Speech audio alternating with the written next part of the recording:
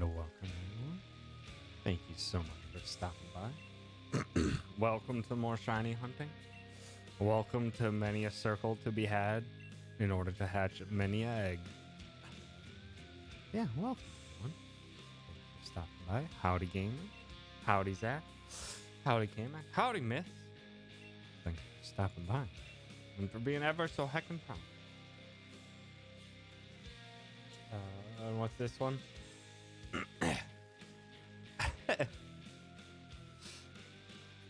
That's a good one. Many oval to hatch many oval. That's much better. That's oh yes, that is. Oh boy.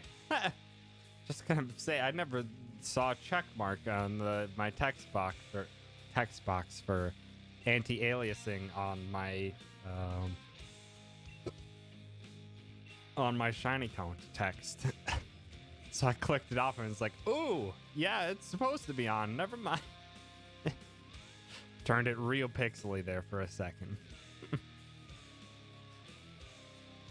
But welcome, everyone. I hope you're having a wonderful Saturday.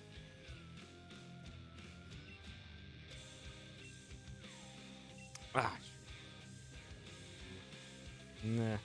Just remind myself to do it later once the first hatches start. Forgot to do a thing, but that's fine. It happens. It's not for stream, just in general. Yeah. There we go. All right. Yes, I know phone shush. Dang it, we didn't get in the first one. Hi, Birdie. Thanks for stopping by. Well, let's see.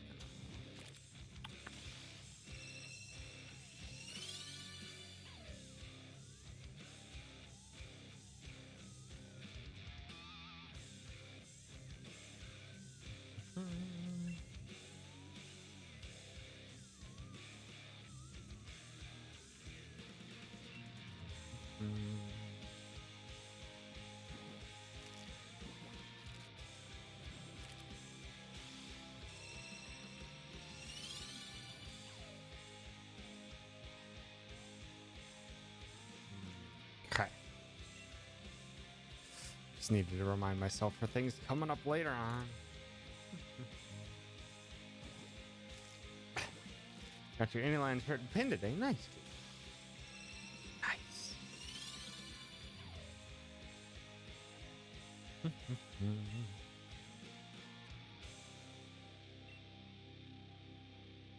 I didn't do a whole lot of anything really today. Suppose I did a few things, but like nothing substantial. More towards the Animal Crossing. How close is that one already? 42%. It's got 17 days though. Might be close. Well, made it slightly less close. It's gonna be a close one, I think, honestly.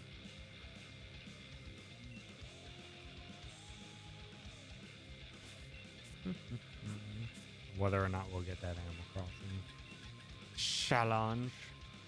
Well, Big Quailin is making it closer. Also, hi to Quail. Thanks for stopping by.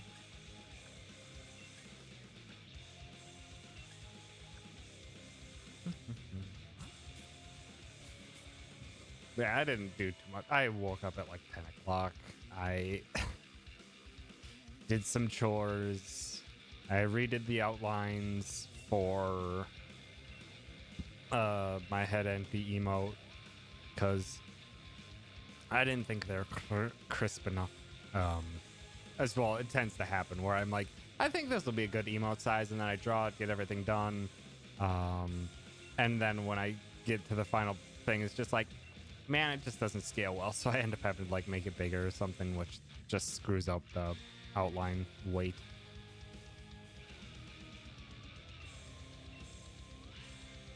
So I'm just like, well,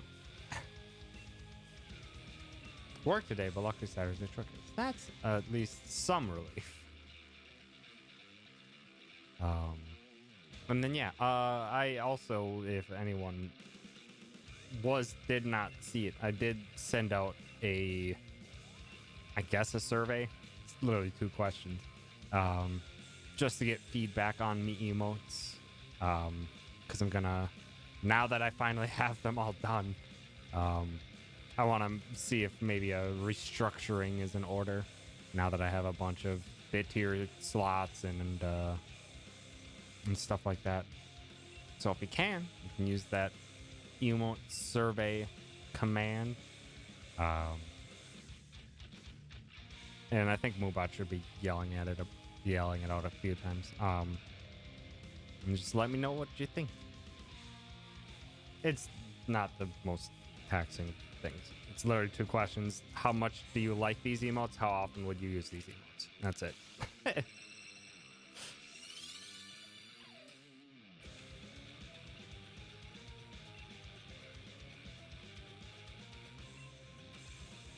Also, I suppose it's fine.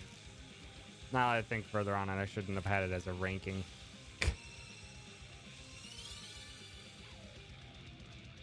I should have just had like each one be a 1 of 5. Or 1 to 10 or something like that. But it's fine, there's only 13 emotes to choose from. Whatever, I'm overthinking things already. But yeah. And also, I left 1 question on the end where it's just random thoughts. There's been some good random thoughts.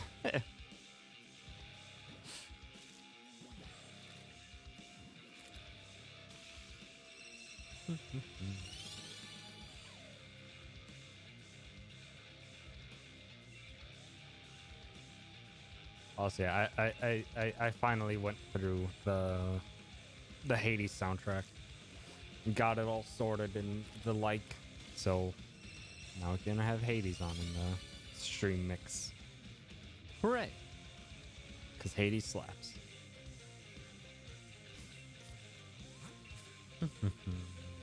And I was also going to add the Parasite Eve soundtrack,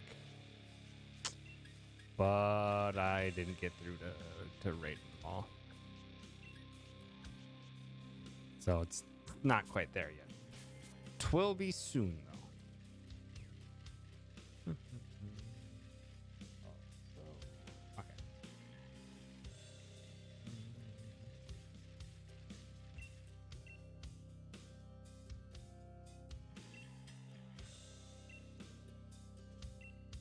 And time to see if we even get odds with Shinx. It's unlikely.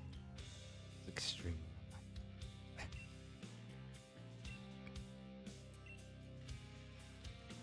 Then yeah, just thinking back on the emote survey, gonna give that like a couple weeks-ish or so. Get people feedback, or let people get feedback, or let people give feedback. Jeez, can't speak. And then I'm gonna restructure everything. Luckily, at this point, I get instant emote approval because I have a good track record, so I can just take them down, re-upload them in the proper place. I say proper place, but the new place. I have no idea what proper is going to look like after all the feedback is tabulated.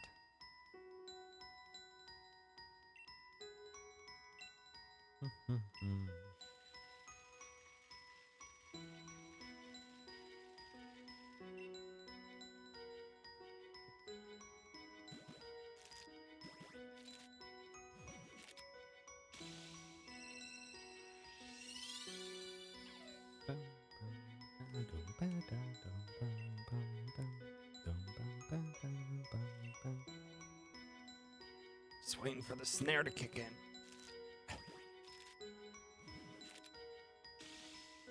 Nice. Thank you.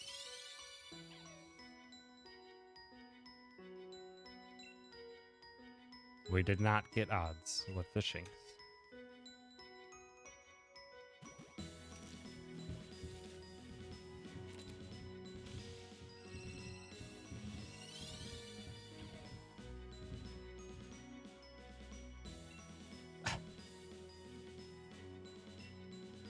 Oh, the snare.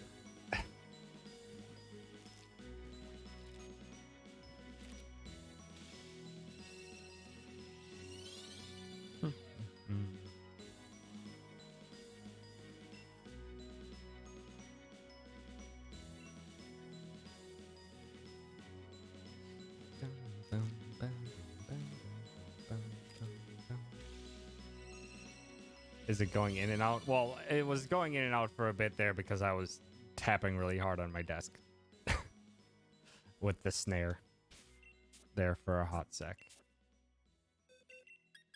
which probably picked up some of the notes, but not all.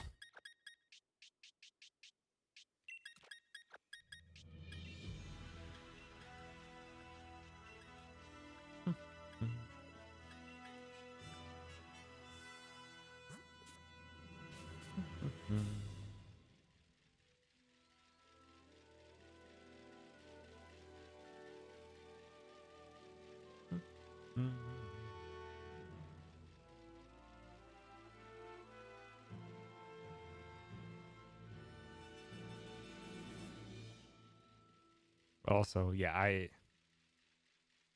wouldn't that just mess with the mic, not the music? No. Well, was the mic music cutting in and out? That shouldn't have been happening. But so I think no, actually it wouldn't matter. That wouldn't matter. All of it? I don't know what that would have been then. Cause like there's my PC, just something innately in it likes to balance all the audio that's coming out on its own. Not really just based off of like whatever the program's default volume is. It likes to like balance all of the output from my speakers on its own, and then I can fine tune it after the fact. So sometimes if there's like only one source of audio, then it'll actually bump that up a little bit. But when it's a multiple, it balances them out a bit. Like I know my PC does that, but I don't know what it could have been specifically in your scenario. Oh. Also, geez, I might yawn a bunch. It might be a bit burpy because, I had so much pizza. I ate way too much pizza. I shouldn't have had like the last 2 slices of pizza that I had, but I tried to finish the dang thing, and it's too much. It was too much, and now I'm very full. It's hard to not have too much pizza. This is true.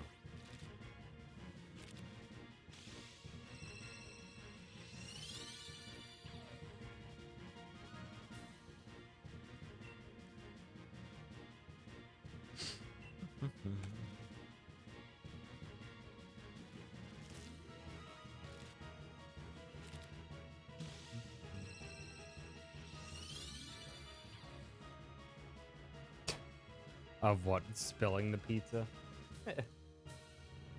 Versus, yeah. I ate too much pizza, and my pizza survived the trip to me mouth.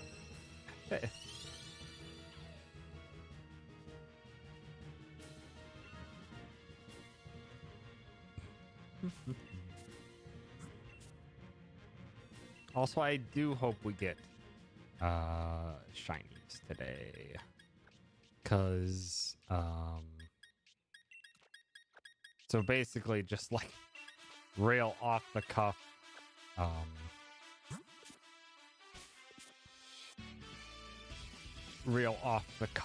today I pinged Mithra to see when she would like to play Monopoly, because I think we were like having a best 2 out of 3 and we didn't finish them. So we need to have a rematch, basically.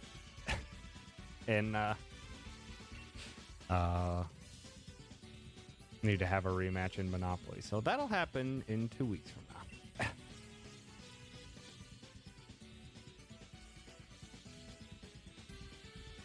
So we're going to probably have some very aggravating times in Monopoly in 2 weeks, which means one weekend is not going to be shiny hunting. So really need to make sure, or not make sure.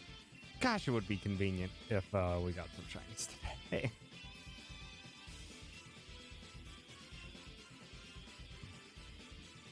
I was just gonna say that this playlist seems to really like Undertale, and I'm like, this is an Undertale. It's Toby, but it's not Undertale. But it's still very Toby.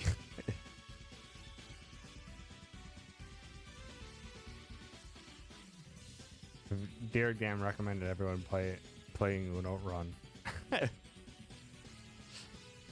Uno is just interesting, and it's all luck, and it could be over very quickly, and or it could go on for days. Oh,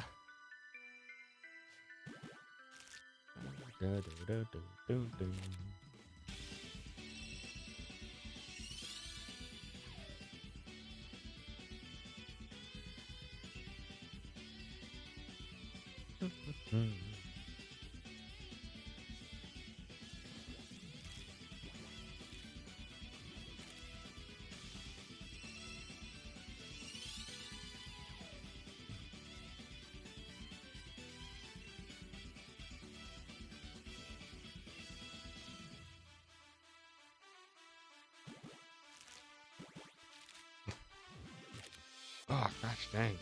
I'm so full. God. Jeez.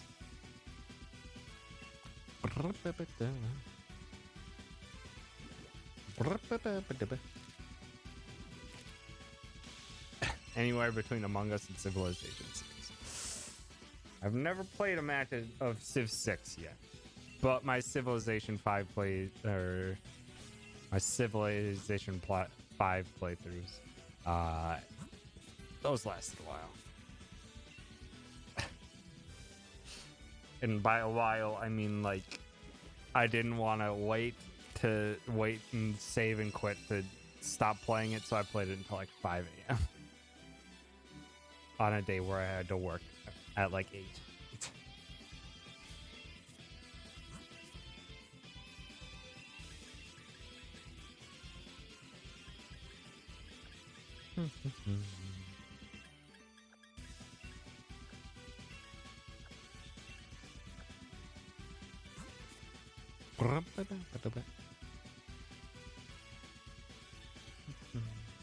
Two weeks for you to finish your first game.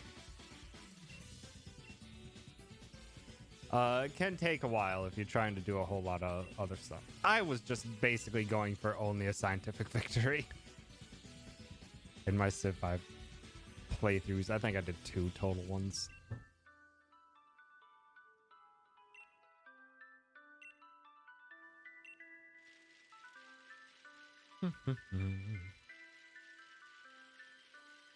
Yeah, I did very little battling. Trying to think, like, I think I maybe struggled to take one city, and then after that I was just like, I'm just going on defense. You come near me, I'm just gonna have a big ass wall of soldiers and stuff to take care of you. Also, hi Stitch. Thanks for stopping by.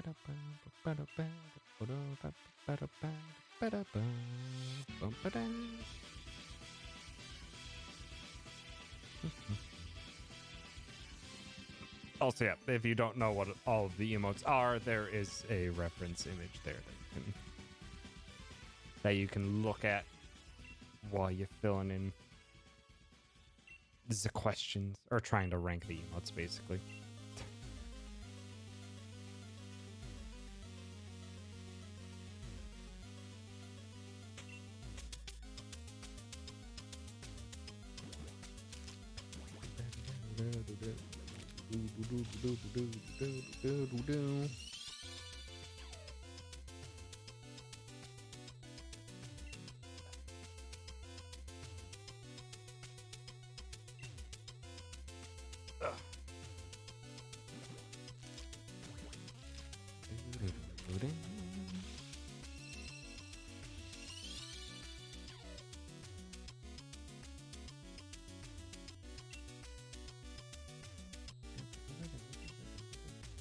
Reference image didn't work? No, it works for me. It's just a shortened link of a Discord image. Because I didn't want to have the Discord image link because it was very long. It works for me. Also missed there with the actual Discord link.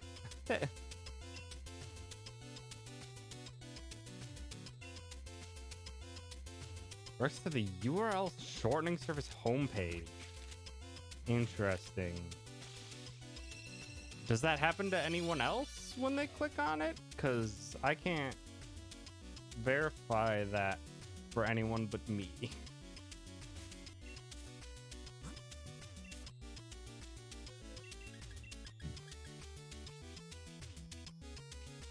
On mobile it does? Interesting.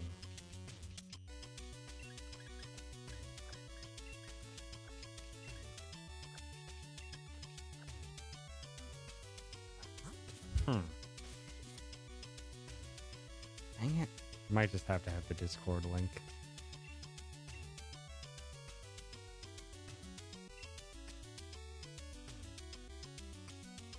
Let's click. Update that on Moobit. Would have preferred to have the shorter link, but if it's not going to work for some people, then I change.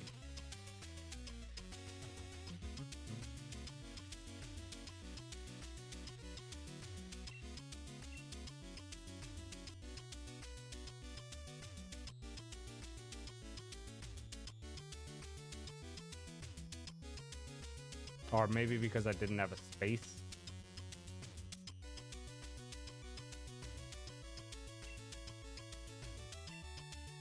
I suppose it might be because I created the link, but now it should be updated.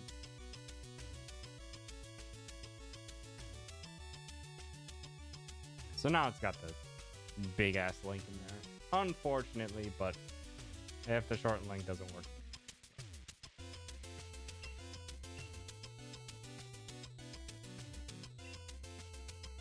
Convenient for SurveyMonkey to automatically shorten their links.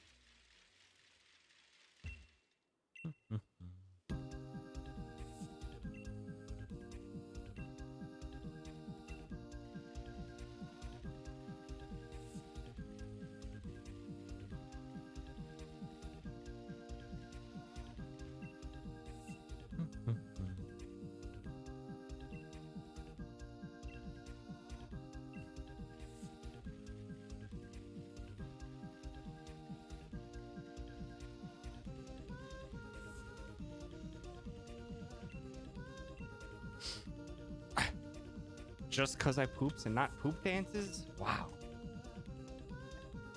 Or because I quack. Hi, Hybrid. Thanks for stopping by. Hybrid Fellow, were you the one who commented that Oho, Bard, and Ba were your favorites?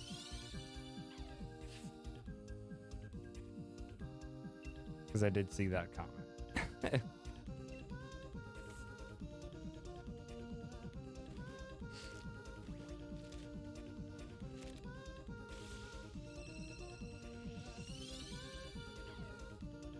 Yep.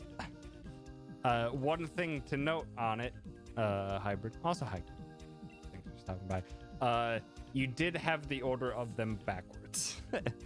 1 is the highest and 13 is the lowest, and you had it inverted because you had Oho, Bard, and Ba at the lowest rank with your comments saying they were your favorite. So I flipped those. So no worries, just noted.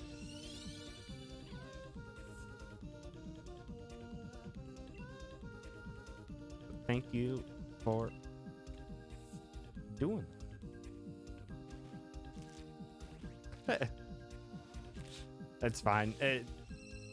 It's very easy to not do that the way I intended. It's okay. It happens. It just made it very easy to notice that it was not lining up with what your comment said.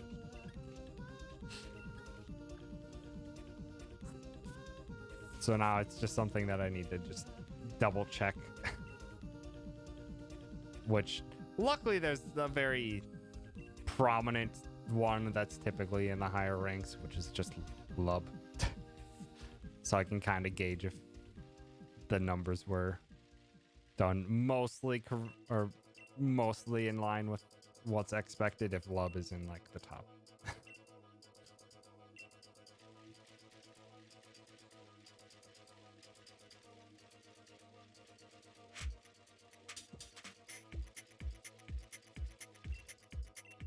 See Lub at the bottom, maybe flip it. Yeah, I double check. I'll double check it because I mean, if it's someone who's not around all the time, they may not be so. They may not enjoy Lub that much, which is fair. But literally, Hybrid put in their notes, "These are my 3 favorite emotes," and they were at the bottom of the rank. I'm like, okay, that was just that was an accident. So I can flip that. I don't want to try to use that too much. But that one was like, that's a confirmed case of, yep, accidentally had it inverted.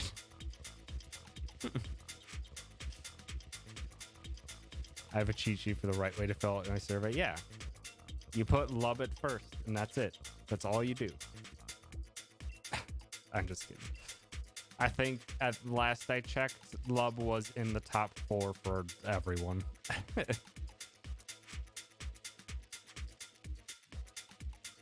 I'm pretty sure Lub was in the top 4 for everyone in both scenarios, which I mean, is to be expected. It's kind of, I guess, my signature emote, if you could call it that.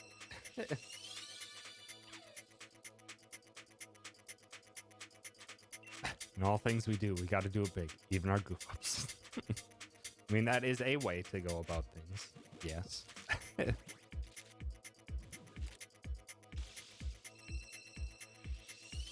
Everyone just likes the Hollow Knight grub a whole lot.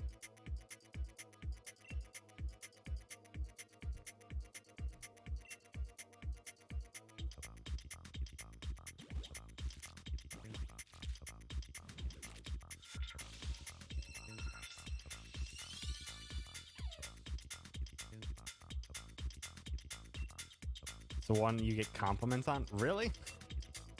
People compliment that one?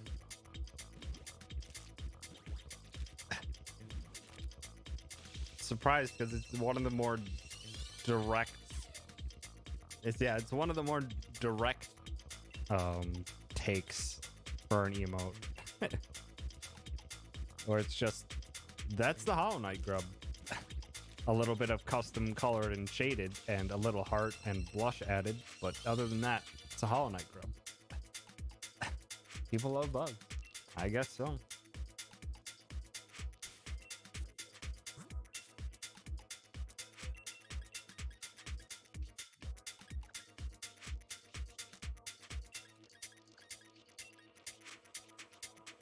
Oh, come on. Drop the eggs. Thank you, Birdie.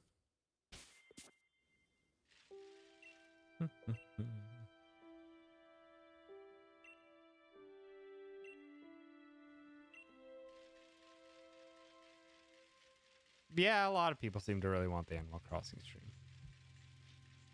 Which, if it has 17 days left, then it's looking like it'll probably be in November. Yeah. Probably my Wednesday stream on the 25th. The Animal Crossing isn't a poll, it's a credits reward. Or a channel point unlock. Community goal for the channel points.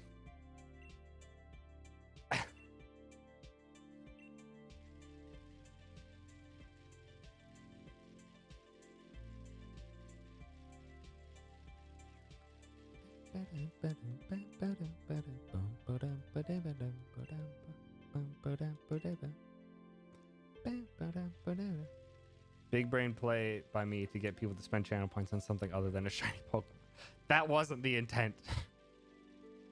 That wasn't the intent, but it seemed to, at the very least, have drained a lot of Juice's funds for shiny hunting. Because Juice has been very adamant that every time they hop into Strem that they put the points towards the shiny hunt. Doesn't show up on mobile. How does it not show up on mobile? The survey link? Or the community channel point reward?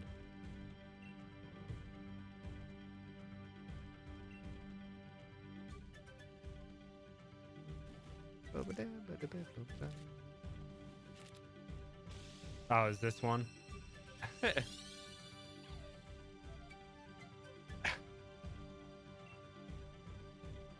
another good one. It's the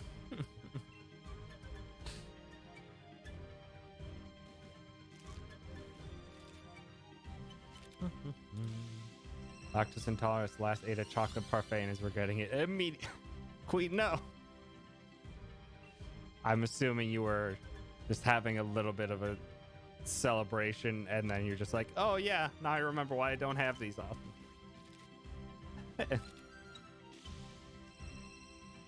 Because your body doesn't exactly like it. Weren't hunting a Shinx from you at the right moment might be more inclined to save your points. Yeah. There you go, Mitz. There it is.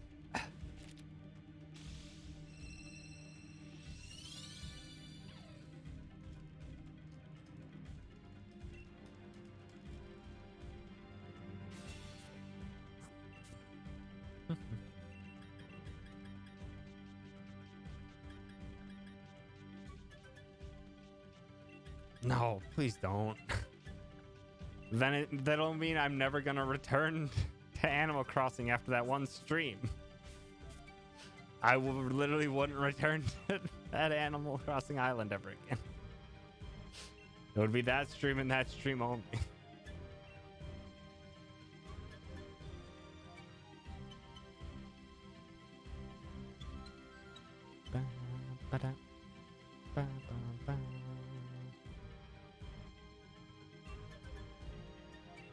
Hollowness, perhaps. I don't know. Name it something.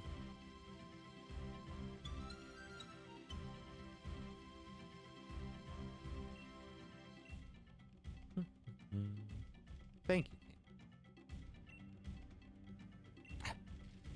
I have a feeling I know where some of your thoughts on emotes will lie, Cayman. Mostly just because they've come from anime we watched together.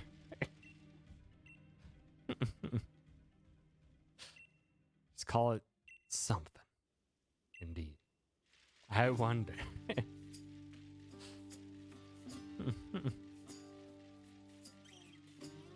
You have another. You've made too many of these mints.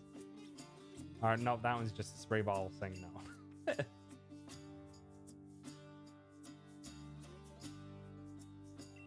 It's supposed to be a new Oron. Did I dream that? I do not know. I have never watched Oron High School Host Club. Is that what it's called? I don't remember if that's what it's called, but I have not seen it. Okay.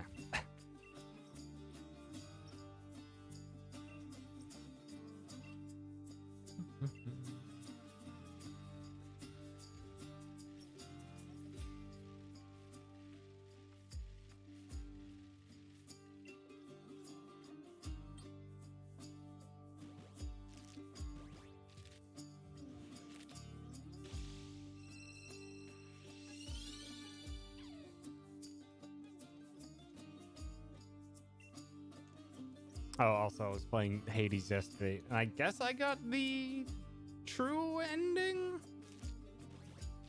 I think that would be considered the true ending?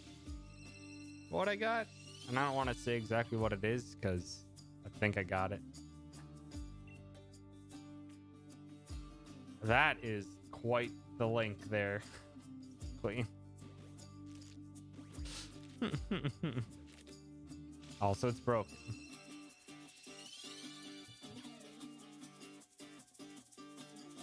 Also, have a good Amoonga. They released a Blu-ray collection for anime. Ah. Well, Queen, it still doesn't work. The comma breaks the link.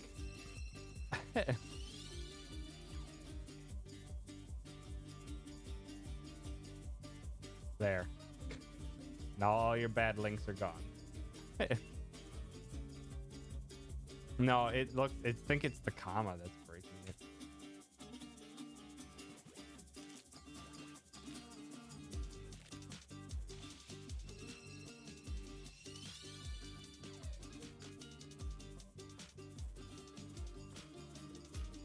And it does take you to the website. It does take you to the website even if the link was incomplete. Or the only part of it was highlighted.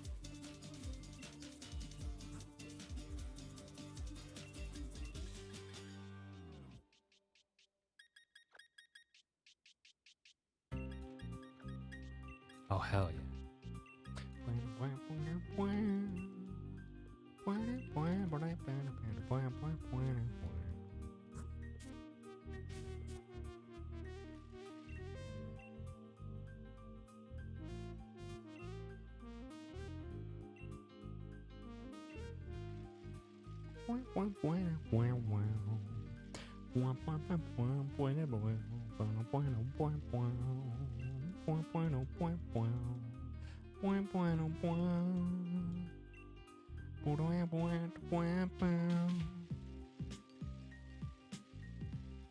Fuck. This song's so damn good. Ah, this song slaps so hard.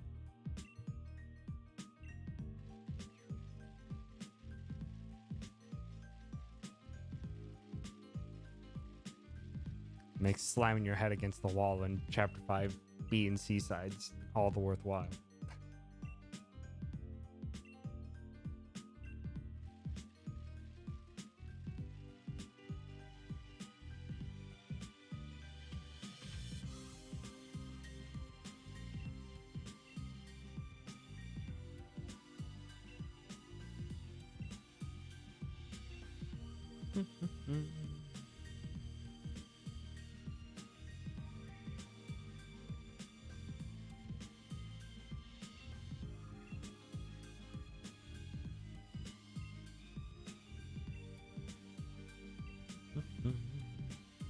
Coffee shop that just plays video game music and or jazz covers.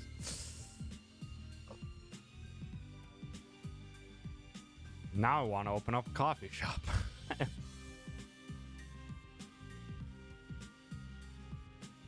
Just plays some smooth or funky jam versions of local boba shop does it. Do it. I would consider it if I didn't think I was allergic to coffee. I think I'm allergic to something in coffee or something common between tea and coffee and or caffeine. I don't know which. But yeah, like it if I have too much of it, body just feels weird. It's difficult to describe. But yeah, like just even like having a cup of tea like an hour later, I just don't feel that great. when I used to just love drinking. And it sucks because I still love tea.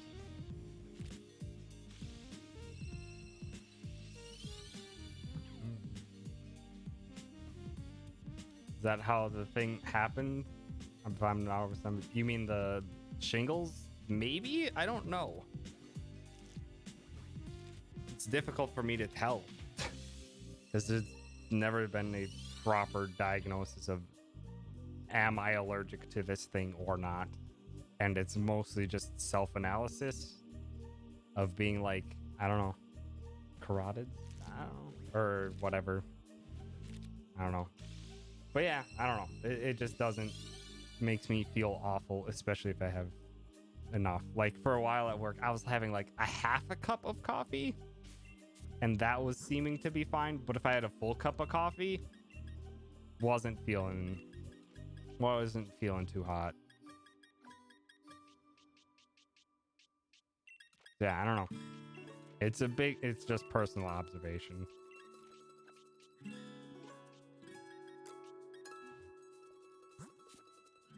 Personal observation and just trying to pay attention. Like an allergy test, probably. I don't think there's a way that's capable to be tested outside of a medical office.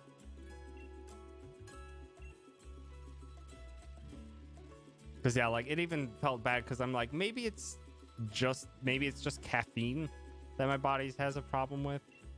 So I purchased some decaf coffee for myself, and I was only having like a cup of that or so, and it still made me feel awful.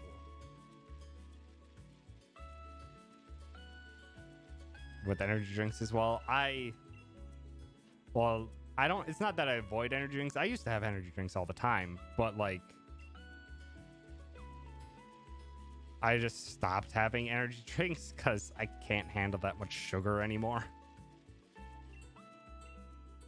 But yeah, there are allergy screenings you can do where like, yeah, they just take a spot on your skin and they prod you with just like little pricks of the allergens just to see if your body reacts to any of them, which I've never been through that screening and I've never had any allergies to speak of.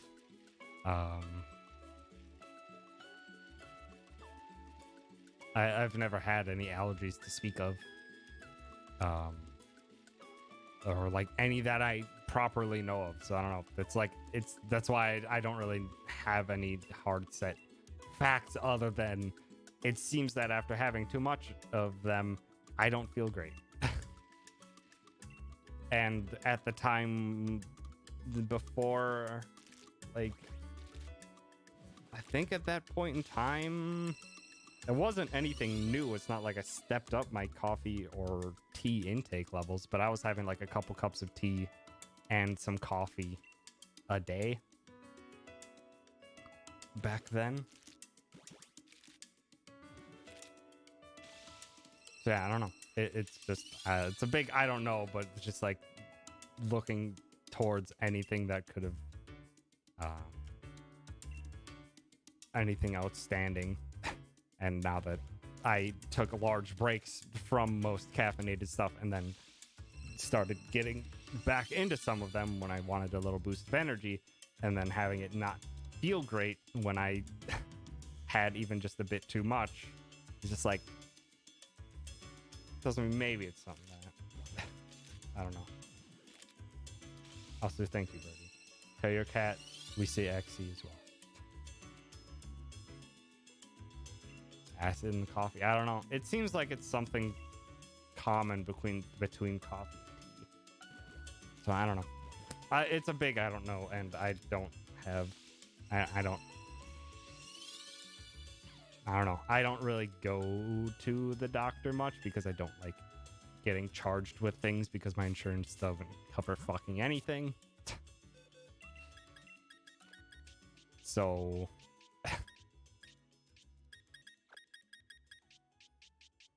and if I wasn't trying to save up as much money as I can at the moment, then maybe I'd consider it a more readily available options.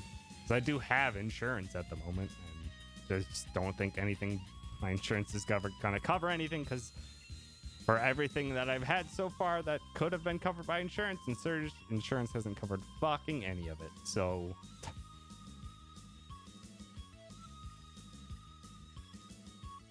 I just don't feel like charging up those things when I can just be like, I can just avoid it for a while until the point where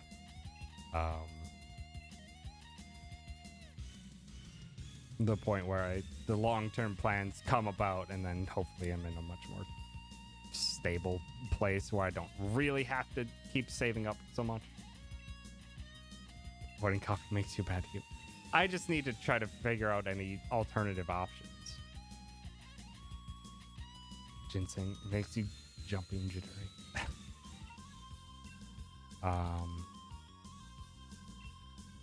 I want to consider other energy options, ones that don't really have caffeine and not too much sugar either, because I definitely can't handle as much sugar as I used to. Or photosynthesize. Yeah, just become a plant.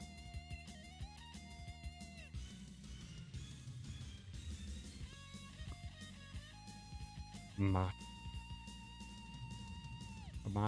or I don't know properly how to pronounce that. At the moment, just because I wanted something hot, it's been hot chocolate, but I probably don't want to keep doing that all the time, because hot chocolate is lots of sugar.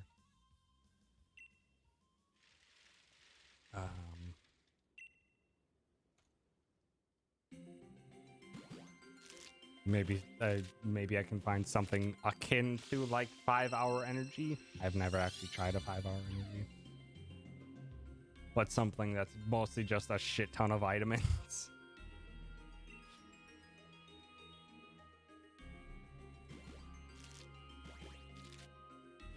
Oranges give you good energy boost. I tend not to have fruits as snacks. I tend to have them with a meal, which, I mean, I have oranges with lunch regularly at work. Mostly because I spend my sweet time unpeeling oranges. I don't go quick when unpeeling oranges. That's another option. Or if I had more energy or not more energy, but more, if I wanted to spend more money regularly, I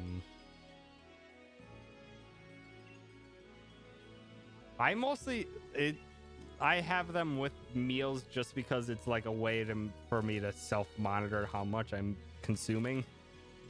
Because I try to avoid snacks, because I tend to devour snacks way too fast. But I want to make sure I still get my fruit intake, so I tend to just have them with a meal. But that's just me being me and self-monitoring how much I'm intaking of all the various food groups.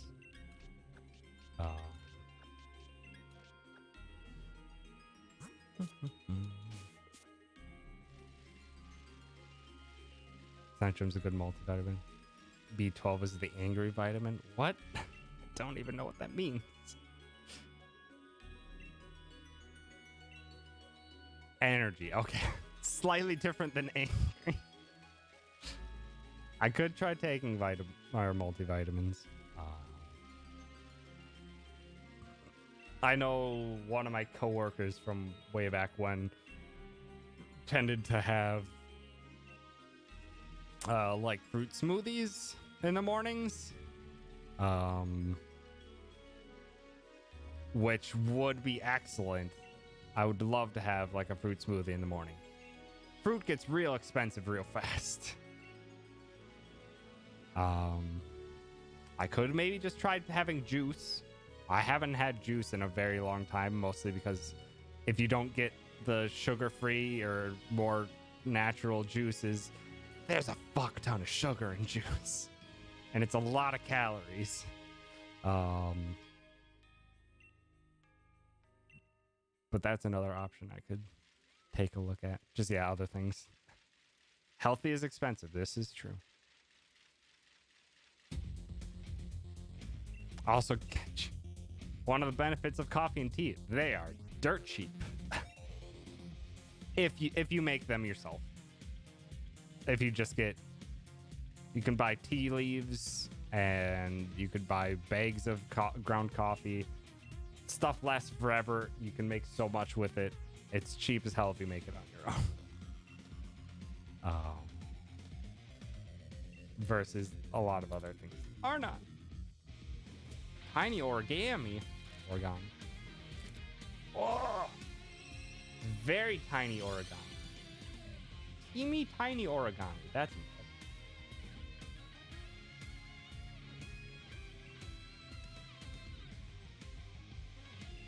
Protein in the morning. I have breakfast stuff though. I just need something differentiating, I suppose. It's kind of where my head goes to. So maybe juice would be a good option. Yeah, I don't know. I'm not a heavy on protein stuff. For morning, it's just like cereal and some fruit snacks.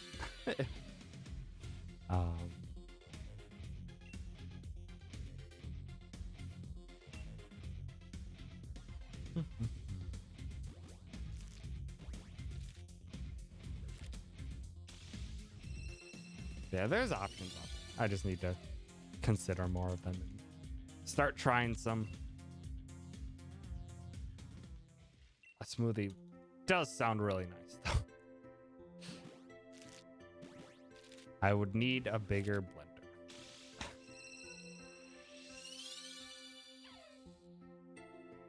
And one that's strong enough to chop up ice.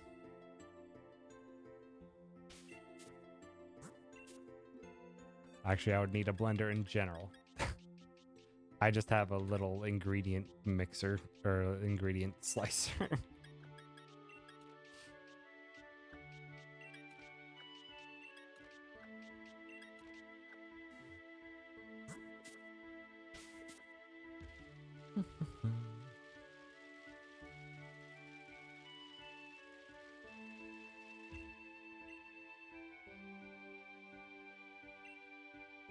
Also, now you're making me think of making origami, and that's fun. I actually quite enjoyed. Again, it kind of fits in with like video editing. There are some tasks that are like so methodical or tedious, but they fit in really well with I don't know, just kind of very meditative. Where it's just like, here's a list of things to do. Or a sequence of things to create this thing, and it's just very satisfying. And origami is really neat. I remember making a bunch of, I believe they are lotus flowers. Back in like high school. Because they were fun to make, and also the girl I was dating in high school loved the hell out of anime. So I'm like, I don't know, origami's Japanese too, I guess. That's what high school Tom brain thought. But then I was just like, oh, this is actually, I actually really enjoy doing this. Oh, yeah, I wouldn't go frozen fruits for smoothies. Like, it would be refrigerated, and then you just put ice cubes in there and you chop those up alongside of the fruit. I believe that's the intent of how you're supposed to make smoothies, but heck if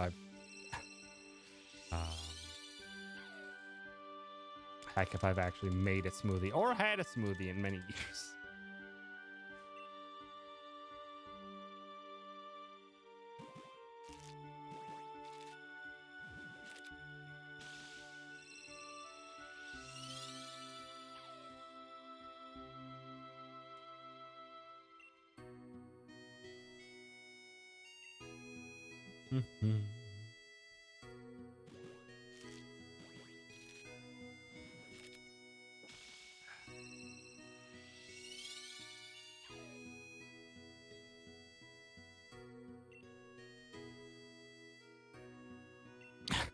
Tiny origami is less meditative because every few steps you dropping, like, fuck, where'd it go?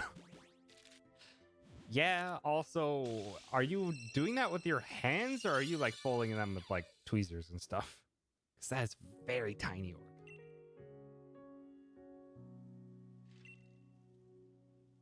No tweezers. God damn. That is impressive to do that with your hands.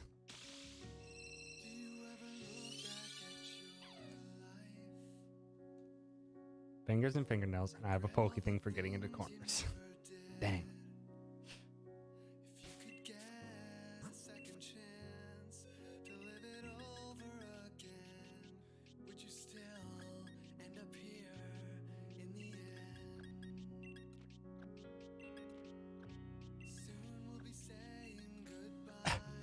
Tiny hyper, which I unfortunately don't have.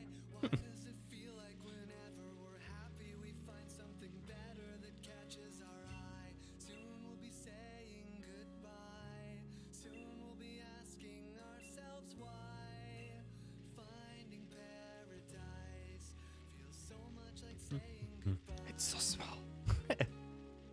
So teeny tiny. I was just waiting for everything. Oh my god, it's so tiny. You are very precise.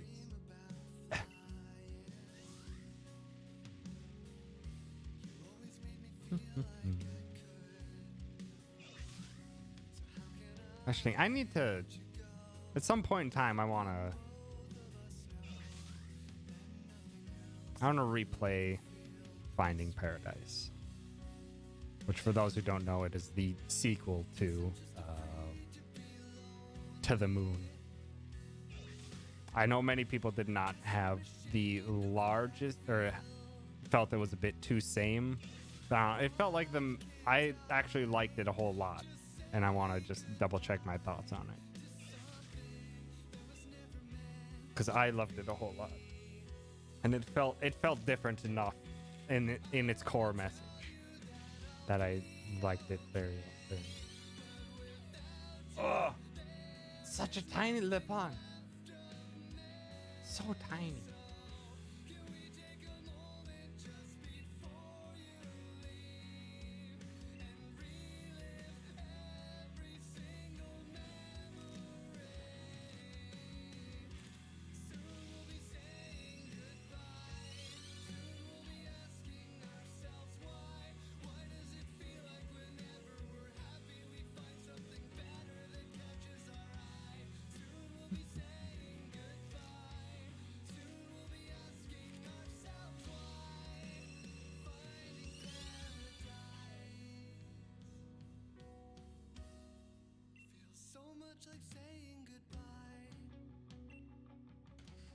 Oh, heck, this song gets me every time.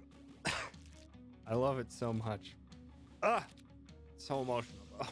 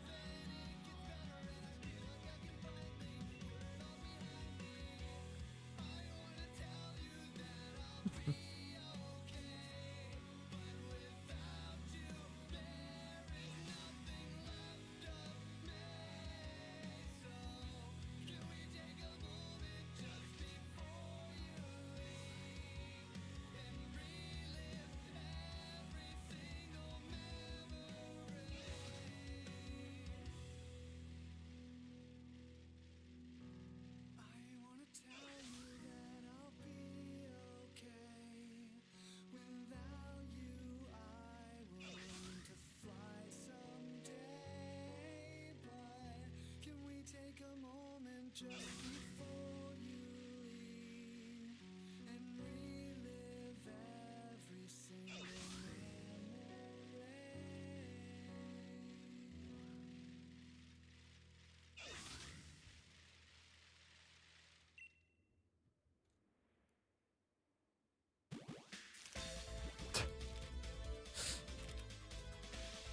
And then Shuffle is just like, no, it's Mega Man time now.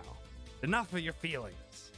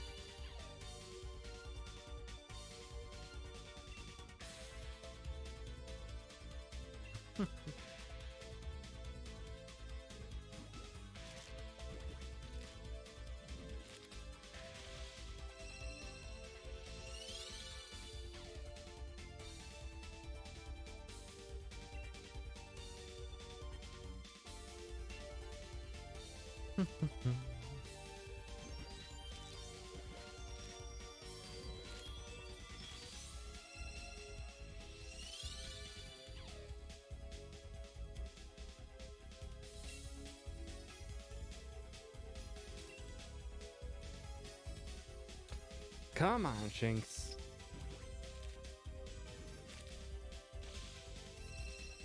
You can do it, Shinx.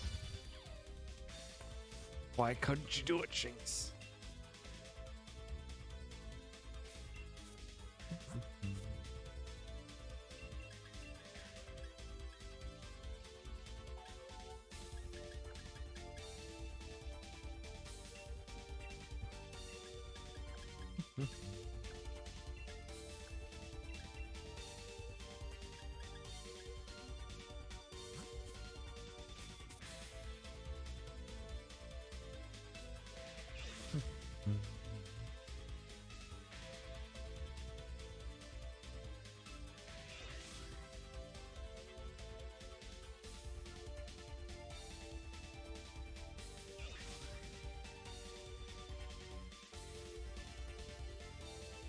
Not even trying for it is what gets you the shiny. Yeah. Or at the moment, if you're not terribly concerned with what specific Pokemon you get shiny, Dynamax Adventures are a very good bet. Because if you have the shiny charm and doing Dynamax Adventures, it's 1 in 100. Versus my odds at the moment, which is 1 in 512. The odds are very good for Dynamax Adventure shinies. To which I've gotten 2 shinies in Dynamax Adventures. Boldor today, their name is Blue Diamond. Excellent. I did not name mine, but I do have a shiny Vaporeon and a shiny Pangoro now. Because of Dynamax Adventures.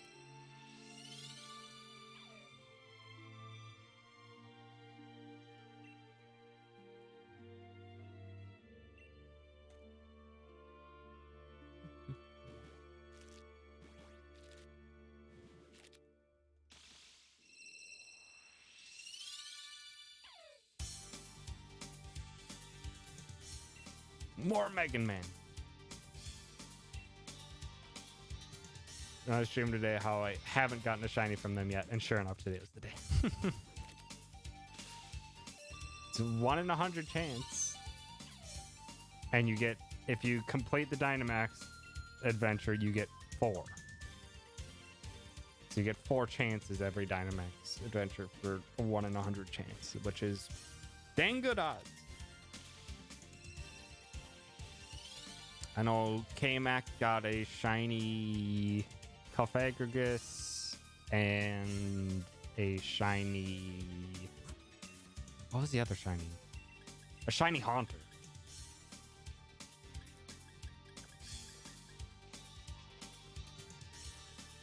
Also, yeah.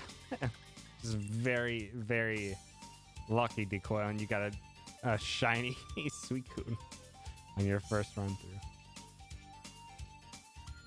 But yeah. Shiny Pangoro. And shiny Vapor.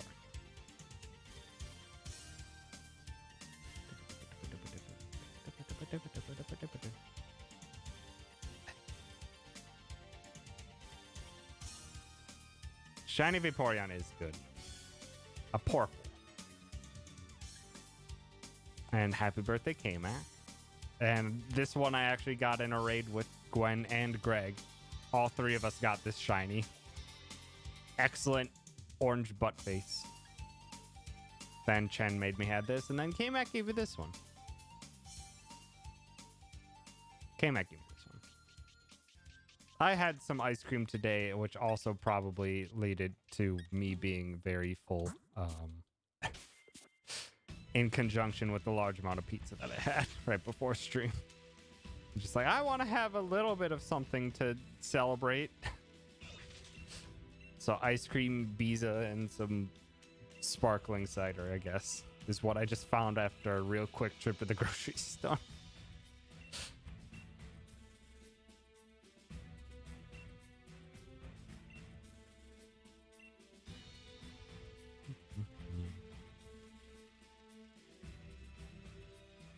Which, yeah, that was that's a weird tradition of mine, is sparkling ciders.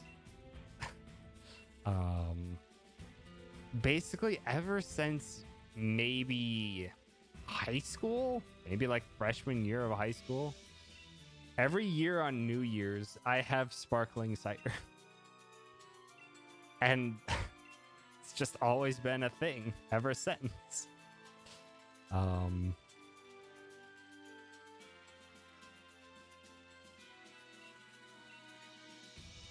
And yeah, like even even while I was drinking alcohol, I always had sparkling cider on New Year's. Or tempted to get wine today. Could have treated yourself.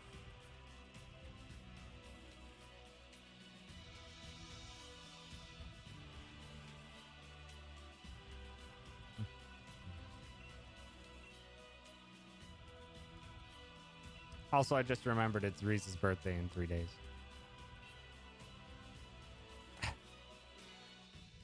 Sparkling cider tastes way better than most champagne. I haven't had enough champagne to compare.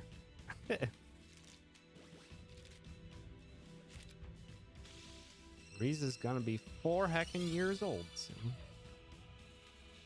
And she's still the pup I know. Or that's what I assume her birthday is. I do not actually know. I got it from a shelter on May 10th of 2017, and they said she was about 6 months old when I got her. So kind of just took 6 months from that and just like, this is about your birthday. So November 10th is the pupper birthday.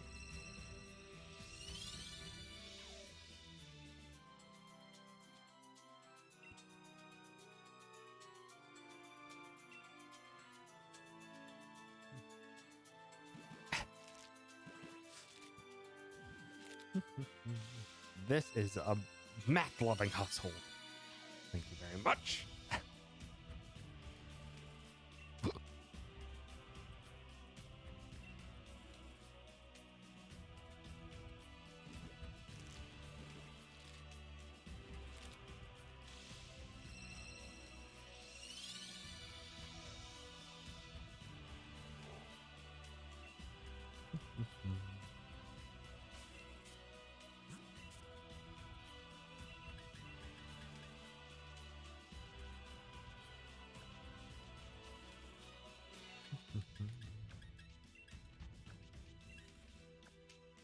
Math facts?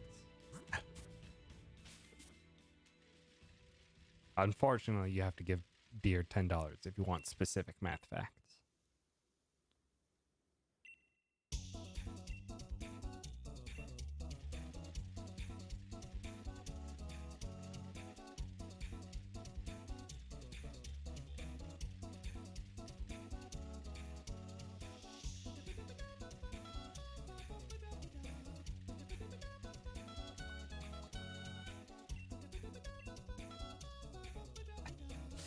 Kitten.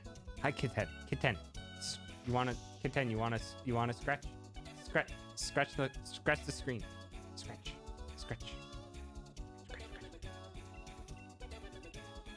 No, dang it.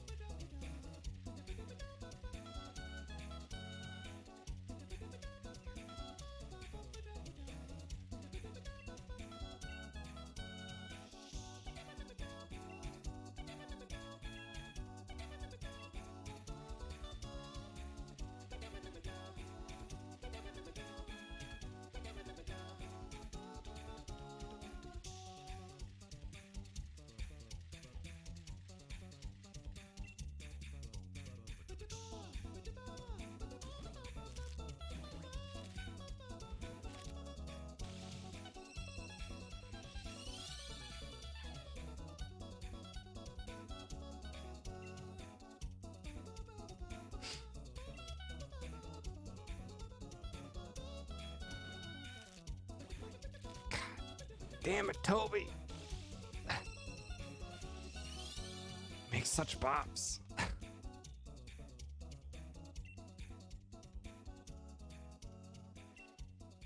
Such heckin' bops.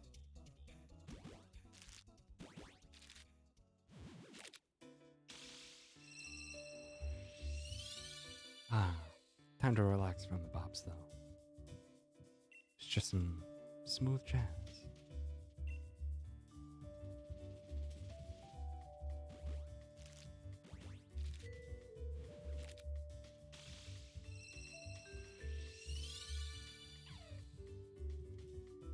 Have a little daba. Daba daba. Do do do do do do daba daba.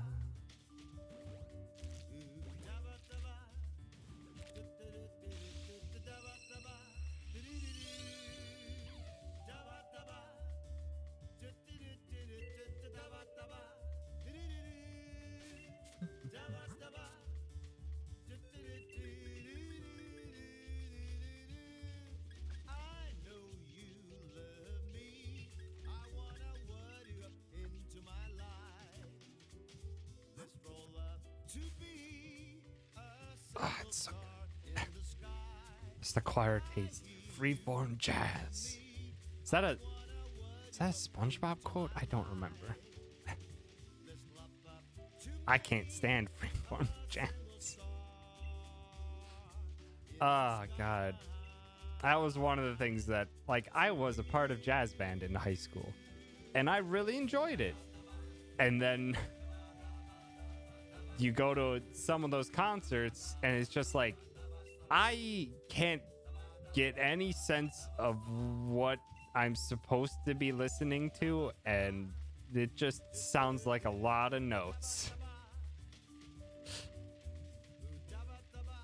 And I was like, I'm not a fan. When you're having the jazzy tune and it's more of a written piece, then it's just like, okay, and then maybe some improvisation on top. But when it's just like fully free form, it's just like, I can't make heads or tails of it.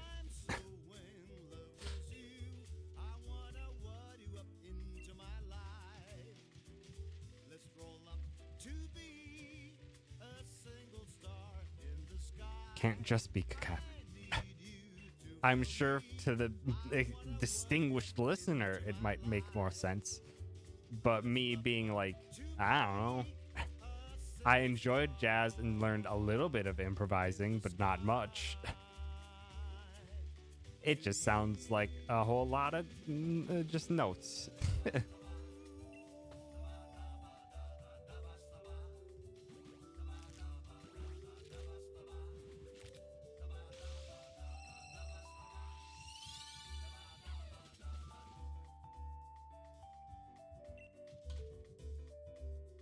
Add this to the playlist for the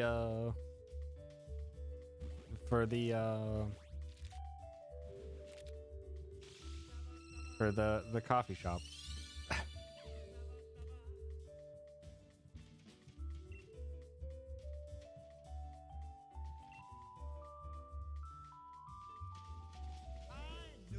Tom the Critic. I like this. when it's something that I don't have enough experience in to discern more different things about it, then it's just like, I like it or I don't. And that's all I can really say. Versus me being hyper analyzing heckin' video games because I've been playing them my entire life.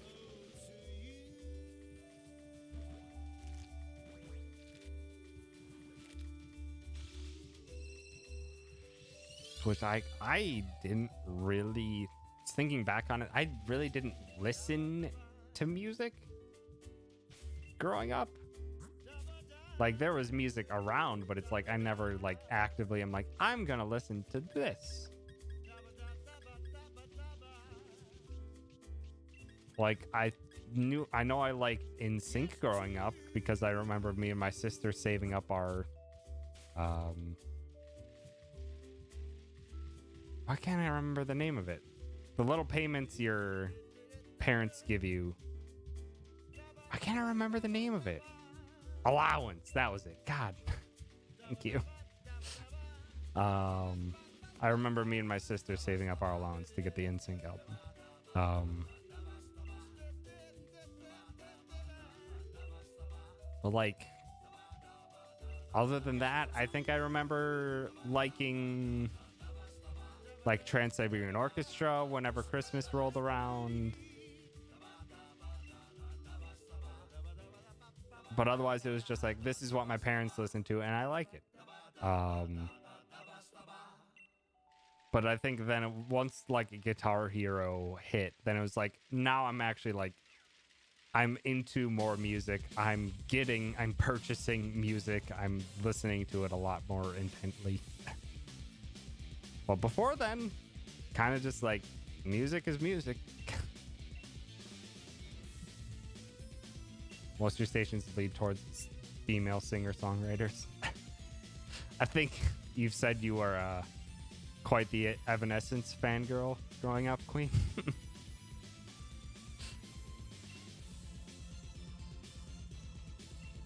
Who's your favorite band? Guitar Hero.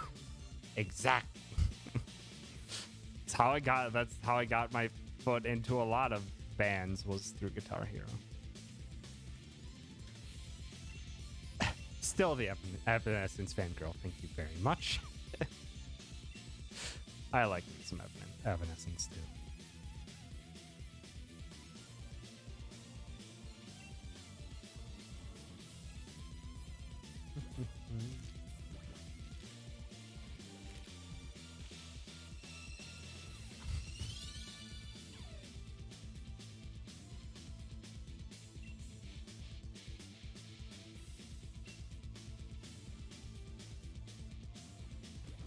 Also, what was it?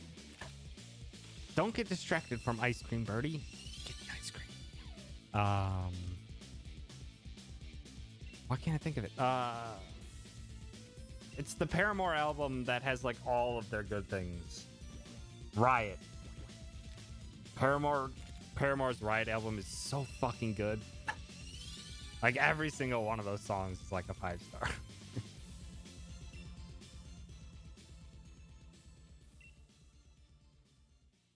Spotify and iTunes, your music library is such a garbled mess of genres and singers.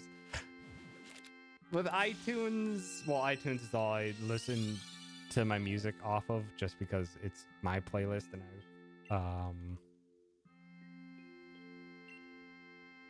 I've curated it over now 10 plus years.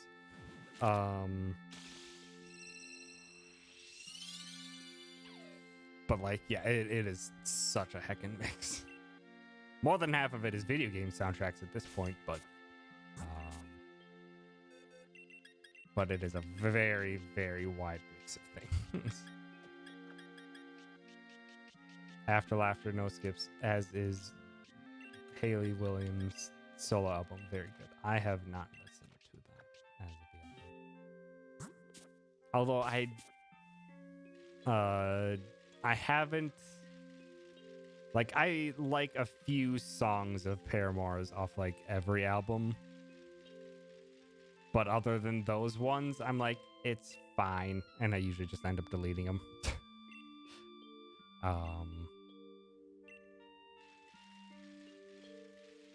But like Riot was like, that whole album is like, I want all of this because it's so damn good.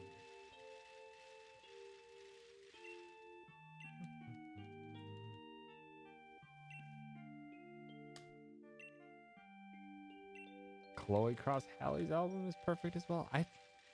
Whom's Chloe? Are they a part of a band as well?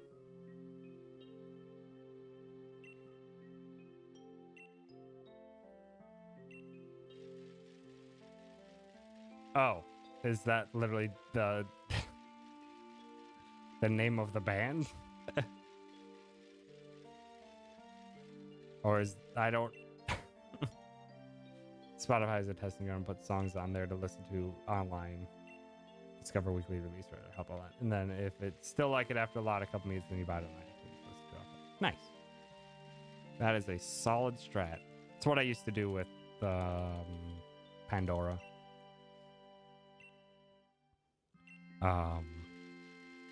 It's what I used to do with Pandora a bunch.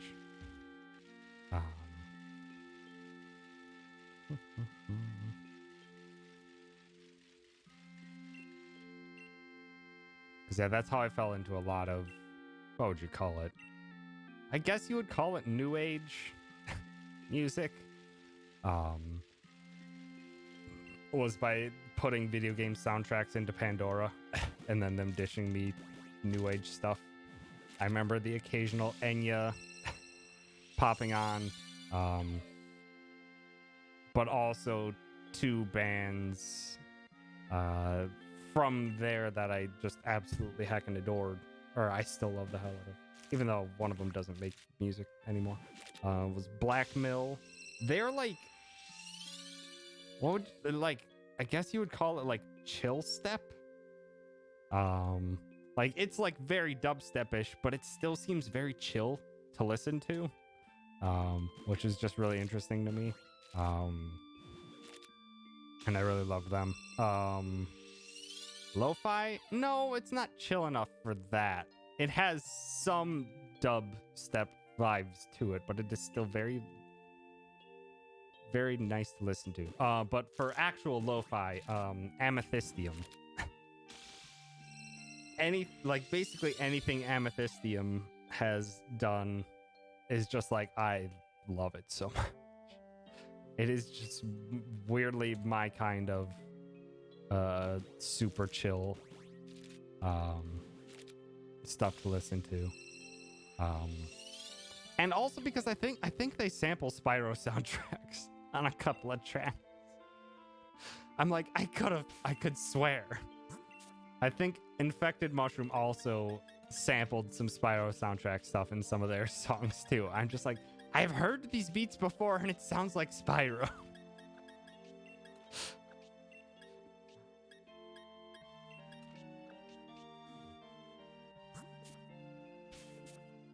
Indie pop, indie folk, somewhere in there. Music classifications are very weird and not very precise. I listen to so much stuff across the board now that it's very difficult for me to describe what I actively listen to.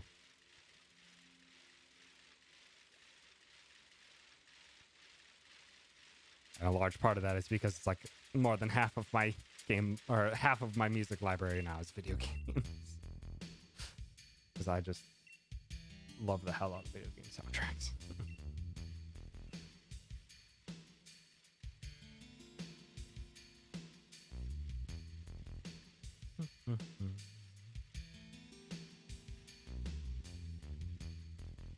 As well as it's all I'm playing on stream because, well, video games soundtracks are pretty clean for copyright.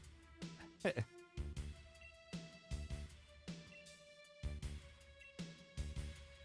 lot of music in recent come from artists on YouTube who write songs about anime and video games and such.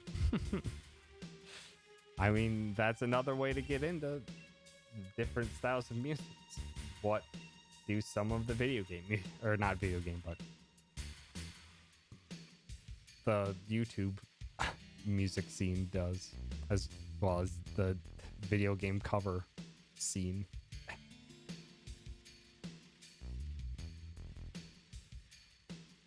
Under the rotting pizza? Yeah.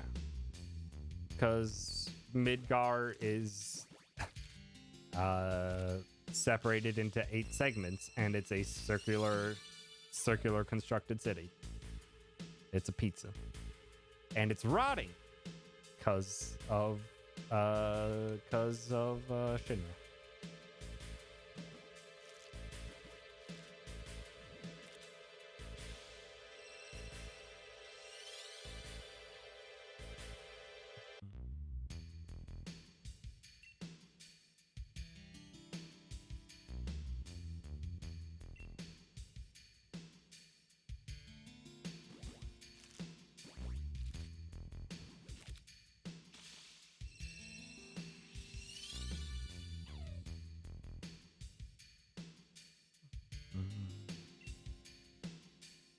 sending more reminders.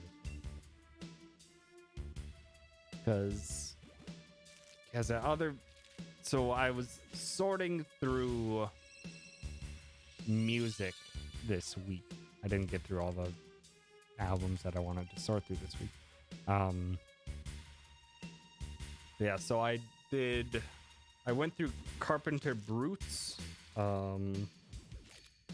two albums, which I think one is like honestly is a movie soundtrack. But I heard of them through the Fury soundtrack. And I don't know how to properly describe them, because they sound similar to Dance with the Dead, and I also don't know how to classify Dance with the Dead. But they're very synth heavy and very like intense driving rhythms, and I don't know how to describe it other than that. But I've really enjoyed their stuff.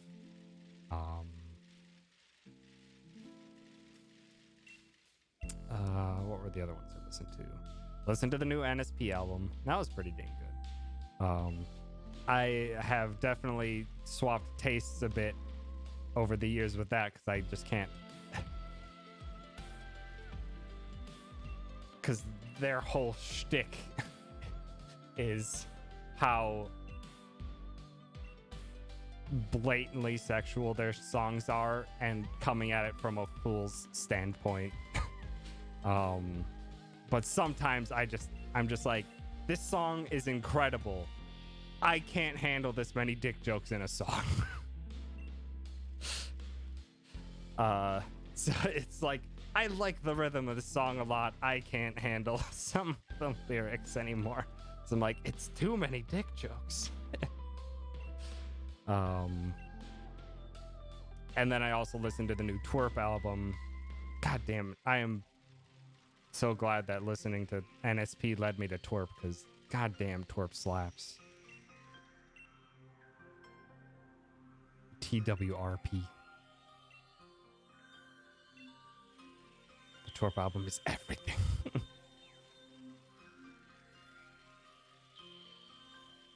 I was not expecting that 80s, 90s style, kind of similar to Daft Punk a bit, rock would be up my alley. But goddamn, I am so down for whenever Twerp releases anything. Between Danny and Twerp, but I haven't listened to Twerp on their own. Yeah, they're very... I'd recommend it a whole lot. And obviously, you can use the jumping off point of these are the songs that Twerp has had Danny star on. But then check out some of their other stuff too, because goddamn, I probably just watch the music video for Synthesize Her. Goddamn, oh, that song slapped so hard, and the music video is dope too.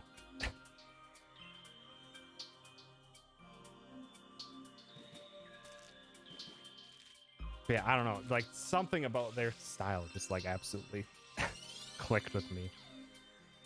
The new one with Daniel Avadaniel. I forget what the title of it was. I literally listened to it yesterday, and I immediately forgot the title.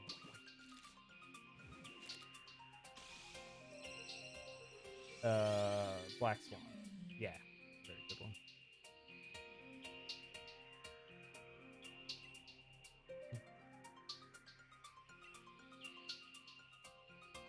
Oh, where did... I hope that didn't mess up anything.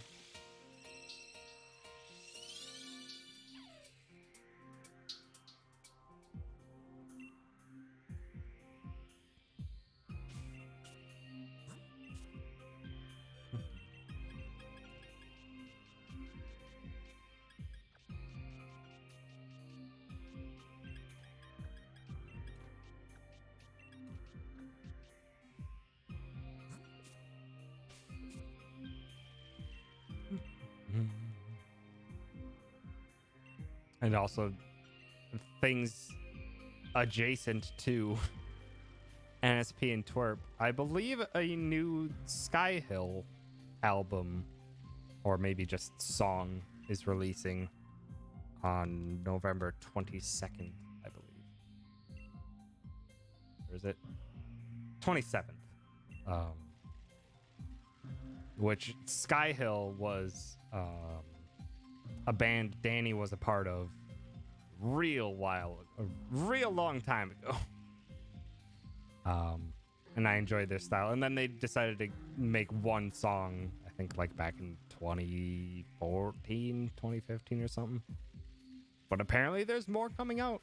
And I am absolutely down for that. Because they have a very... I don't know how to describe their style. But it's another one that I really enjoy.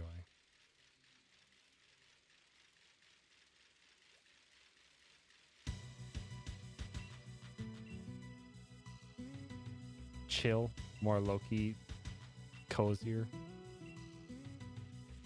Yeah. Definitely chill.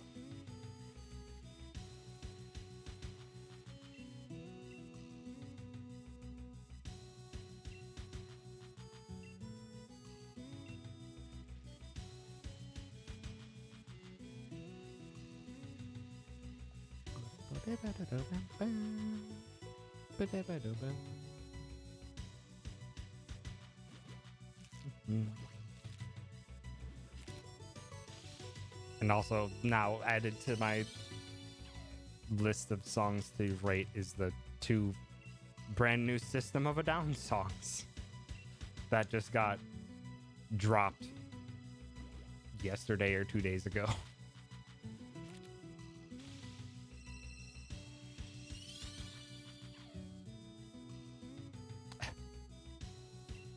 So I now have a lot of songs to get through, sort, and look forward to.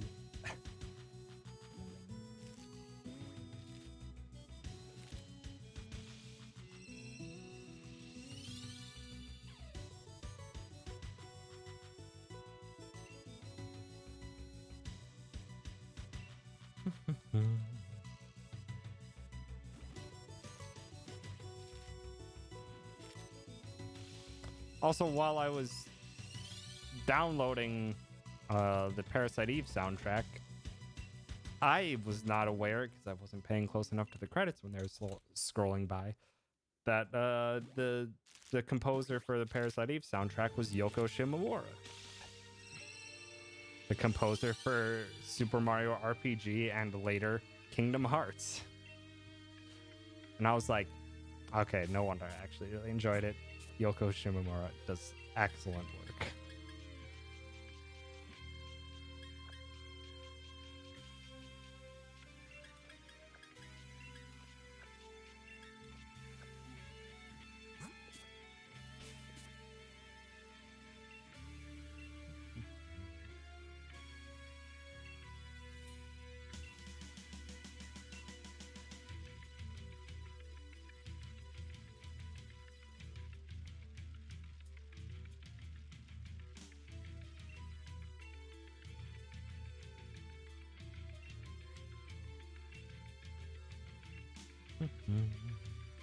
Also, shoot, when is Thanksgiving this year? Is that the 26th? I honestly hadn't even thought about it at all.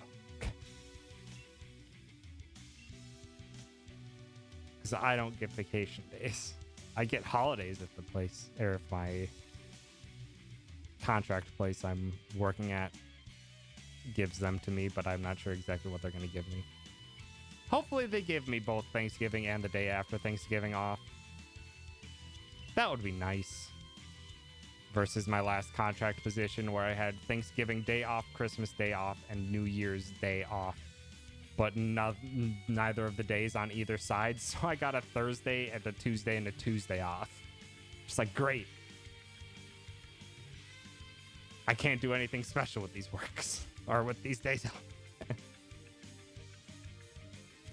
Did work on Thanksgiving actually. Heck. Well, hopefully you got holiday pay for it at least.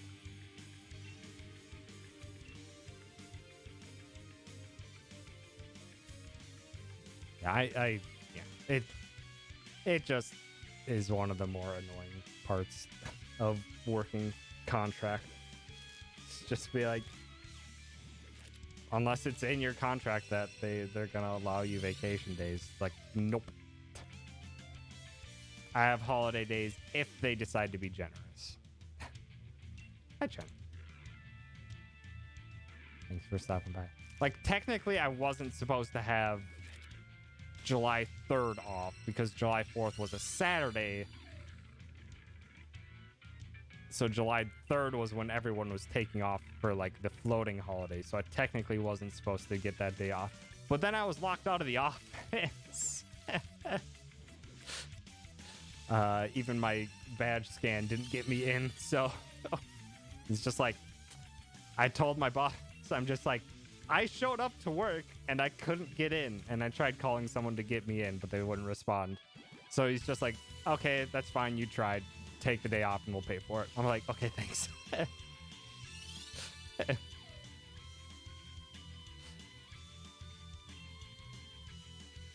But other than that, I have not had any vacation days.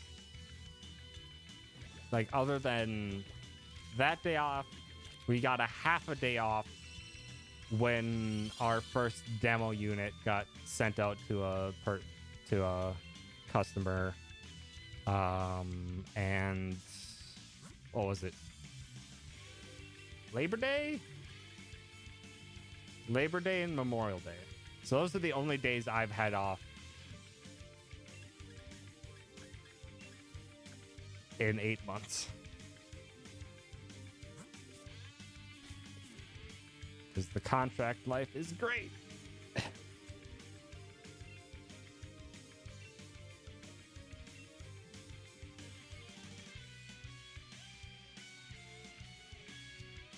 I would love a little vacation though. That would be excellent. But also I don't want to use any quote unquote vacation time just in case KMAC can build enough free time and vacation time to potentially visit again. Because I would like to save anything for that.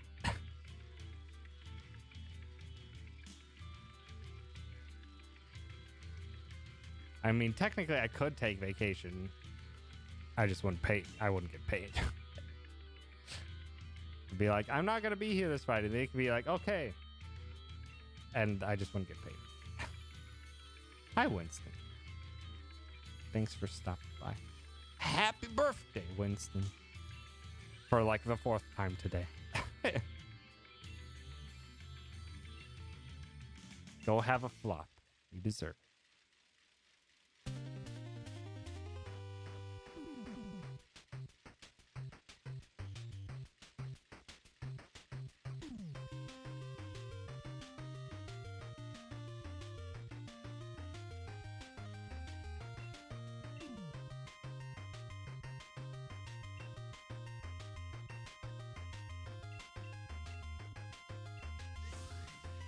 Also, because I didn't really want to do anything on Tuesday, I did all of the Galar Star tournaments with every single possible partner.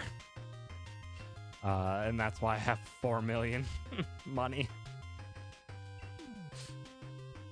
Gotta say, it's neat if you don't run in there with a level 100 and if you don't try to complete them. Because, God, it just got to a point where I'm just like, I just want to see if there's anything special for doing everything. It really wasn't. Not worth it. It's neat a few times if you want to be partner with a specific person, but after that, it's just like, huh. Also, the not so subtle reveal, not really reveal, but pretty sure Peony is ball guy. Pretty sure. Eric, heck. Welcome. So thank you for the sub.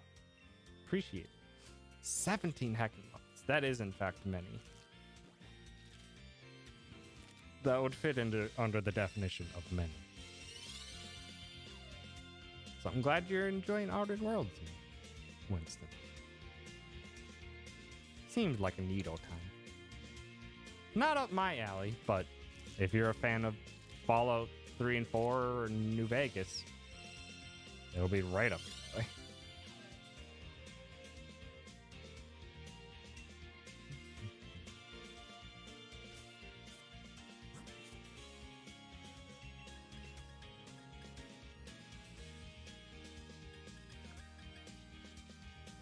Skyrim for the Switch tomorrow. Just full of all of those long-term Western RPGs. Just get all of them.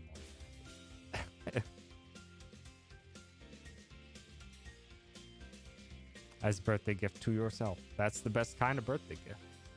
Where you're just like, I'm just gonna get something I've been wanting for a while.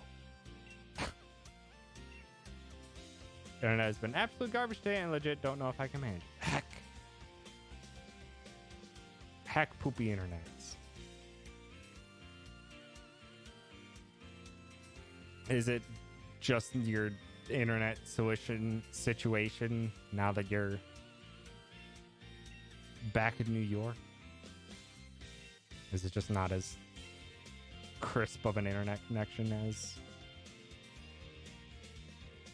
back in Kansas? Because I know that would absolutely be the case if I were to try to do anything back from the town I grew up in by Green Bay. Because, God, they don't get that great of internet. And also, it likes to just... Kentucky, sorry, not Kansas. And it also just likes to, like, every 15 minutes, just disconnect for, like, 2 or 3 seconds. I'm just like, if you're watching videos and stuff like that, it's fine. If you're trying to play an online game or things like that and you just get kicked or disconnected, it's like, fuck. Fuck all this.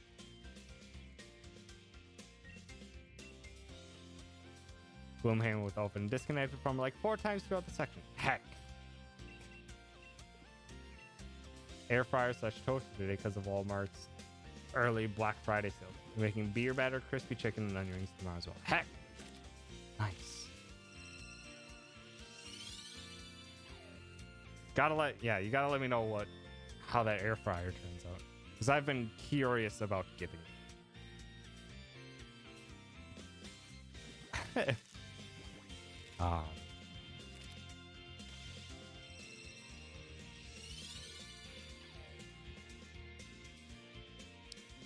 Because since K-Mac visited, I've been doing a lot of frying of things, and I think it'd be neat to try it out in the air fryer instead. And if it would be neat if it could be in conjunction with my toaster oven that I've had for Jesus Christ, I've had that toaster oven for 10 years. Or it's technically a pizza oven, but it works as a toaster oven, and I've been using that toaster oven for 10 years. It's like my primary cooking method. Because it's so much faster to heat up than a whole dang oven. So it's just so convenient.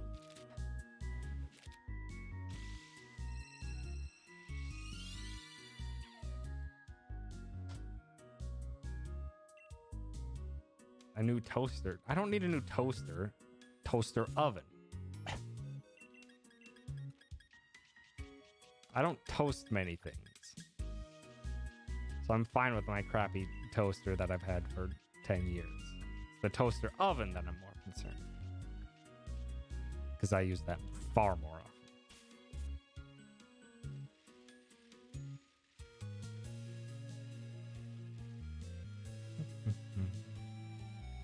Also, I think it would probably just be a pizza oven is what I would get. Because I need it to be big enough to fit a 12-inch pizza. That's the guarantee.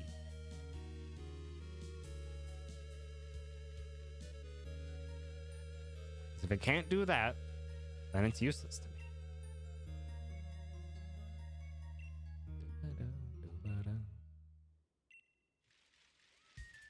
What about a toaster strudel?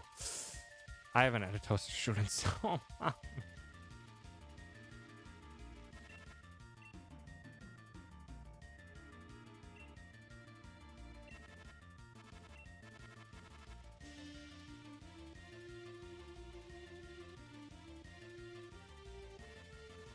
Toaster strudel is good, but will not fit in a 12-inch pizza. Or will not fit a 12-inch pizza in it. It will not. This is true. It's not quite big enough. But could you imagine... Yeah, could you imagine a toaster strudel big enough to fit a 12-inch pizza? That is just a Danish, isn't it? Wouldn't that just be a Danish? Wouldn't that just be a Danish then? Like those big ass, like dish-sized Danishes. Cuisinart air fryer toaster oven for $200 plus $75 gift card. Not a great deal.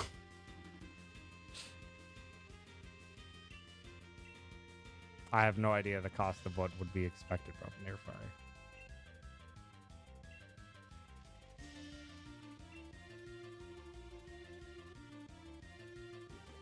Toast fryer you got fits 12-inch. Fits a 12-inch fryer. Nice. Or 12-inch pizza. Nice. That is a very large toast fryer.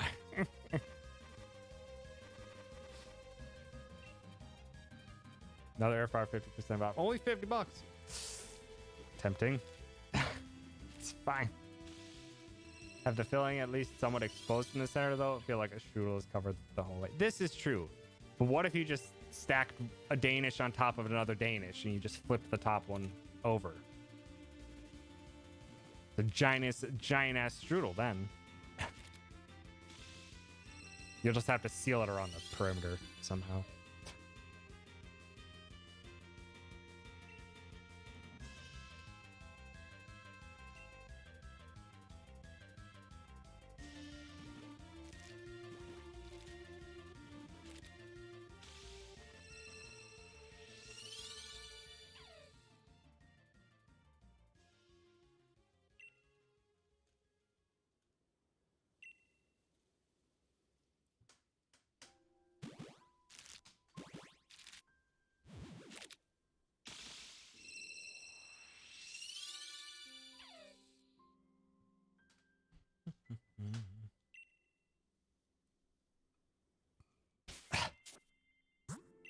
Are you on full relax, Winston?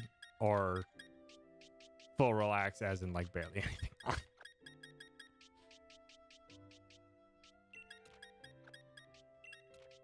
Playing the Isle of Armor DLC and I'm lost. What are you trying? What was the last thing you had to do? The max mushes, you have to go north in the top left of the map, I believe. There's a tiny cave that leads to a little sandy area at the top left corner of the map, and you need to go to that cave.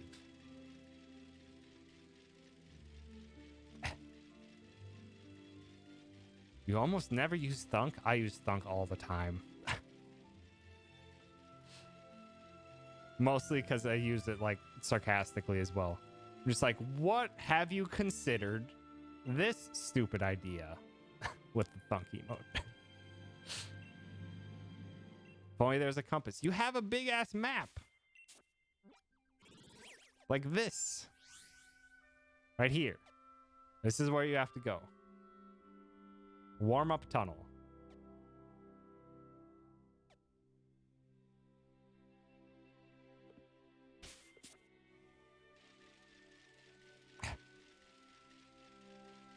But I have to keep checking the map. It's a map. It's something you have as a point of reference whenever you need it. It's just not on screen all the time. It's 2 button presses away. You hit X, you hit start, and there's the map. Don't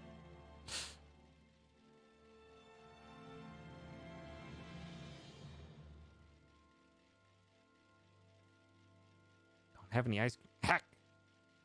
Should have bought some with your air fryer.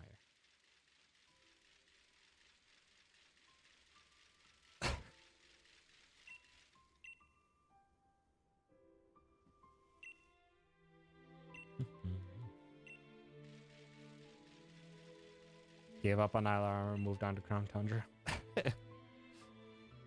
I would suppose if you didn't do Isle of Armor before Crown Tundra, that would seem reasonable. Since I got mine right away. It's like, yeah. You're gonna blow my mind? Can you make ice cream in the air fryer? Is that what you're trying to say? Is that the mind blow?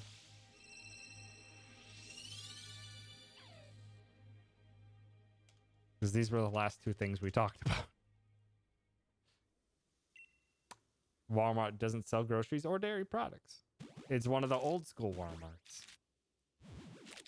Before almost every Walmart became a super Walmart or whatever the heck they decided to call it that also includes groceries.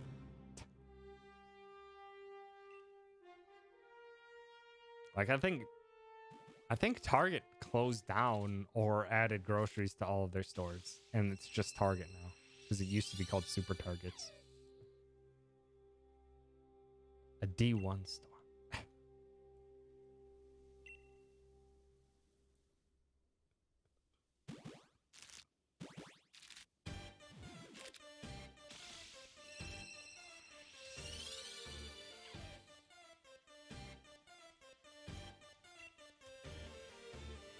Or for a small one. A small mart, some would say.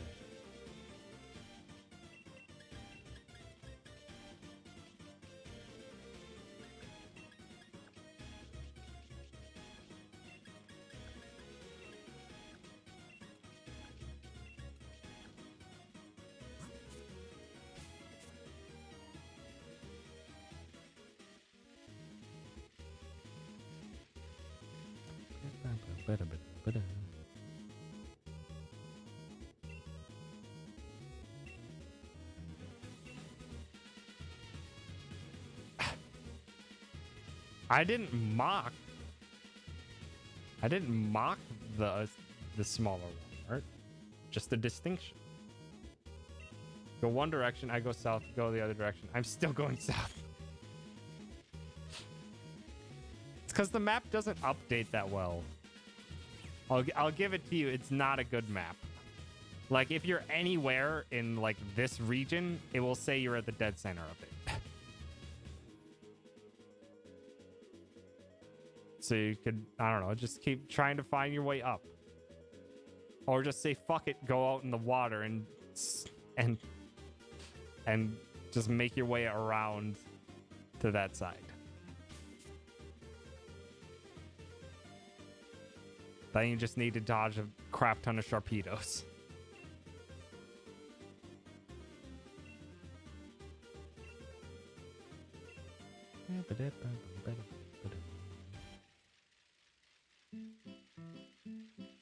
God damn.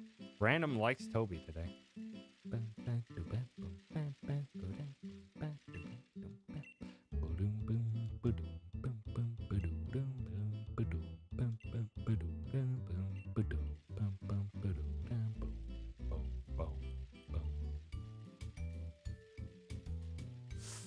Got teeny tiny doves.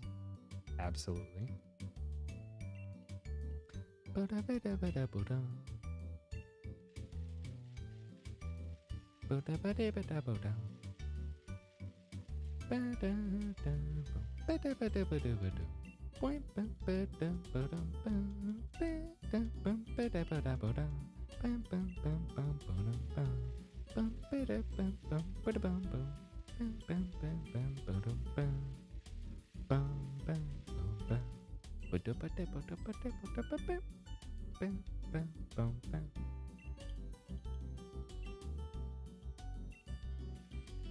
Teeny tiny. Oh, so tiny. So dang impressive. So teeny tiny.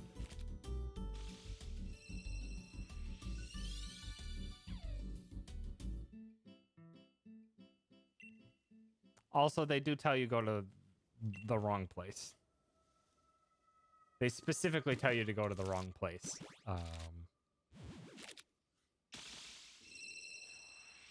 Or in the when they tell you to go. They tell you to go to the forest because that's where they can spawn. But they also say it spawns in caves and it ends up being a cave. You need to find it.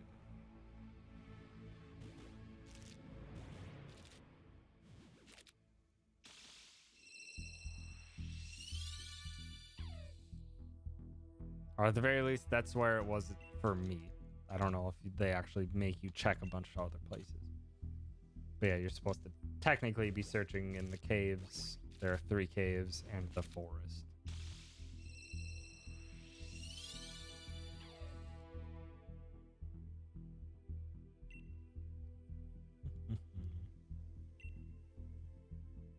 Also, I don't know if you have sword or shield, but I really like Clara's design.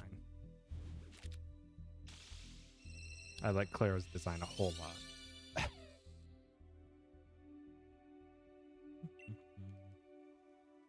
Finally found your way north. Nice.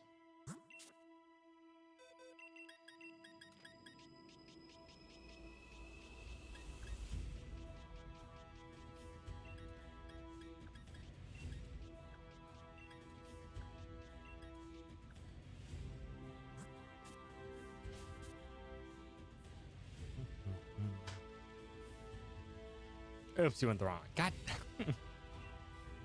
Oh, the other students, because that's the hotspot for shrooms. They were all eating. Check the warm cave. You have to go through the forest. Anyway, to get you. That's the one of the main ways to get to the cave. You can go around it via water or one of the other caves, but it's more than likely where you're gonna go through the forest.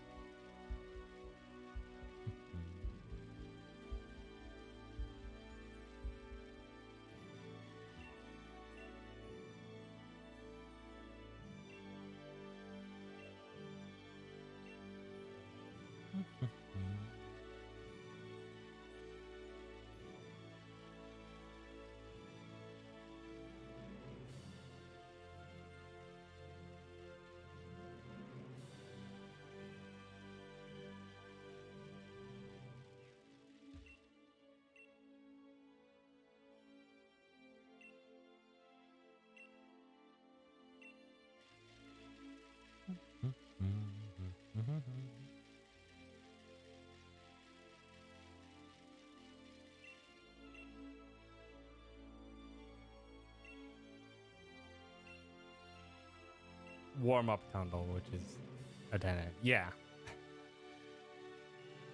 It only connects you to the. It has one branching path that's a dead end. Otherwise, it just connects the one upper meadowy area to the deserty area, and that's it. It is a very tiny cave. Get some boba. Have a good boba, Chin.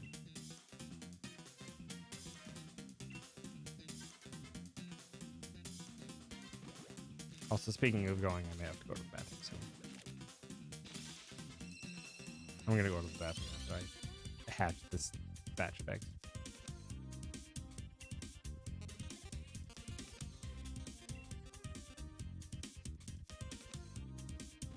Awesome. Well, I added to the list of music I need to track down. They added special Halloween songs for Dicey Dungeons, and I need to look into them.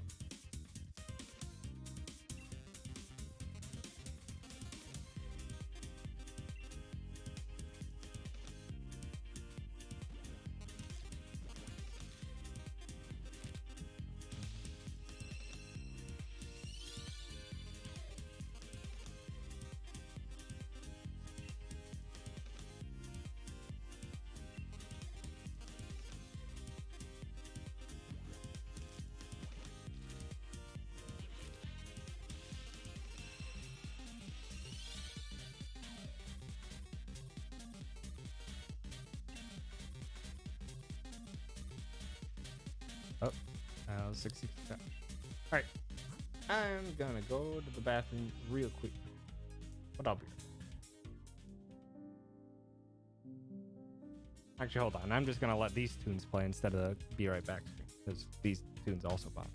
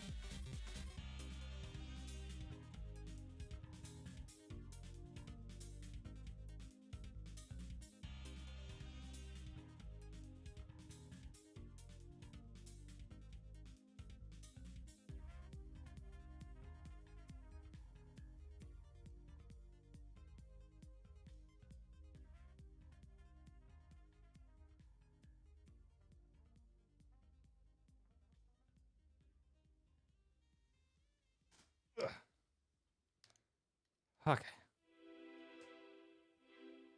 I'm back.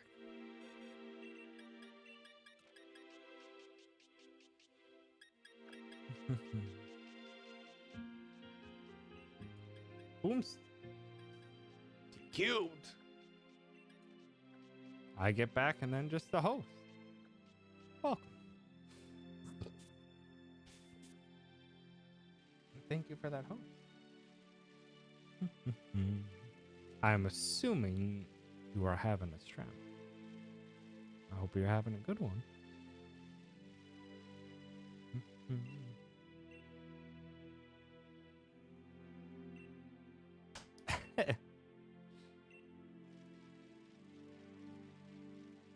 What were you up to today?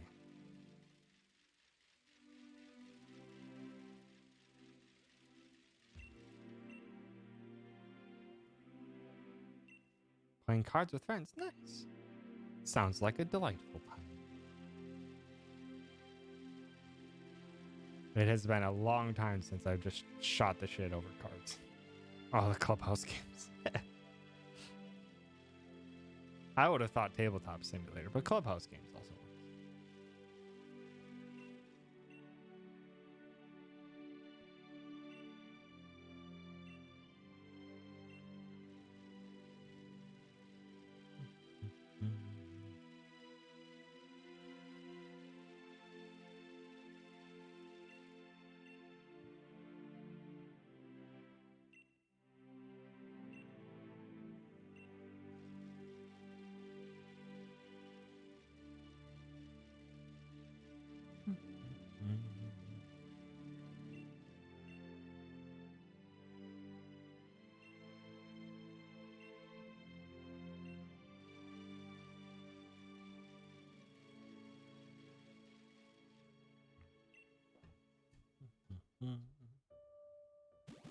Come on.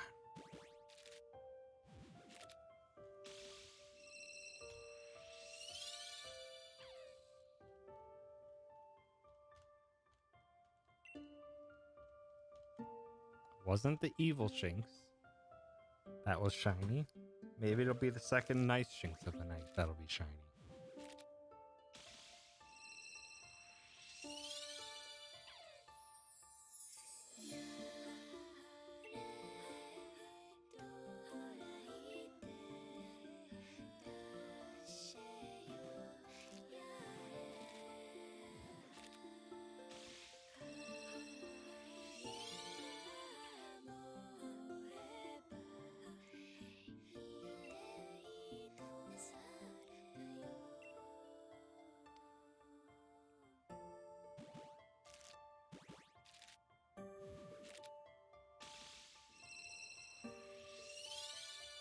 I'm just thinking back to more of these games.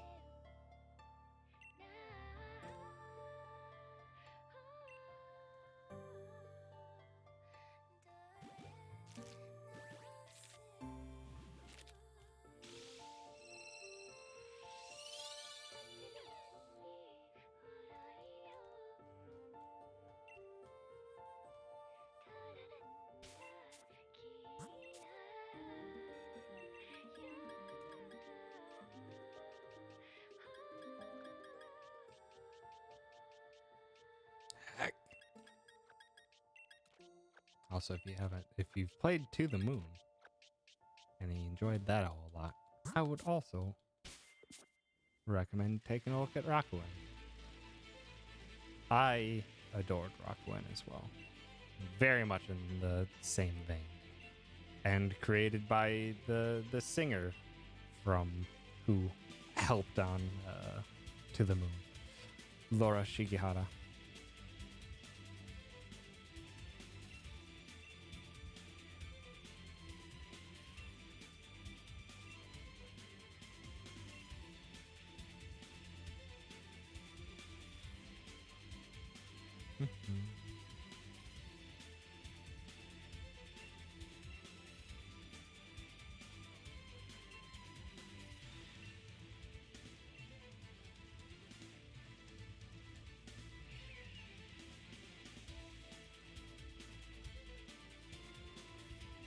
This music is way too epic for spinning around in circles.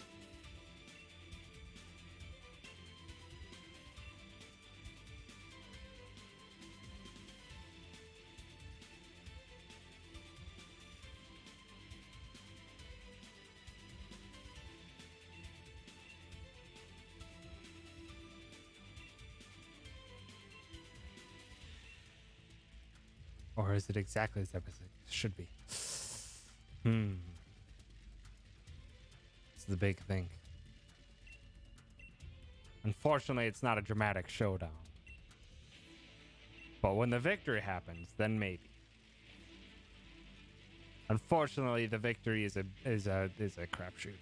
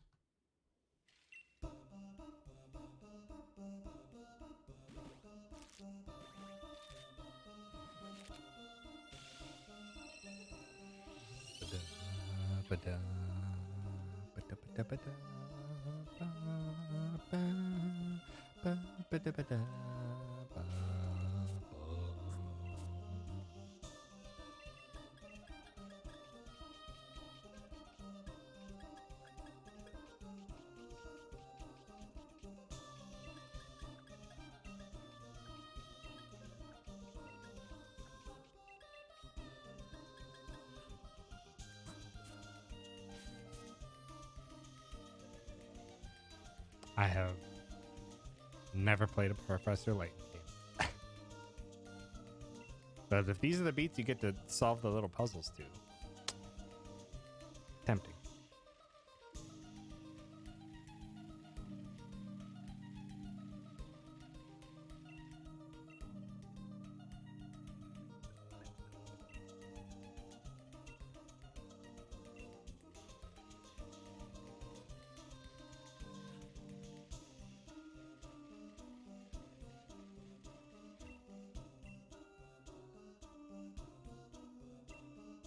Also, I don't think I would play any of the Professor Layton games because I think they're almost all on handheld. Except for I think one was available on Switch, and I don't think people were the biggest fans of it.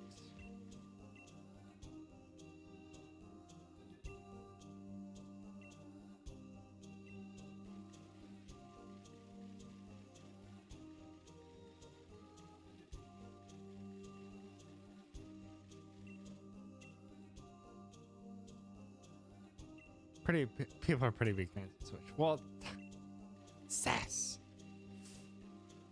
Made a good luck totem. Oh, excellent. Excellent. Thank you for this luck totem. I will cherish it, and it will get us a shiny Shinx in the next batch, guaranteed. Or your money back. I don't know how much it costed you for the paper. Would a penny suffice?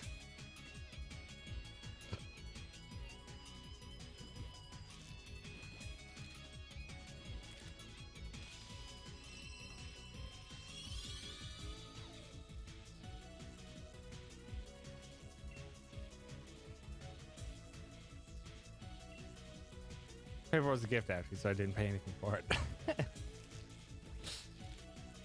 I'll personally mail you one North American penny. I think I might have a penny lying around. I almost never use cash anymore. So it's probably one lying around somewhere. I don't know where though.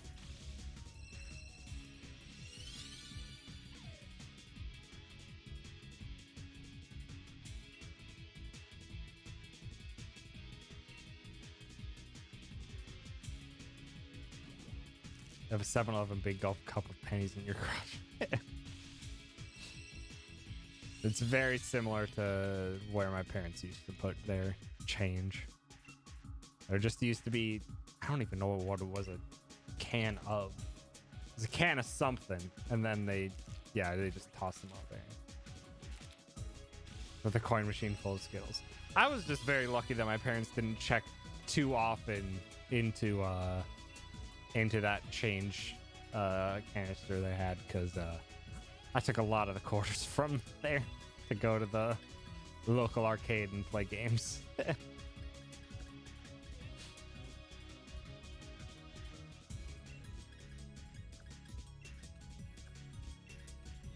There's an old Nalgene water bottle for change. You use an empty jar of almonds. I wouldn't take a ton of the quarters, but a large amount of the quarters.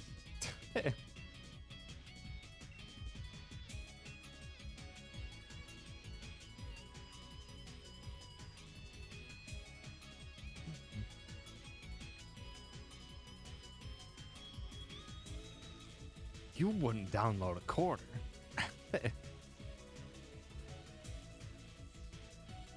Trying to remember what games that arcade had. I know it had X-Men the arcade machine, and I remember playing that a lot. Trying to think what other games I primarily played there. There was this one shooting game, but it was an underwater shooting game, and the guns that it had like kicked back a ton whenever you fired. So it was actually super interesting, and I remember having a ton of fun with that. I don't remember what the name of that game is, and now it's gonna bug me. Because it was really neat, even though that's all you're doing is just killing a lot of predatory sea life. For a large chunk of it, killing like sharks, barracudas, piranha. But then eventually, like, you're fighting like underwater ancient ruins come to life and stuff like that. The Ocean Hunt. That sounds familiar.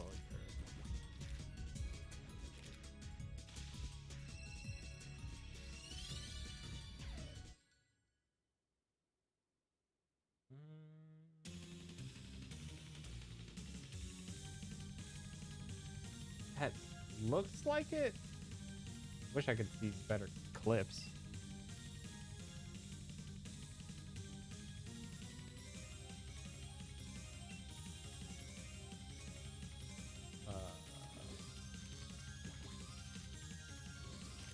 Yeah, that was it.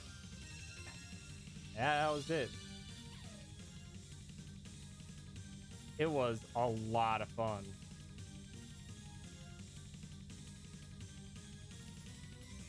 Giant enemy crab is also one of them.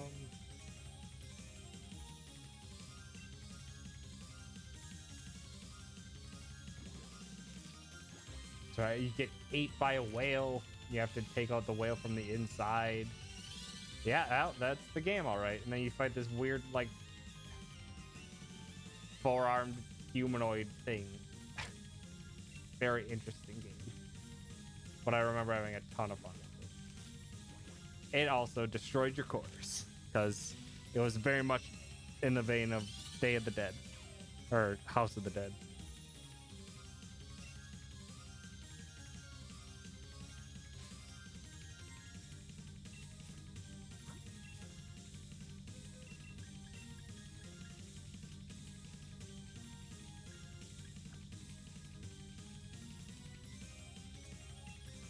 Mm. Oh, the days of the light gun game. Such grand times they were.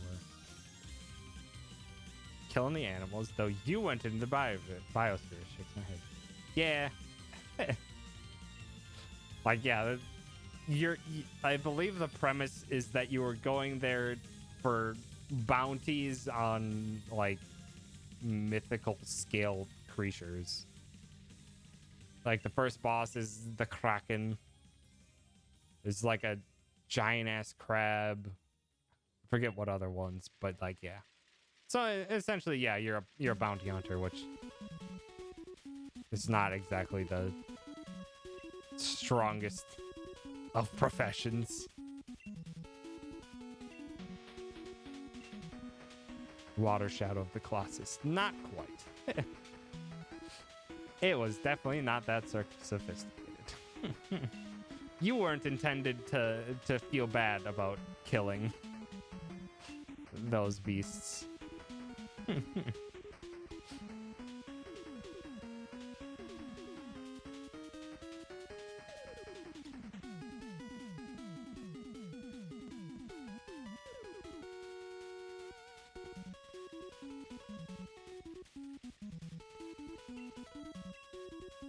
It was 1998. No one cared about the feelings of animals. People did, but most of them were laughed off. And yeah, now we're like, nah, you should really be conserving animal wildlife because we seem to be destroying it at an incredible length, or at an incredible pace, which is not good.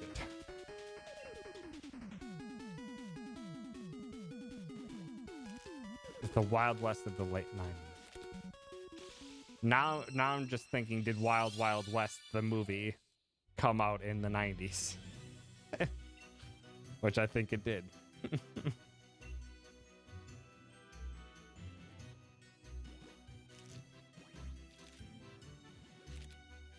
The 90s were a lawless land.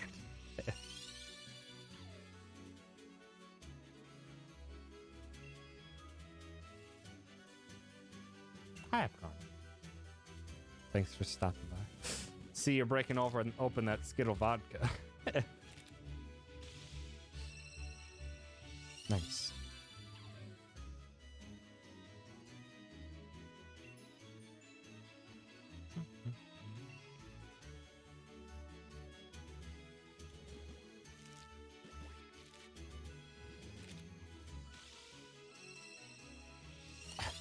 Wow. Not even accepting the Biza. Wow, Queen. Wow. Also, this entire... The next 10 Pokemon are all nice. I would like... am full. That's fair. I am also full, but I'm full of Biza, specifically.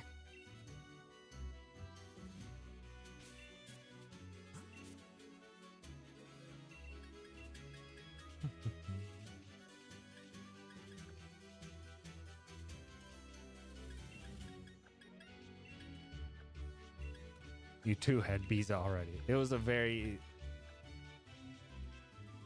This day called for many of binging.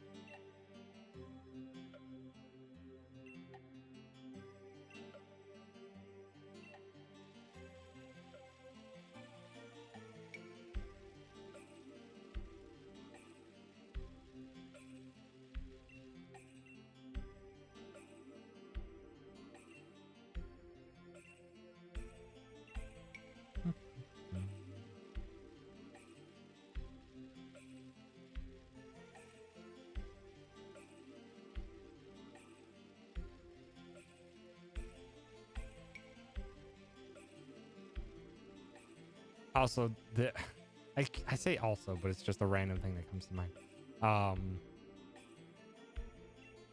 I took curry last weekend, made it. I put in some Mexican spices as well because I'm like, it seems like it actually would mix well. The Japanese curry spices definitely just completely overpowered it, or overpowered any of the Mexican spices. But I did get, and it still tasted excellent. But I did get tortilla chips to eat it with, just because I don't know, that seemed like something neat to eat it with. Also excellent. You take your curry, you take your rice, you mix it all together, so it ends up just kind of being like a real thick deep, and you just munch on that with tortilla chips, and it's actually I would have chosen other tortilla chips now that I know what it tastes like, but also it's a lot of carbs. Rice plus tortilla chips. Lots of carbs. But it was really good. But yeah, I could not really even tell that I threw in any of the Mexican spices that I did. And I thought I put in quite a bit in there. And I really couldn't tell by the end of it. Other than maybe it was a bit spicier than what I remembered it being when it was just the Japanese curry.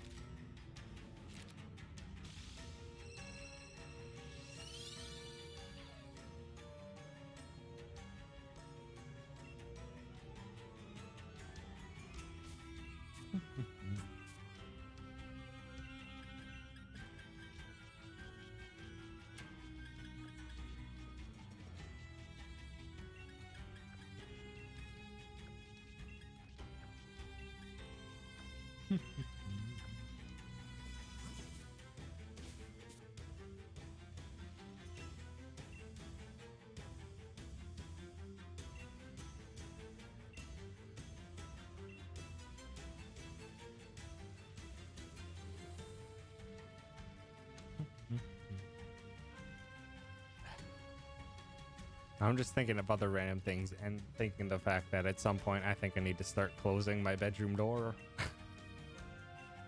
while I'm home, just because Riza has just made my bed just her bed. Like, she normally sleeps on the couch and stuff like that whenever I'm home, but now I've had her run about free while I'm at work. And yeah, she just snoozes on my bed the entire time. I'm just like, it's not your pup. It's not your bed all the time, pup. It's my bed. Reese's bed is everywhere. How dare you?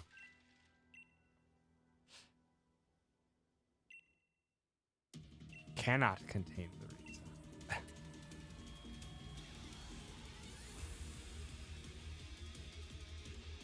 But I do, I appreciate when Riza sleeps on the couch, because then I can look over there and see the cute pup. But now she's way off in the bedroom and just ignoring me until she starts growling at something and then comes here and then whines to me.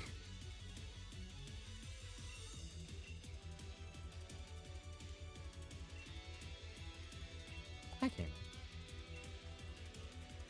Are you done having a murder? You're sleepy? Then have a sleep. You had a big day of work and also murdered your friends. These are energy consuming things.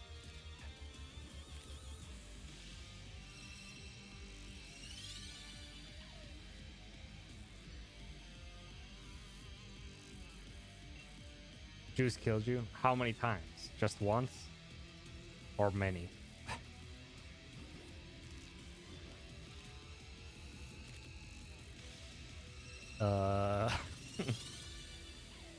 Maybe twice.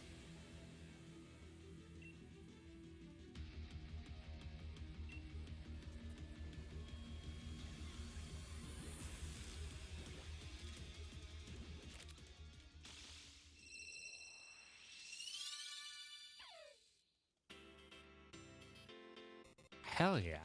Playlist is like in Katamari Day, which is excellent. In and out a lot because peeps wanted to happen. That's fair. Among Us tends to be a very popular time.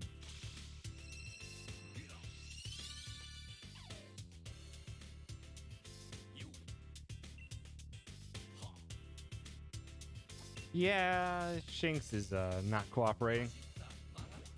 Halfway done with eggs tonight, and Shinx still does not comply.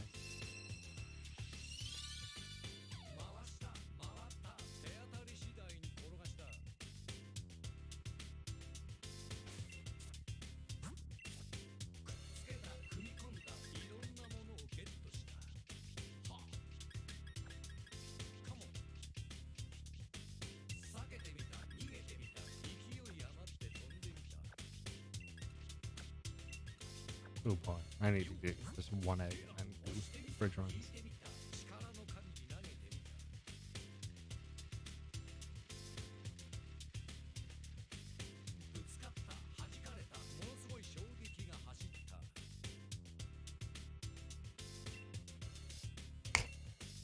It's gonna take a while. Shiny Luck is being pretty garbage. I just like having a queue. I most certainly do not. RNG has just gone back to phalanx and Litten levels of awful.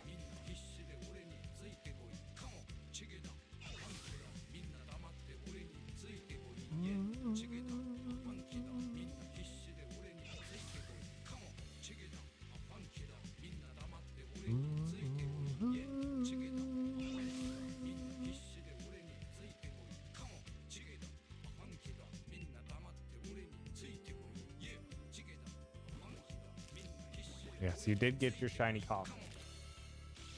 And a shiny hunt. When that becomes a thing. When you have a consistent work schedule. More consistent work schedule. And are able to commit to it.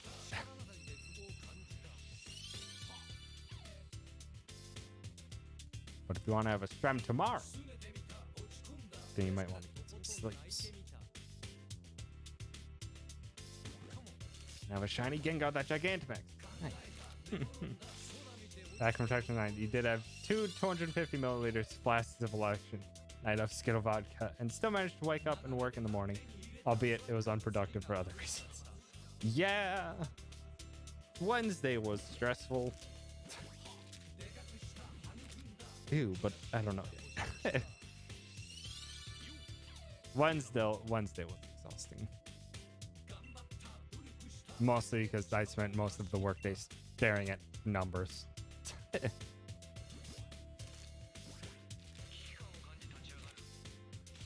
Staring at numbers and slowly getting ever so slightly more hopeful. And then that continued into Thursday, that continued into today, and then hooray for today.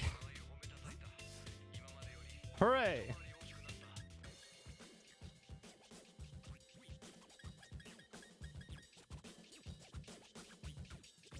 Though it's still a long way to go, but this is the very good start.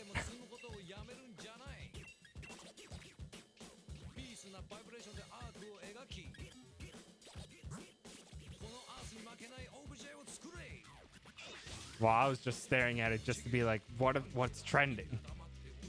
I wasn't watching any news on it. I was just looking at the numbers. And I was just like, just running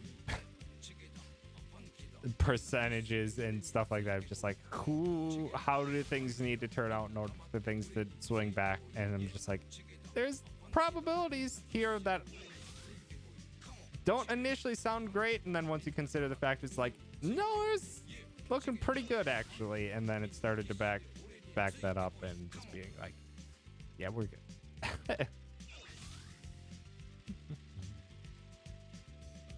That is calling you. Have a good night.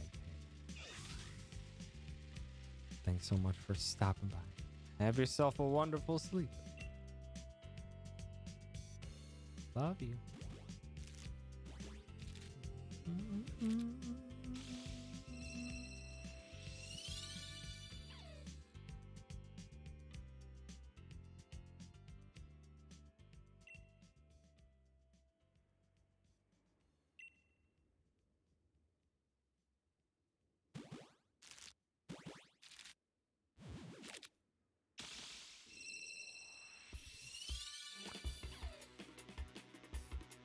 Apparently iTunes Shuffle like wants to play every single one of my Katamari songs today.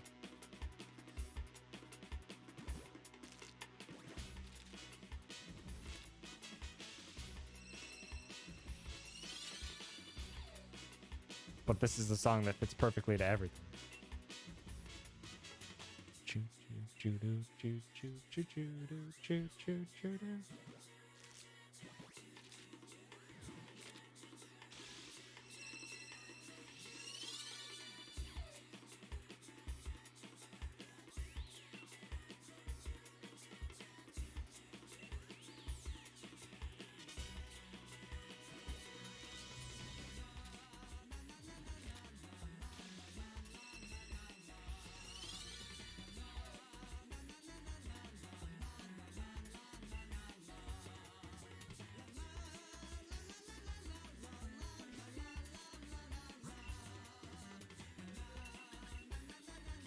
Come on.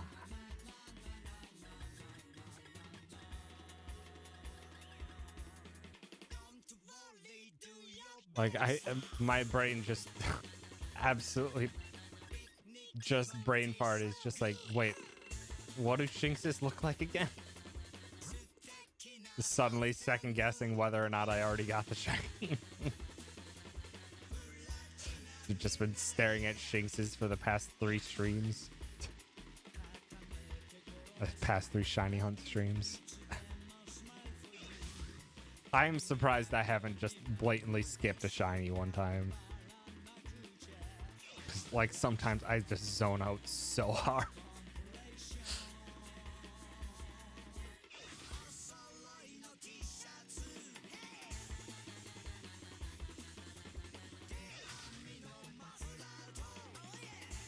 First full stream of Shinx.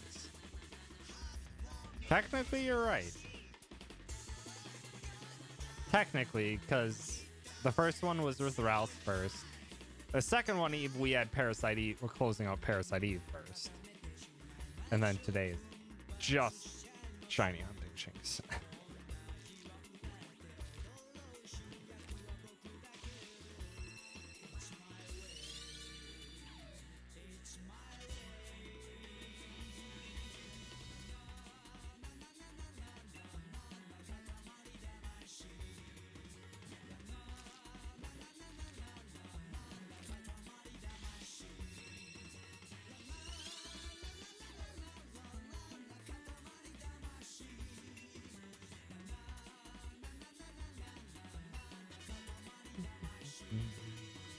Someone shiny hunting Mewtwo and Let's Go by resetting. Get it and still reset.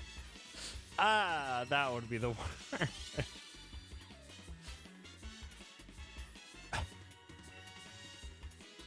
Just passing by and then because it's a one-time chance thing, then just reloading and being like, fuck, muscle memory. So they probably reset it thousands of times at that point.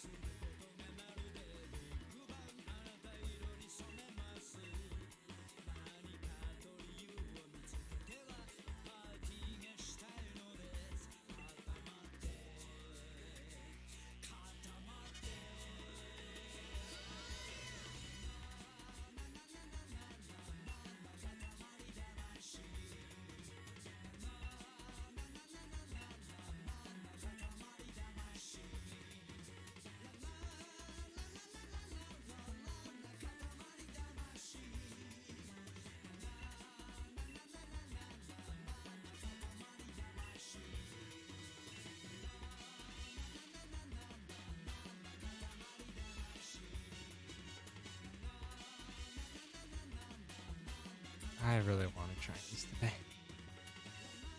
There's potentially 2 Saturdays coming up where we're not going to be Chinese. One for sure now, and that Mithra and I are going to be playing Monopoly in 2 weeks. But then I also might be racing SAR in another Final Fantasy game on December 3rd is, I think, that Saturday. First Saturday of December.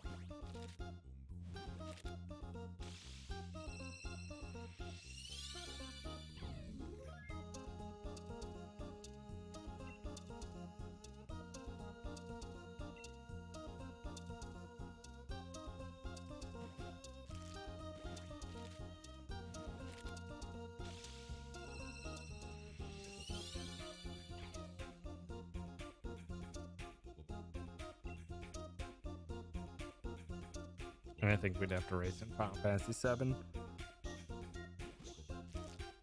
Just because it's another game that SAR knows. Versus, I don't believe SAR has ever finished Final Fantasy VIII. If we wanted to just keep it to the Final Fantasy, or to the PS1 Final Fantasies.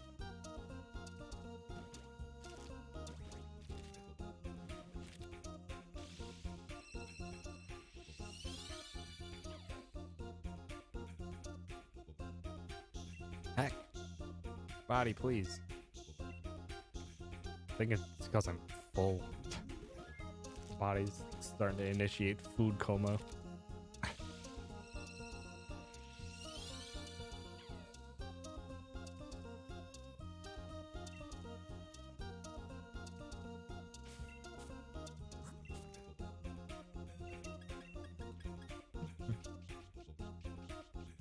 Also, I may have wasted whatever shiny luck I had on the first day I did Dynamax Adventures, which did net me that shiny Vaporeon and Pangoro. So I just blew it all then and there. Just can't get the shiny hunts that are actually in my queue.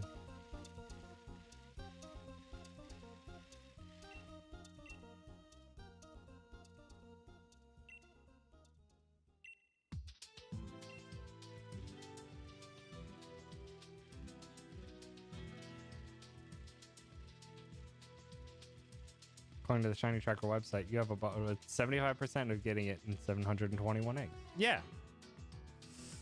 Exactly. My average is now going to be above. Is probably going to be above the odds again.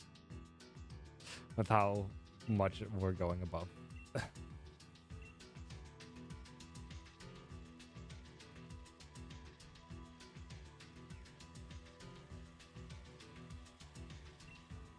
I can actually bring that up and run that.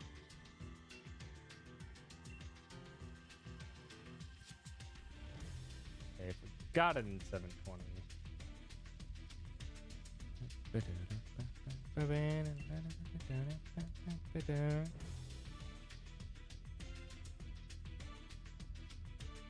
Jeez. Yeah. Oh, we're well above shiny odds now. Just even if we got it at 720, we would be up to like 540 being our average. We were below odds at a point in time.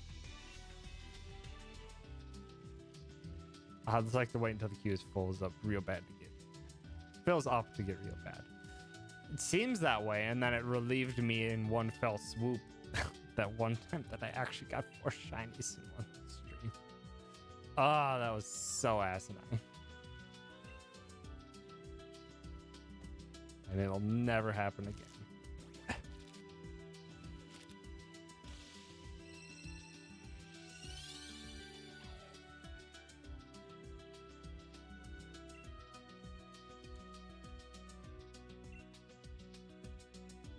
Oops.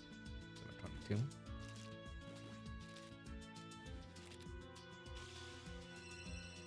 Takes 4 streams to get 1 shiny. Yeah, it seems that way now.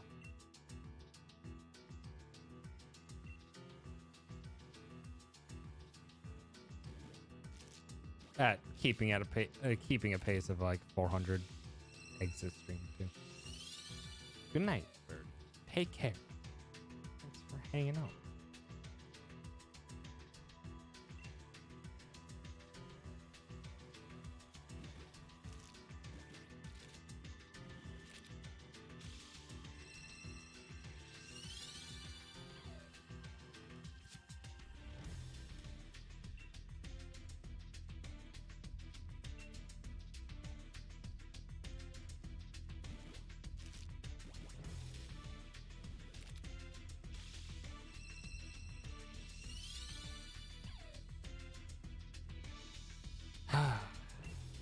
Another batch.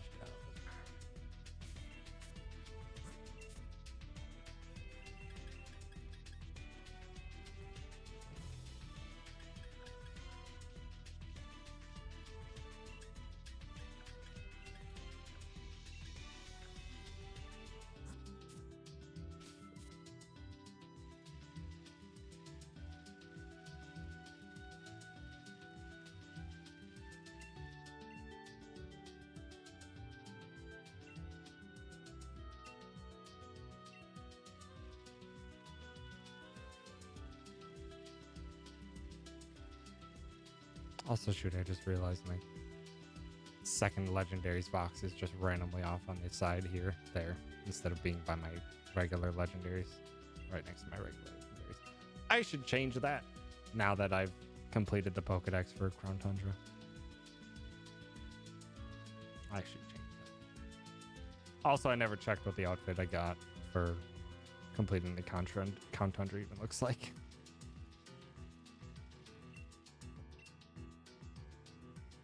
I was debating making a legendary box. Well, you're collecting a lot of legendaries now if you're doing the Dynamax adventures, so I'd say it'd be worth it. Because I already have one legendary box like nearly full. And just, it's not full because I just organized it differently. Awesome. K-Mac and I were doing Dynamax adventures yesterday. And we had me being the party leader, or the one being connected to, because I can get Ultra Beasts now. I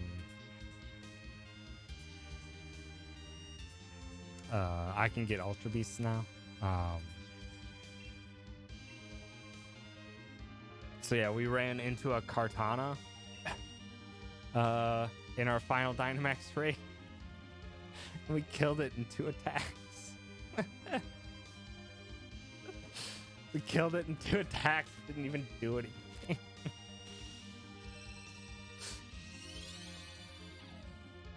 Is there a specific one Peony is looking for? No, Peony is looking for 5 of them. You just need to show them 5. And then they give you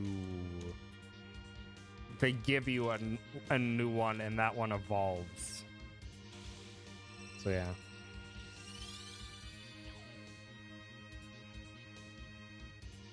Also, if you need a Bagon Queen, I can probably just go and grab one quick if you want it. If you're running on shield.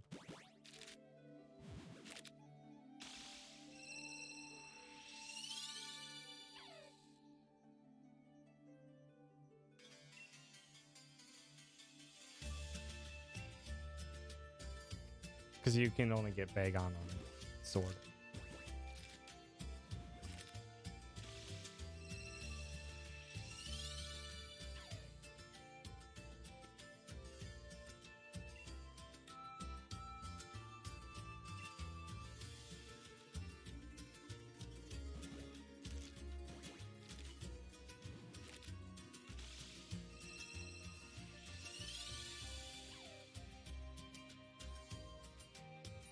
Another Nebby? Nebby?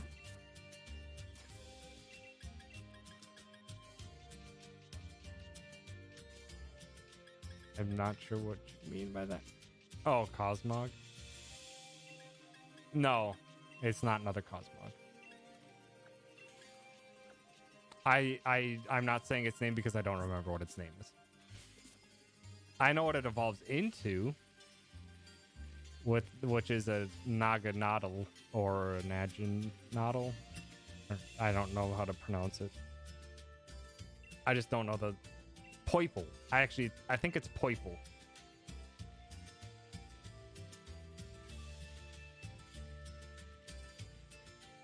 Yeah, Bagon's in Crowd Tundra. Because you get the Salamence, the Smlents. Don't care for Poiple. I like Naganadal, or however you pronounce it. What it evolves into. Poiple's fine. But Naganadal is the first poison dragon before Eternatus. Your whole Hoenn team is in. Nice. I still need to get the 3 starters. Just that are hidden in the Dynamax Adventures. Just need to encounter them. And I didn't take one. I didn't take them. Oh, you're right. I think Seaweed Horse was first then. Forgot about that.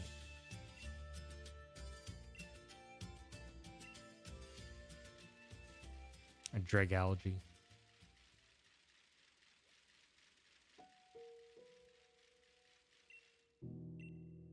Yeah, what was my head going? Yeah, I saw one, or I've encountered one of the 3 starters in the Dynamax Adventures. And I didn't keep it because I think I got a shiny Vaporeon. Or that was the same one as I got the shiny Vaporeon.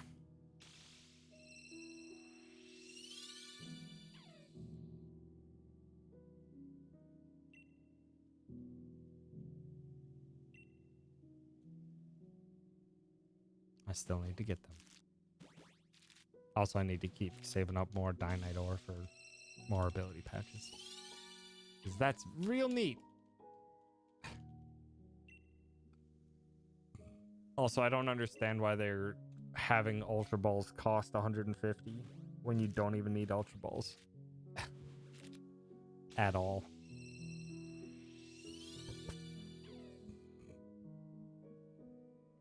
Or Beast Balls, I should say. Beast Balls were... I mean, they're really neat. Their effect is really neat when they pop out, but like, that's it.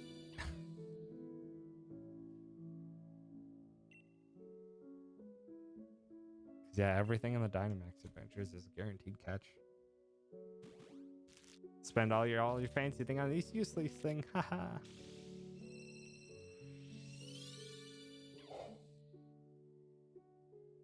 Heck. I'm yawning so much, goddamn. I definitely overate. My body's going into full food coma mode.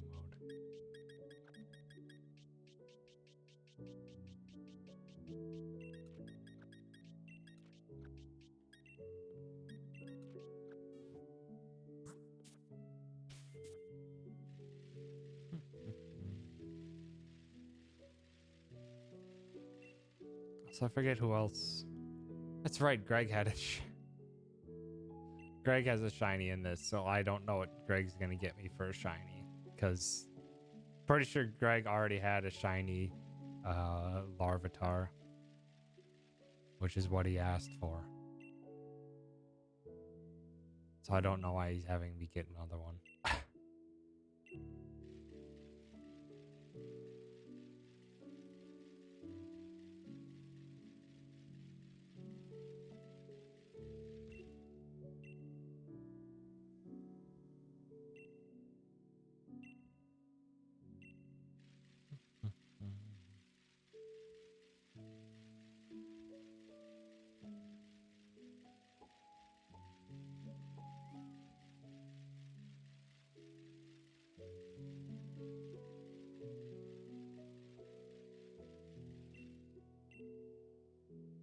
Lurk mode and possibly sleep mode.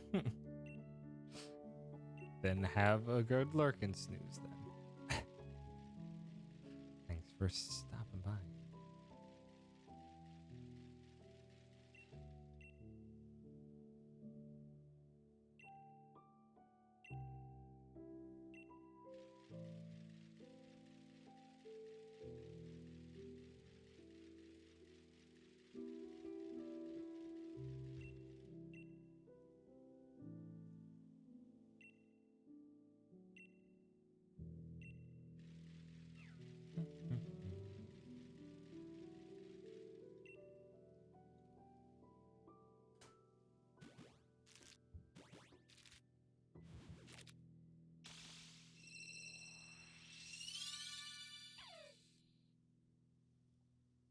Gosh dang. Like, I'm not tired. I've only been awake for 12 and a half hours. I'm not tired. The body is just being like, "Oh, you're tired."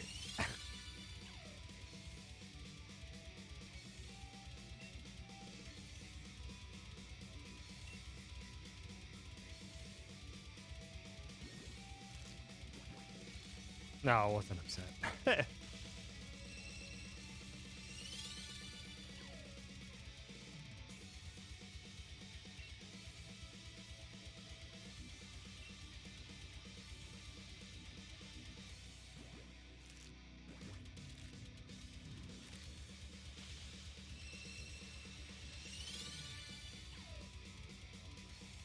I can't be upset for not getting a shiny anymore.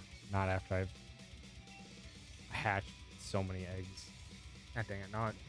How many total eggs have I hatched for just shiny hunting on stream? Over 9,000. Hatched more. Oh no!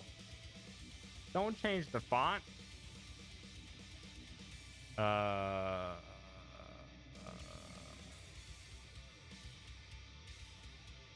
Fuck, what was the font that I had?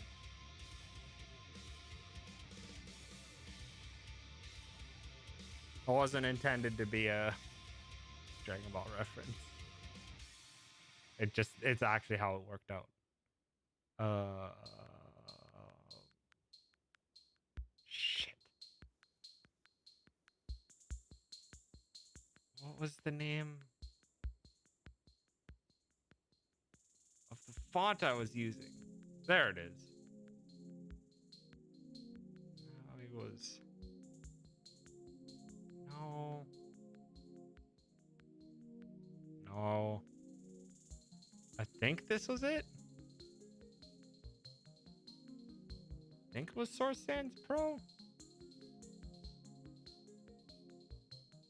I hope so. Whoops.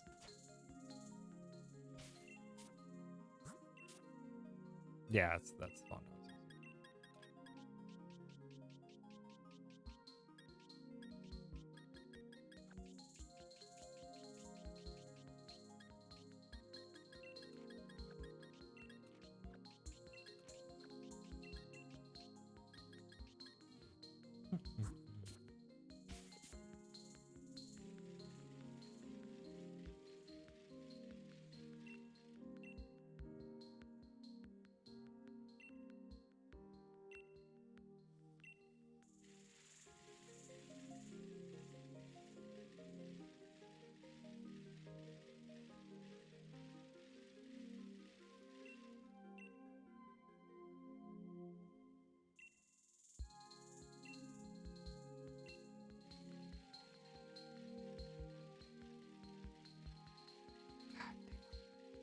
This game was such a fucking trip.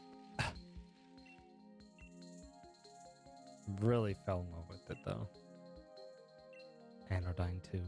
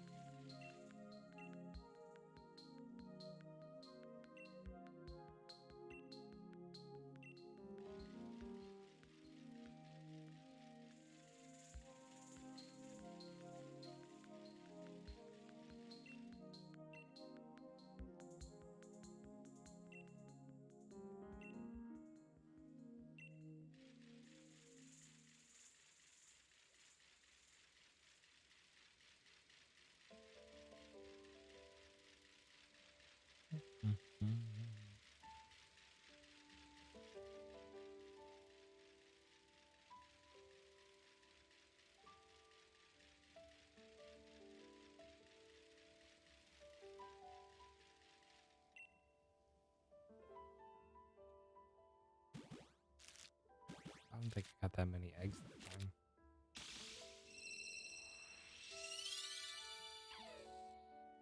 Which is fine. We don't need that many at the moment because we're overstocked, but it would be a pain if not.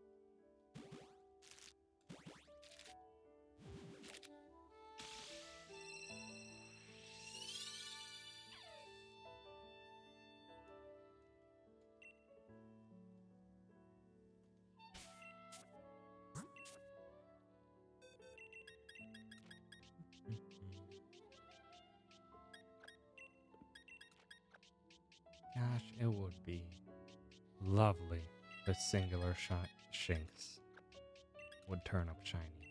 It would be delightful. Game Freak backtrack from the Poképelago? I don't remember a whole lot about it. They tend to just have some ideas that are just very specific to each game that they don't think of as something to carry over from game to game.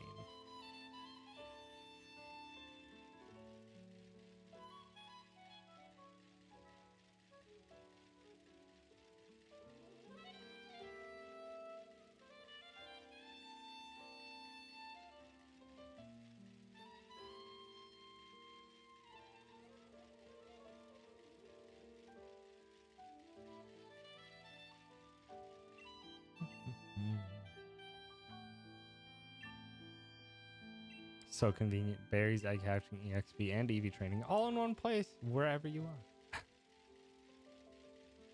There was a lot that was convenient about Sun and Moon. The one that comes to mind was that trading was easy as hell.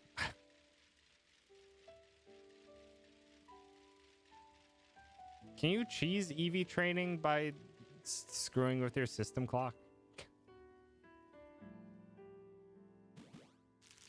There's probably a way that you can cheese EV training via jobs. If you cheese it with the system clock.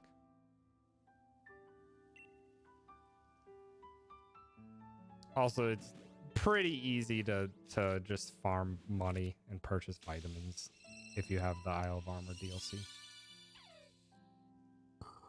Because you can buy a batch of 25 vitamins with 125,000.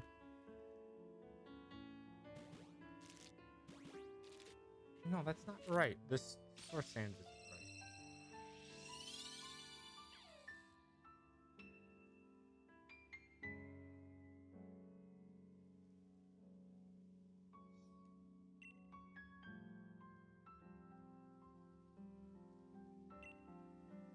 Wasn't bad.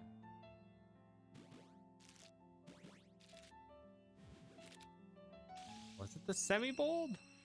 Might have been the semi-bold.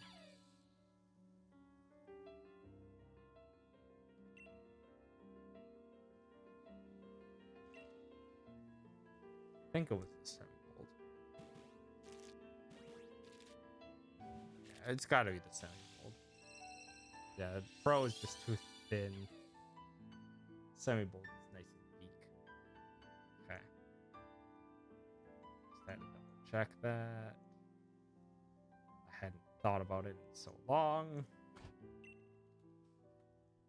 16 hours to get 252, 31.5 without beans. In Sword and Shield, it took 2040 to 96.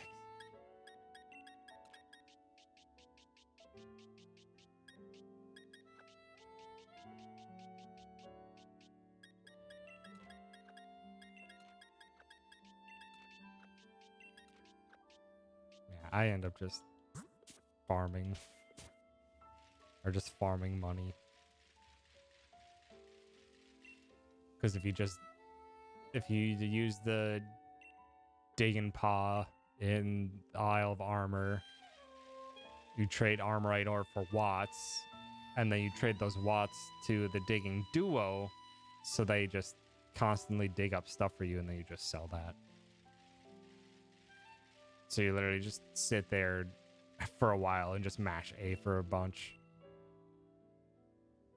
Because it's all you have to do is just keep mashing A, and it'll keep grinding out more materials for you. And then you just sell all that for the muns. Works out pretty dang well. And then if you ever did raids or anything to try and get XP candies and stuff like that, selling a lot of the items and TRs you get from raids gets you cash fast as well.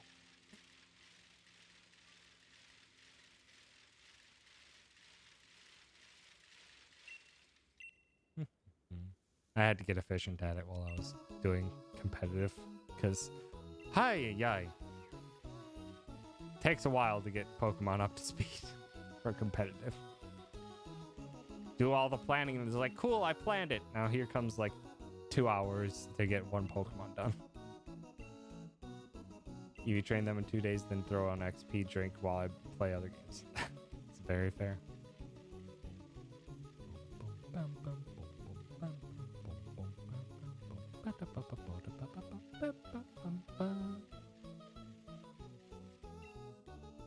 I am curious how the meta has shaken out in competitive. Now that this DLC's been out for a few weeks. Curious how the competitive meta is turning out. Probably very, very in flux at the moment, but probably a lot of usages of the legendaries.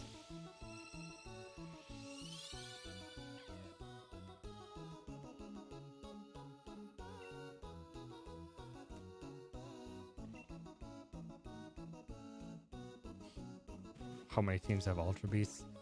I don't know. There's just a lot that's just gonna be so chaotic. There's a lot that's just gonna be so dang chaotic in terms of what's allowed. Probably a lot of Ultra Beasts, probably a lot of the Tapus from Sun and Moon, Thundurus, Landorus. Probably a lot of very mean things that have been concocted.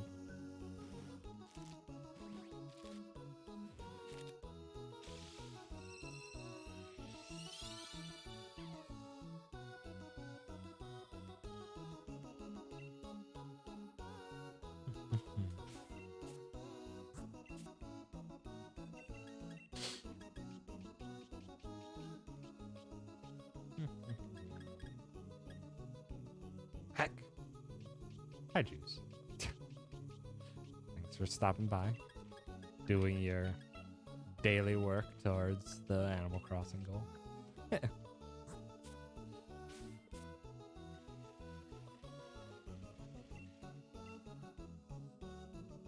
Almost halfway there.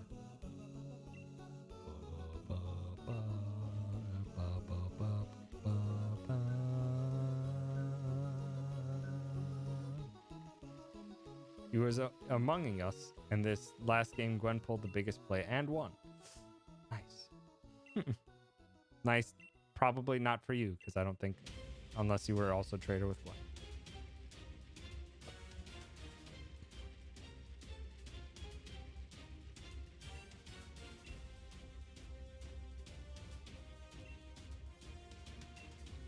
Not from you, though, but it was hilarious.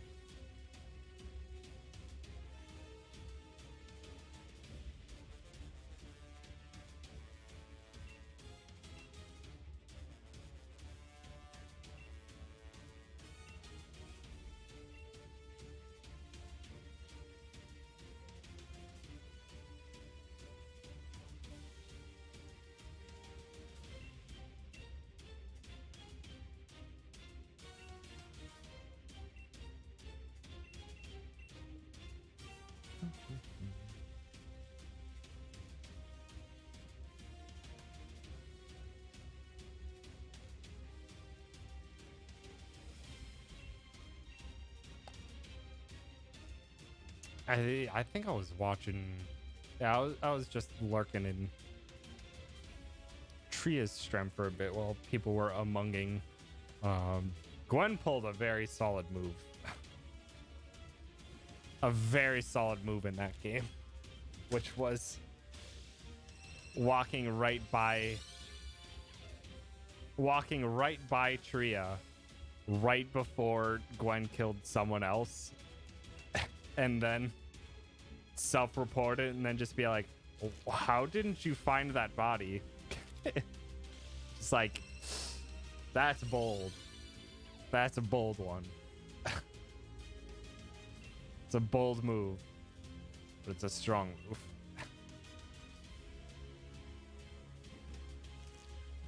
Gwen killed them? Yeah. Gwen walked right past Tria, went into comms, killed someone there, and then self-reported. And then yelled at Tria for not seeing it. That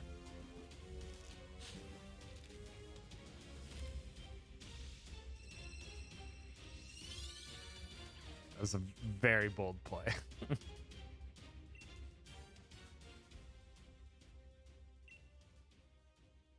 that was as almost as that's more satisfying than the one that I had, which was it was what, bottom left corner of the snow map, and I think I went in and I killed Zach, and then as I was hitting the button to kill Zach, I saw Sarkoto just chilling there doing a task in the bottom corner. And then immediately I'm just like, oh fuck, self-report, blame it on Sar immediately. And then Sar, I think, had his mic muted, so he couldn't fight back at all. And then just Sar got yeeted. Just like, yes. 2 for 1. And then I failed later on, because, I mean, that immediately throws me into suspicion.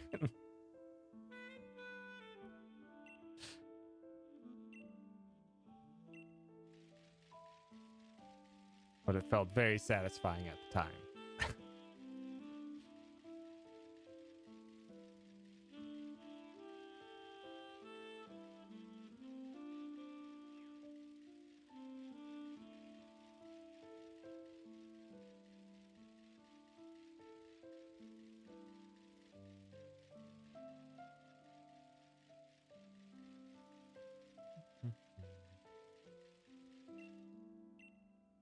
Also, I'm gonna have to take a look and see what people have said. That survey will be up for a week or 2. Oh wait, you already did. Survey will be up for a week or 2, but I'm curious.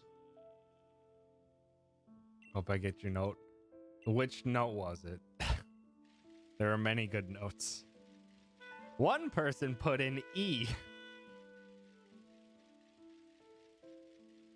for 500 characters. Just E. The pet Riza note, I did get that note. It was a good note. I did give Riza pets. Also, Riza really needs a shower. Riza really needs a shower. Playing around with her today and gave her a sniff. I'm like, whew, you smell too heavy of pup. You need a bath. It's probably been like a month and a half or so since I gave her a bath. She need a bath.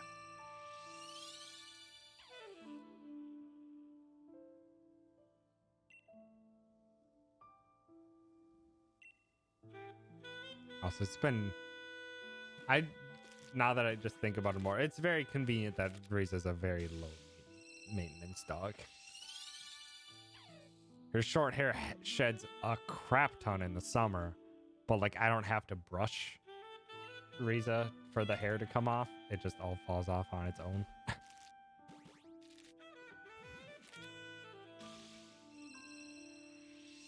One small citrus fruit worth of note.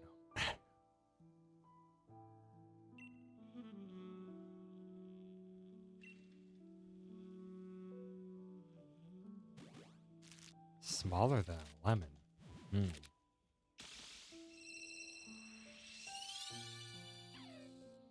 A lime?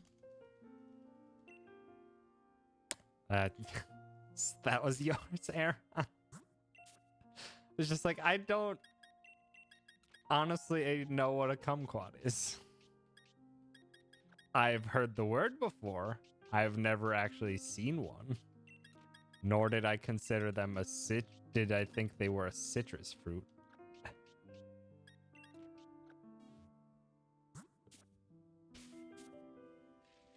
I don't know the full citrus family. I know I like oranges. I know I like lemons. Limes are good as like a garnish, and the lime juice is good for garnishing and stuff. I'm not a big fan of limes on their own. I actually like lemons on their own though. I like the tart. I like the sour. I almost exclusively have Granny Smith apples when I have apples. I can't stand apples that are too soft. It's just so unsatisfying. Granny Smith is real crisp. Very satisfying to bite into, but the soft one is just like, too mush. Too much mush.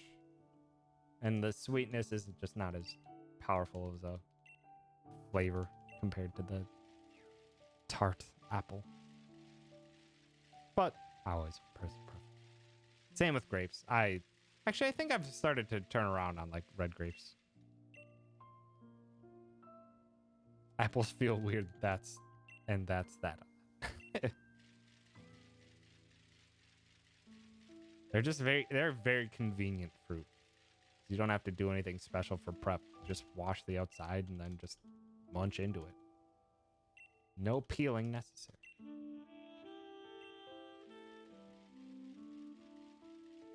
Some orange. I love orange too. It's just that it takes time. Gotta peel it, get all the stuff off of it, then you can dig in. Or if you're bold, just like cut it, but I tend to peel it. Get a real sharp knife and just like cut it into slices.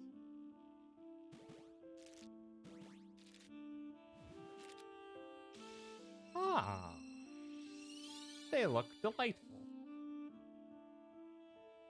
Kumquats look delightful. Little, teeny tiny orange lemons. Be a madman and take a bite out of it. Ugh. Eating the rind. Ugh. No thanks. Feel like having a pear, you eat some dragon fruits. I don't think I know what dragon fruit. Actually, no, I do know what dragon fruits look like. I think. Because they're like big. They're like oval shape, and then they have like the leaves or whatever that just like spike out towards the tip. Tastes like pear, but feel like watermelon. Interesting. Yeah, I've never had a dragon fruit.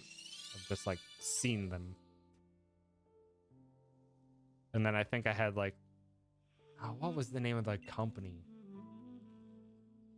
that made just like the cool juices, like back in like the late 2000s. Sobe, that was it. SOBE. They just made like, I don't even know what you would call them, like juice drinks of some sort. But I remember having dragon fruit and then really enjoying those.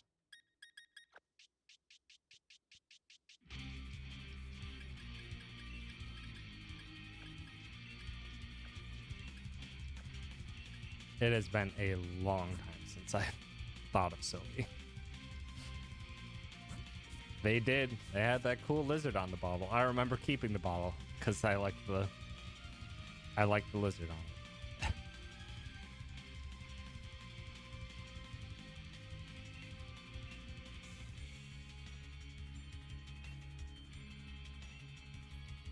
So are we really at 800? That seems too high. So we have 1, 2, 3, 4, 5, 6, 7, 8, 9. 9 full boxes.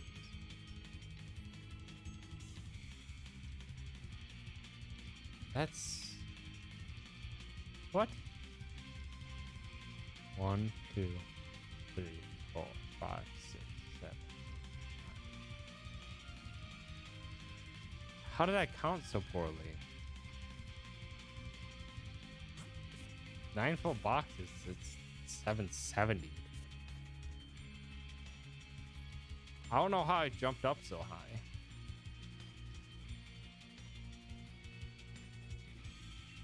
I was just gonna say, there's no way we got another 100 done in just 1 hour. less than an hour at that, including a bathroom. I don't know where the third Pokemon came from. Unless I...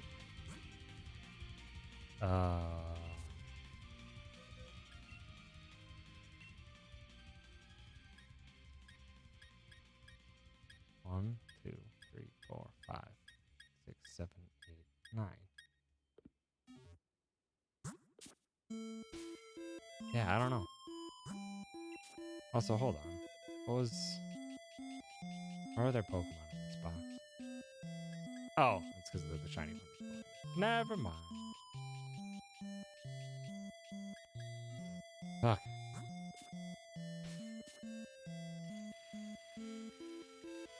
I think I may have just, like, messed up when I was counting and being confused about which text I was using.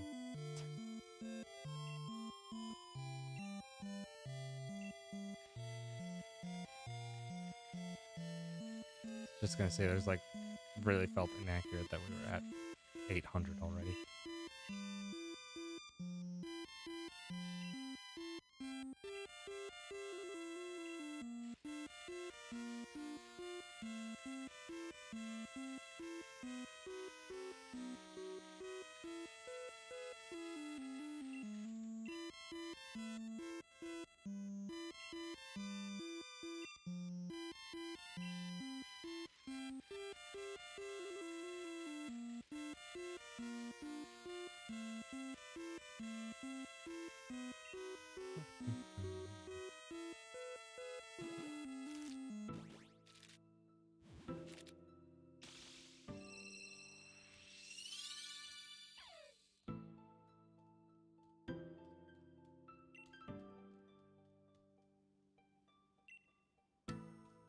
Credits are needed for the Animal Crossing thing. 100,000, I think.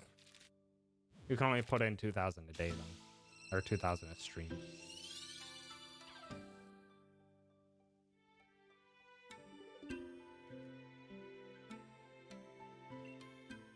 It's 200,000 in total. Is what's needed.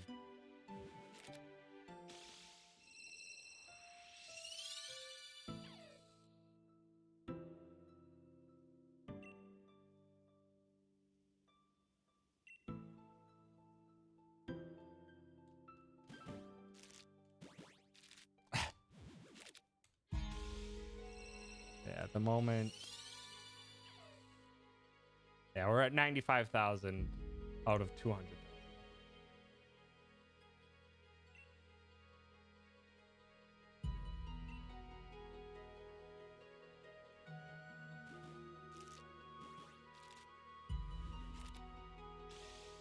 Ooh.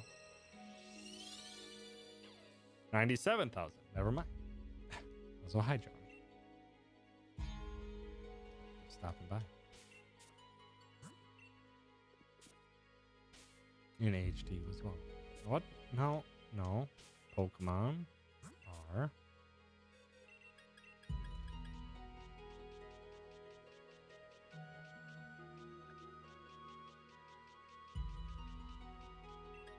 God damn.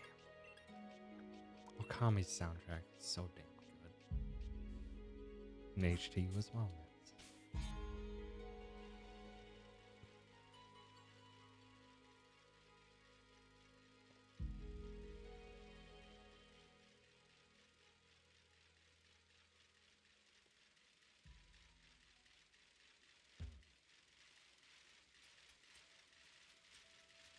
Maybe we'll get it at Lucky 7.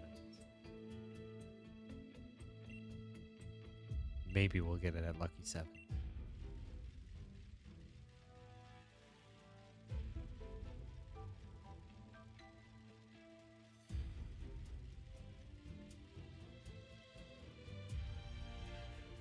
No.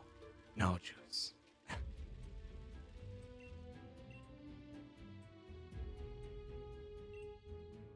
Hi, Gwen. Thanks for stopping by. 0 is the answer. 0 shinies, but 275 eggs for today.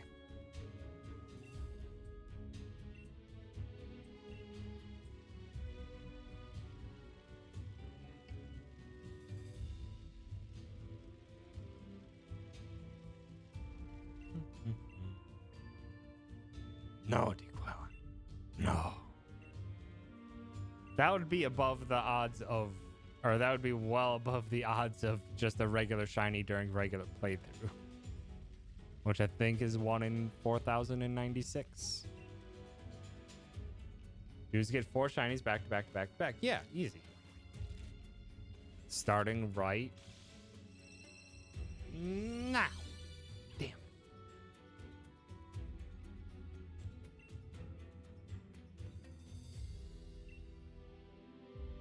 Lucky sevens.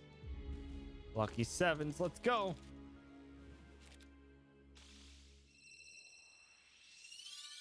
Damn.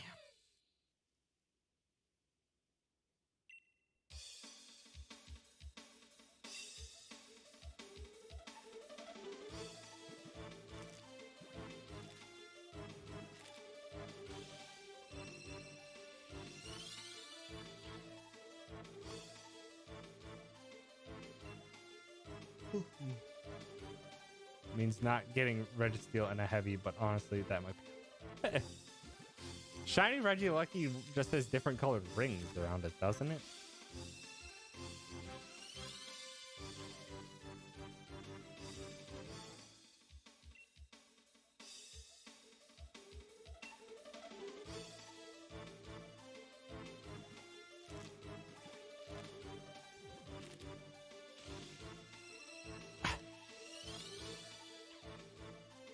I like how Regilucky hops. They hop.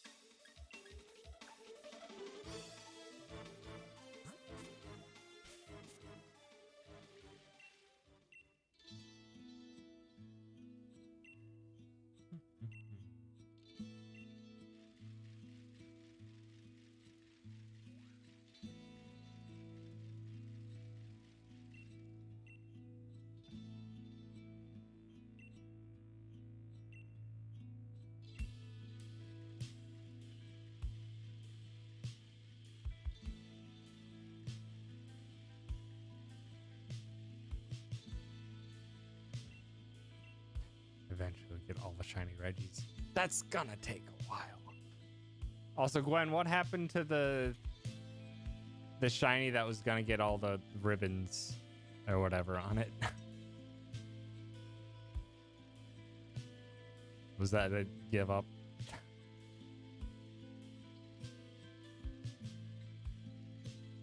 Because that's fair. Still on the list.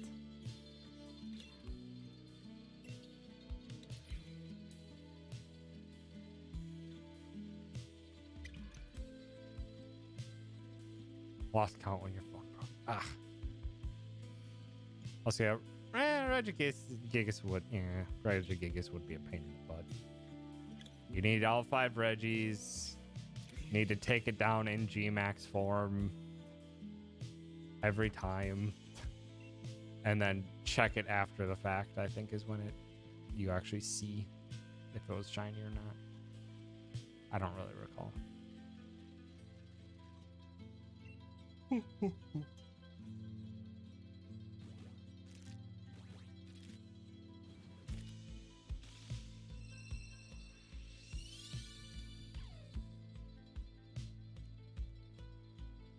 That's a regular raid. It's a den that's inactive unless you have all of the Regis, all 5 of the Regis in your party.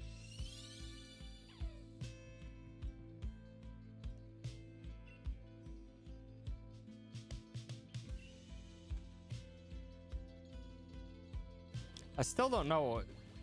Have they done anything with the spooky house or the spooky tower that's just chilling in the wild area in the original game?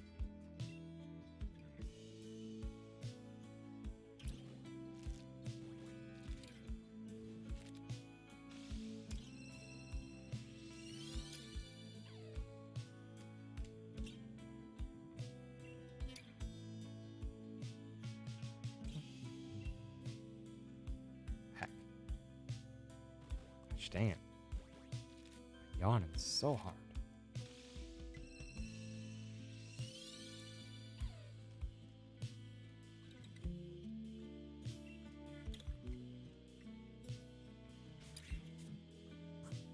Some event raid wishing pieces early on. Haven't had anything. Really? I suppose I've never paid attention to any of the event stuff. I've only like seen the event stuff when I was like doing competitive and Rena was like retweeting it. It was when it was like, here's a free competitively trained shiny Among Us. It's like, neat. I'll take that. Hi, Greg. Thanks for stopping by. For shiny Delibird, it goes from red to blue. Nice.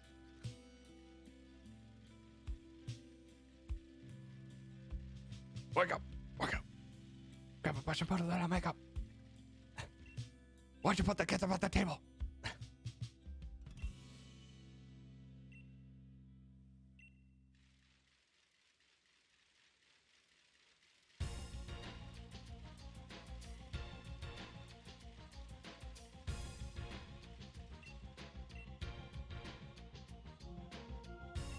God damn. Don't fuck the pizzas, Greg. I know it's a good day, but don't fuck the pizzas.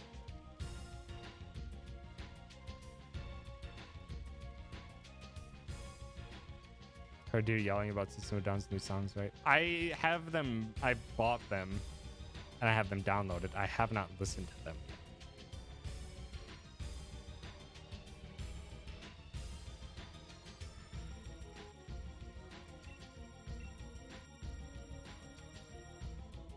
But I like System of a Down stuff. So.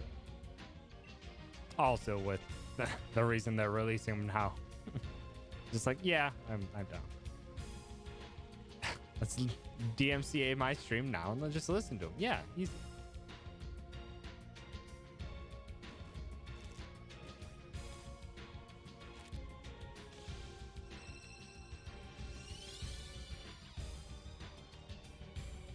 I already got not DMCA, but like copyright notice for my Kingdom Hearts randomizer streams.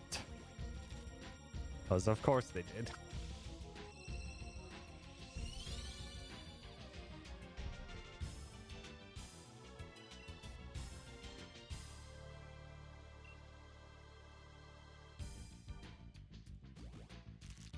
God damn, hearing just even 2 songs from Legend of Dragoon. Weirdly still in a PS1 JRPG mood. Thinking of Legend of Dragoon again.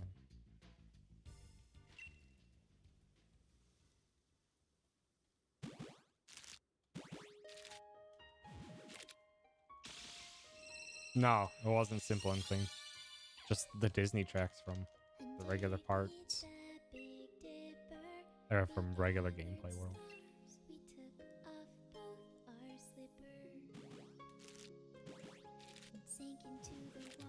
Like, this is Halloween. Always gets flagged.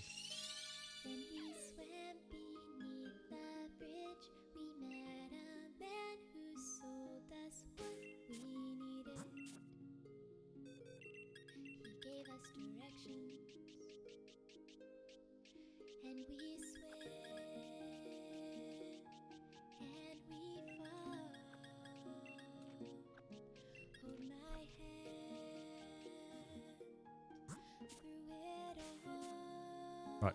Rakuen? If you've played To the Moon, that is very much what Rakuen is like. Very emotional RPG maker, story-driven game. And I absolutely loved it. It fucked me up, though. Oh, fuck. I cried so hard at the end of Rakuen. I streamed that playthrough.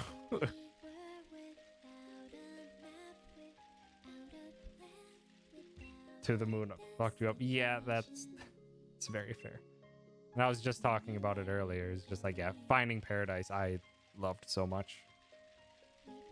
Though the core messaging behind, or the core theme slash message behind Finding Paradise was very different than To the Moons, but I still found it I really enjoyed it. Get into To the Moon twice, just didn't eventually want to. It's a game where it's just like, it's not like I'm gonna get into it. The game's 4 hours long. The entire game. It's just a story. So it's basically just the like, I'm just gonna take a time out and I'm just gonna play it. Just one sitting, just finish it out. Rockawin's a bit longer, but like Finding Paradise and To the Moon, it's like very much like singular sitting type of game.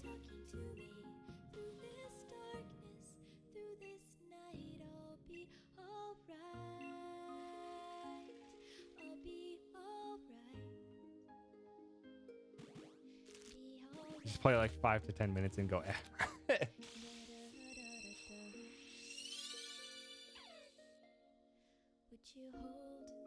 That's fair. You're not, you haven't gotten too much into it. Yeah, a lot of the RPG Maker games tend not to be terribly long.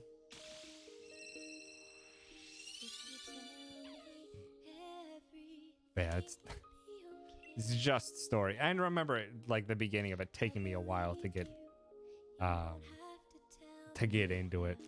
But once I was like an hour in, I was just like, okay, I'm finishing this now. Just became so enraptured after a while. More accurate example of your autism in a video game or book. That is very true. It seemed quite accurate and understanding of autism.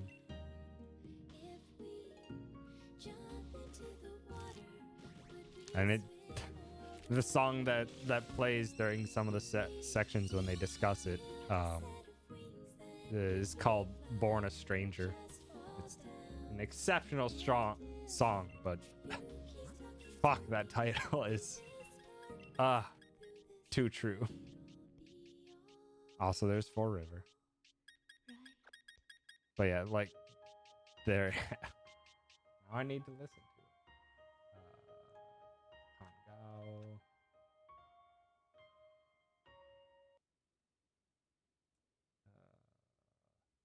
Born a Stranger. The riff from this song is so good.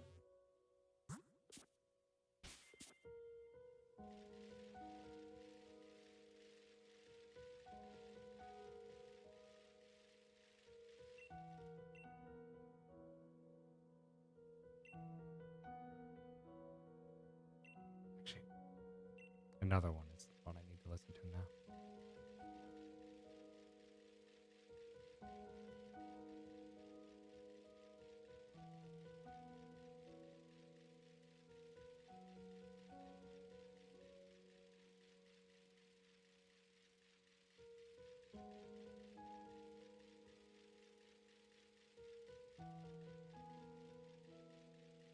While I was on my very long road trip last year, I listened to so many video game soundtracks, like from beginning to end. And yeah, there was one road trip. I think it was the road trip when I was going out to see Kung, or Mithra now, which is going from Colorado all the way through the mountains over into Utah. And once I got out of the mountains, it was just like all like To the Moon, Finding Paradise, and Rockaway. And I'm just like, that was a very teary filled drive. But it was very nice nonetheless. Oh, then I wanted this one. If you're familiar with this riff, two parts of it are my alerts.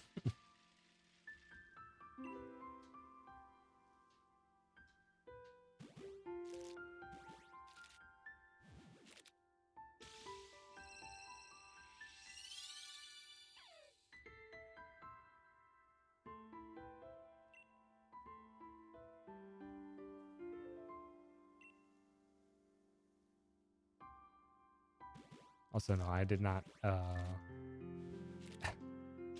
I've never seen the companion comic.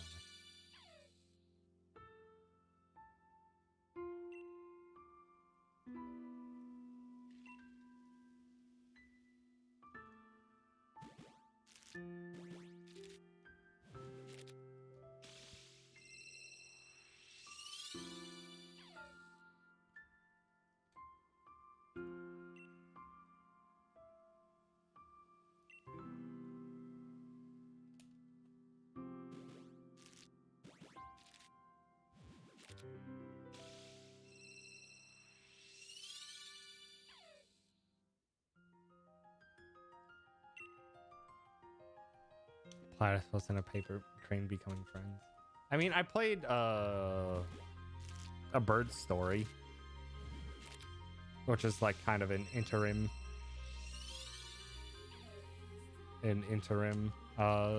short game in between To the Moon and Finding Paradise that has no written words. It's all conveyed through the visual imagery and music and the snippets of gameplay. Actually, no, it's more of a prequel.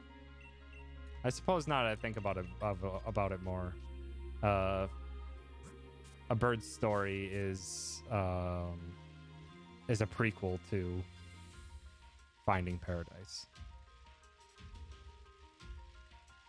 Marcoin's been downloaded. Nice. I hope you really enjoy it, Juice.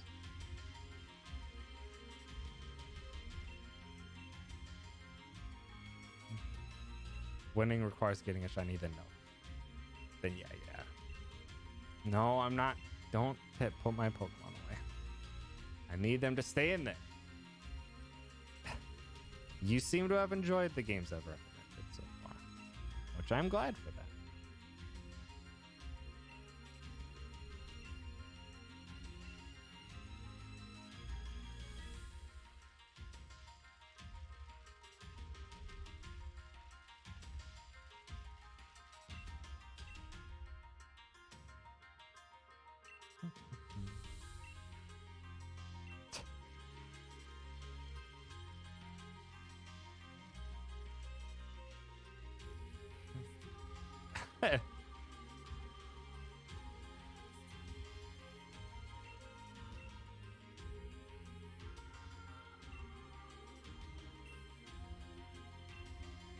What are you even talking about anymore, Era?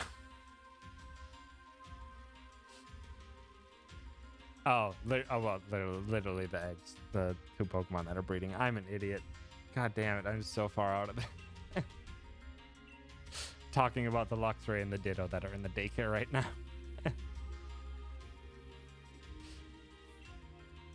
Breed for my gain until we find your genetically mutated offspring.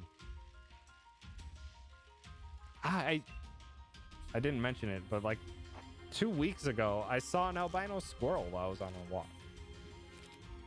It's really neat.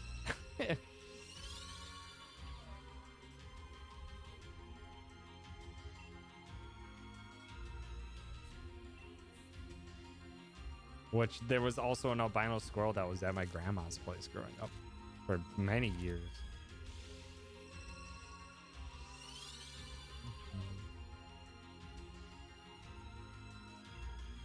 Full odds shiny squirrel? Pog.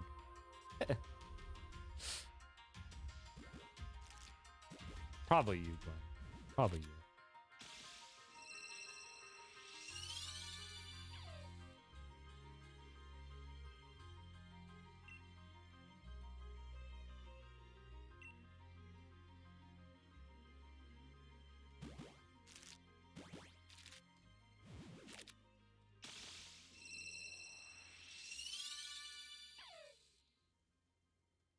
Well, your odds are worse if you're still hunting the Reggies.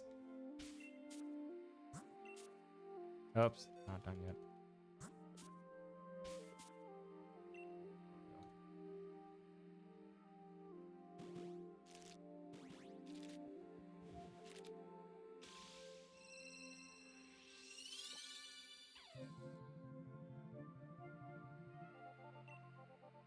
And Greg's the one who's gonna get the shiny.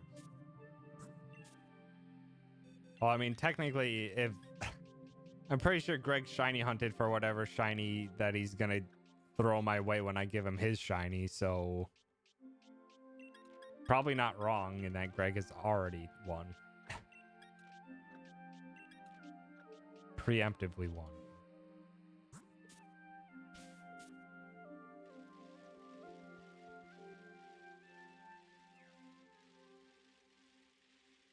So ridiculous.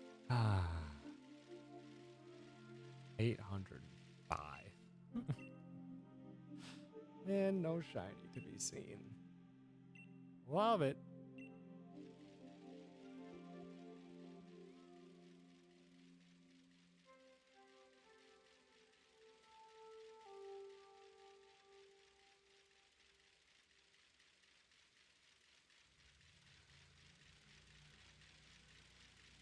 Get Apex stickers. Nice.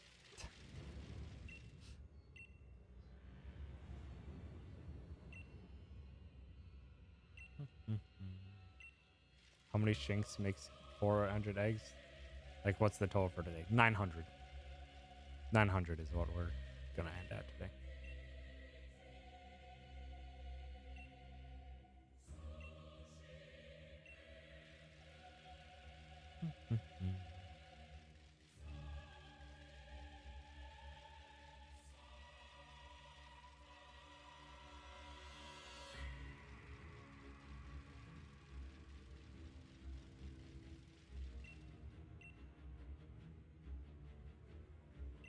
Animated background and avatar overlays. Yeah, you can.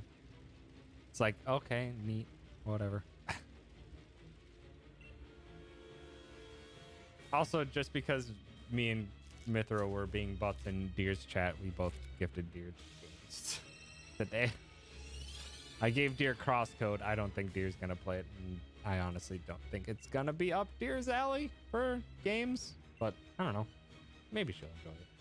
I love the hell out of Crosscode. Crosscode is like in my top 5 favorite games of all time. And it's now available on fucking everything. Steam, Switch, PS4, Xbox. I love it.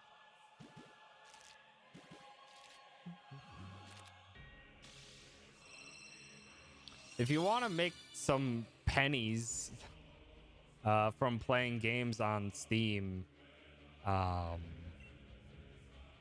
you can sell your cards that you get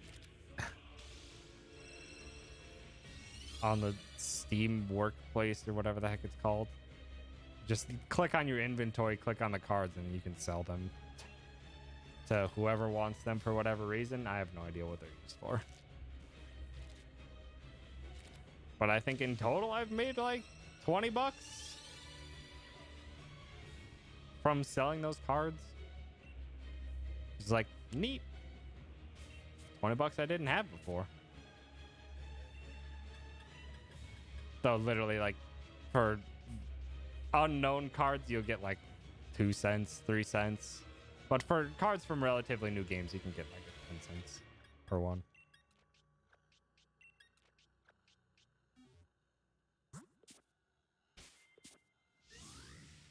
I don't really know what any reward or anything is for those cards. I've never tried.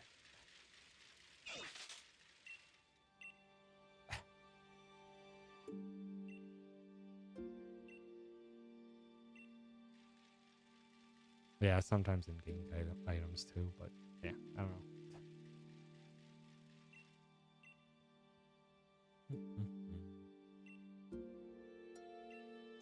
They mean nothing.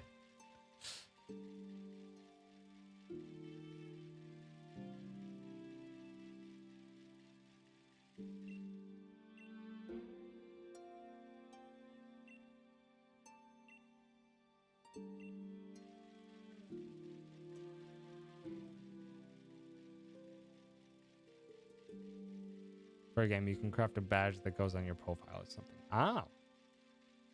Neat. Maybe I should have saved up some of my Hades ones.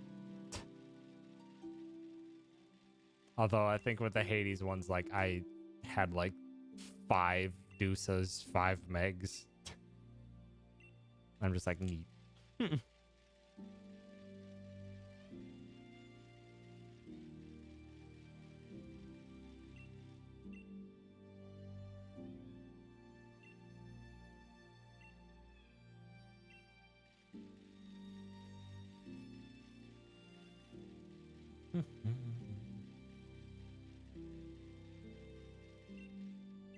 Also, now I only have 1 prophecy left in Hades, and that's to get good at the harp. I don't know how to get any better at the harp, but that's the only prophecy I've left.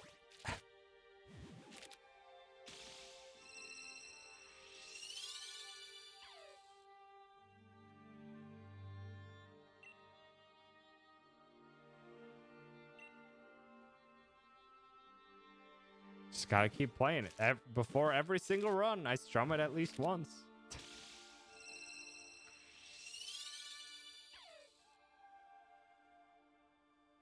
Literally just keep playing it. Just spam on it for minutes at a time.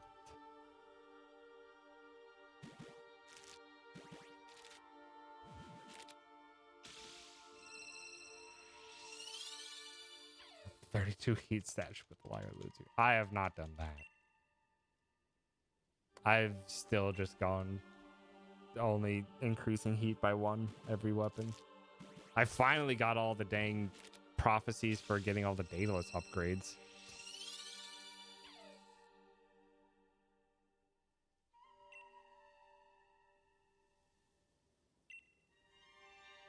And I got heat 11 done with the gun. I beat Extreme Measures 4. Or I beat Extreme Measures Hades. That was super fun. And he beat the crap out of me. Still, I had a very high damage build, so did it.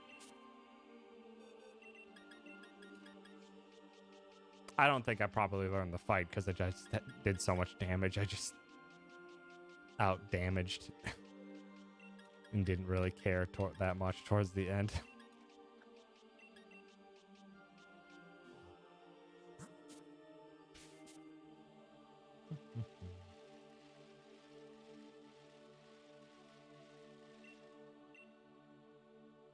I think the next statue I needed 16, but I'm just gonna have to eventually just be like, okay, I'm doing a 16 heat run this time,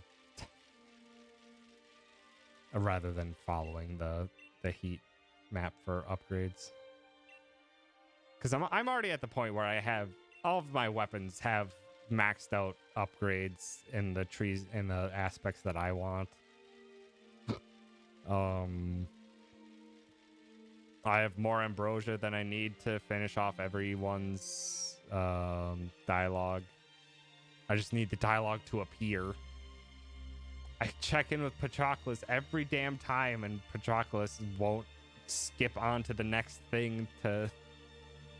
However, they're gonna hopefully be reunited with Achilles. Hypnos never changes his line because I never die in any way outside of finishing my runs, because I'm on like a streak of 40 now.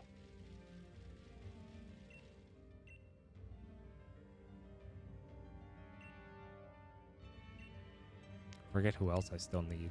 Sisyphus I just finished. Hermes I still need. Demeter I still need. And I think I need Artemis as well. I think those are all the ones that I still need to finish.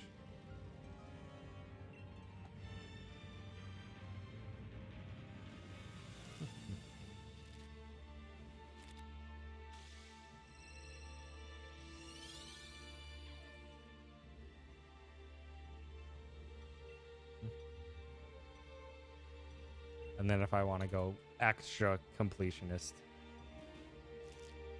didn't know you needed to talk to him with the plume. Just finished him today. Well, I talked to him with the plume at least once. I just don't know how often you have to talk to him with the plume.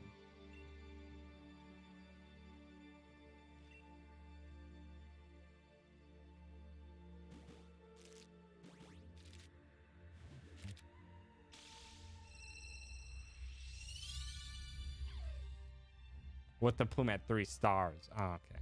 Then I just need to talk to him. Or I just need to put the plume on again. I have all the keepsakes maxed out, so that's fine. Because I still need to do links with someone. I'm still missing one of the companions.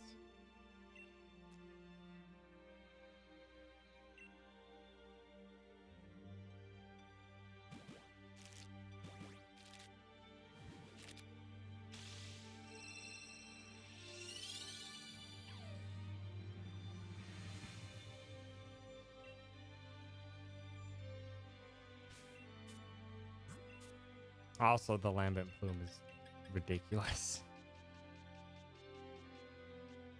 Just never taking that off in a run ends up with like, I think I had 30 plus dodge, which is ridiculous. Gotten so far into the dialogue that Hades has been repeating old lines from the beginning. Well, yeah, like every single encounter, if you complete it fast at a rank 3 lambent plume is 1.2% dodge chance. And just my playstyle is very aggressive. That with almost every single encounter, I'm getting the bonus. So it just stacks up.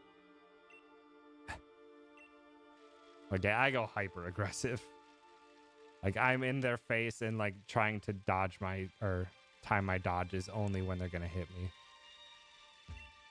Since your Zeus shield is 24 heat. Yeah, you can be very safe with the Zeus shield. Just toss that out and hide behind your shield for a while.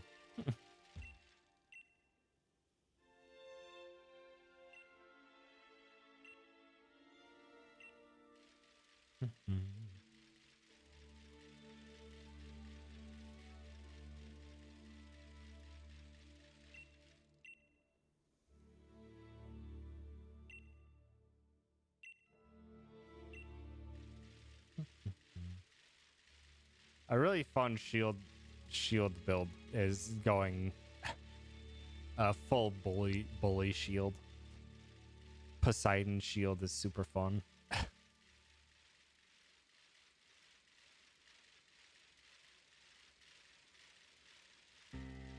Just constantly launching every single enemy into the wall, increasing your wall slam bonus or your wall slam damage, creating a shockwave when it wall slams. Just bully shield build.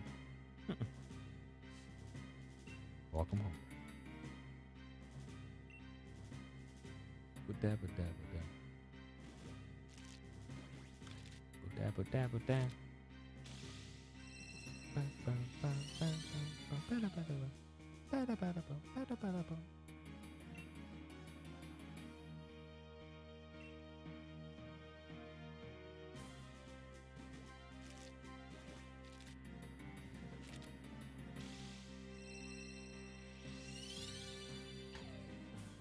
Option for close guys, flood dash, flood attack, Beowulf shield. I didn't like the Beowulf shield, but I didn't really experiment much with it, to be honest. I just did it once and I'm like, neat, I'm fine. I'll just go back to Zeus shield preferably, and then I had to go back to regular shield because the one Daedalus hammer upgrade I needed, I couldn't use Zeus shield for.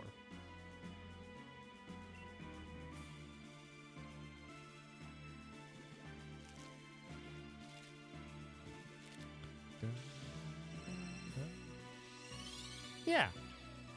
There's 6 hidden aspects.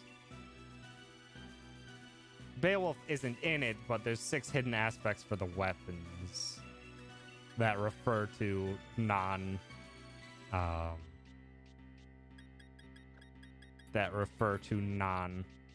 Greek mythology.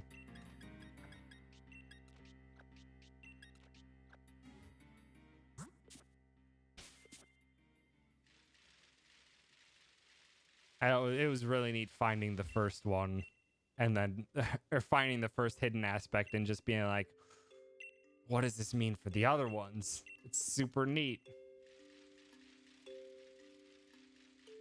There's only one that I was able to predict, really. There's one I could have based on the text that they gave me, but I just couldn't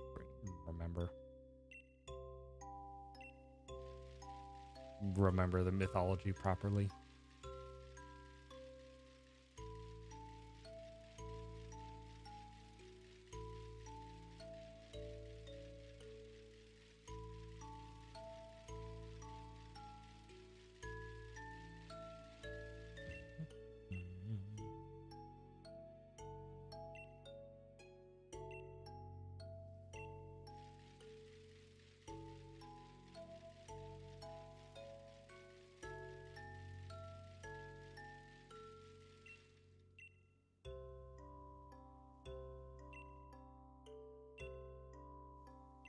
I don't know what I would do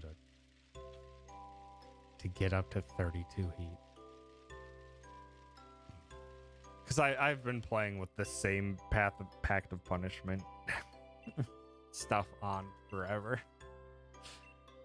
As I slowly work up my heat on every single weapon.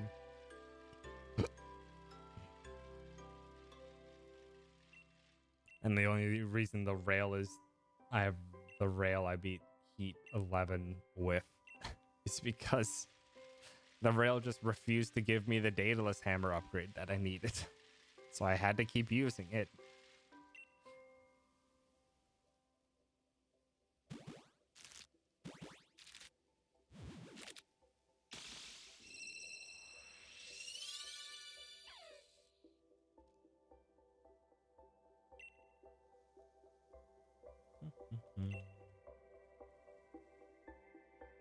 Well, you start finding a method that works for you, Greg. Once you start finding a method that works for you, you just keep plowing through section after section. Because yeah, I think I'm at 50. I think I'm at 52 wins now. And my current streak is 40. And I'm at a total of like 75 runs. Oh yeah, if you're prioritizing the prophecies, there's a lot of stuff that you're trying to farm for too. But yeah, it's just like I got to a point where I'm just like, I can pretty safely finish a run of Hades.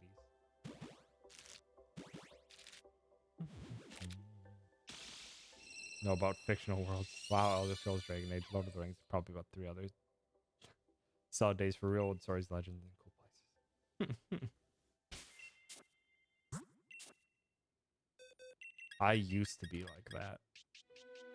I knew so much of Dragon Age at a point in time, and the Halo universe, and the Mass Effect universe.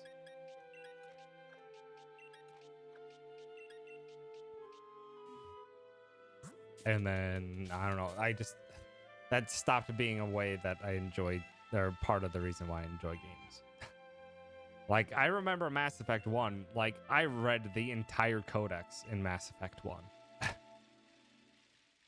The codex is literally just there for lore and backstory of stuff. But that's what I enjoyed doing at that point in time. Just seeing what universe they built. And Dragon Age was also around that time, and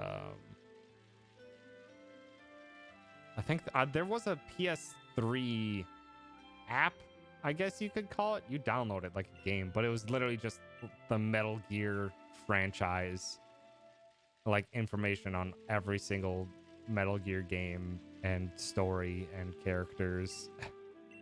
It's like an encyclopedia for Metal Gear. I remember reading through all of that too. Also, yeah, they're remastering the Mass Effect trilogy now. Which is like neat. I'm never going to go back to those games. Those games were so much a time and a place for me. Whom's birthday is next? But yeah, I can't go back to Mass Effect. It's just too much. List. Hard labor 1, lasting consequences 1, jury summons 1, extreme measures 4, calisthenics program 2, benefits package 2, middle management, otherworld customs, forced overtime, heightened security, damage control 2, approved. Yeesh. Yeesh. Nah, I think Queen headed out today. That's a lot. I think I could do that. But that's a lot. I would need to be using the bow. I would need to be using Aspect of Karen bow. Because, yeah. Aspect of Karen bow is like, that's my playstyle. Or maybe I can roll with the regular bow too. Because like my 2 fastest times were by far with the bow.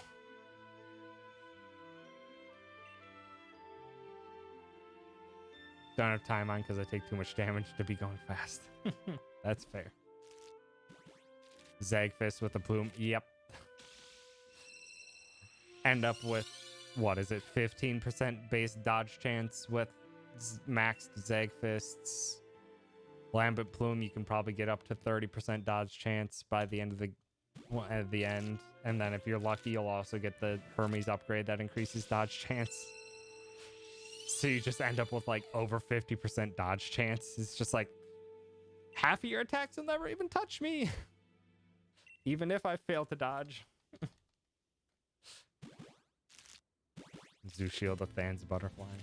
Yeah, you can play it safe and just stack up your damage. For me, I've just been, it's Persephone's Pomegranate.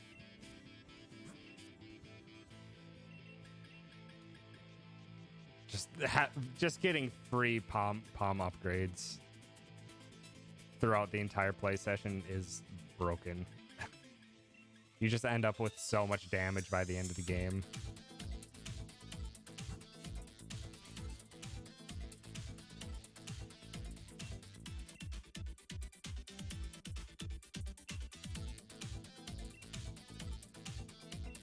And then if you're mean with the Aspect of Karen on the bow, you can just get something that just does such asinine levels of damage.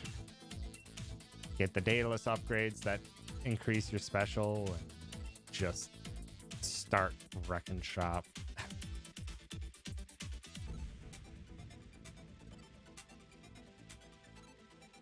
Palm and Asphodel and Elysium. That's interesting. Like, the Palm, like, it's so good early because it's so good hyper early because you only have like 1 or 2 ability or 1 or 2 boons. So you'll get those boons very boosted very early. And then it's extra good when you get into Styx. Because every single one of those tiny rooms counts as an encounter for the Palm. So you get 1 free Palm just by going into, or by finishing 1 of the routes in Styx. It does not work like that with, I believe, any of the other ones that are encounter based. I know Hermes' Feather only works on a per route basis in Styx. I believe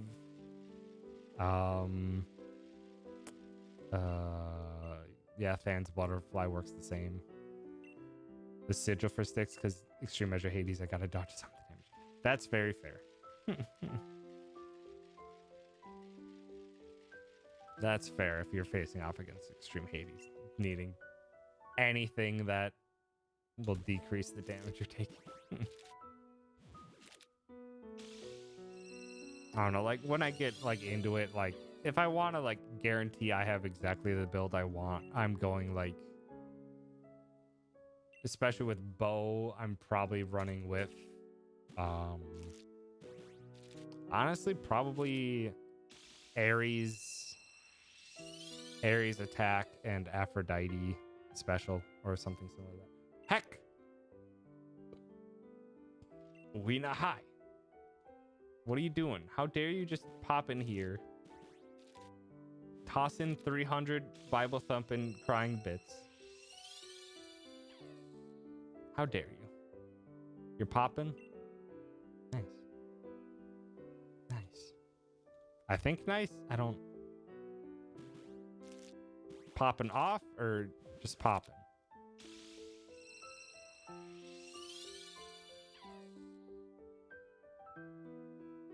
Pop, pop. I don't have that BTTV emote.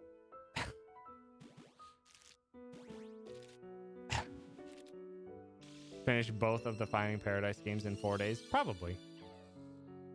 I would assume so. Finding Paradise is a similar length as To the Moon, and A Bird's Story is half that length. So I think you'd be able to do it pretty safely.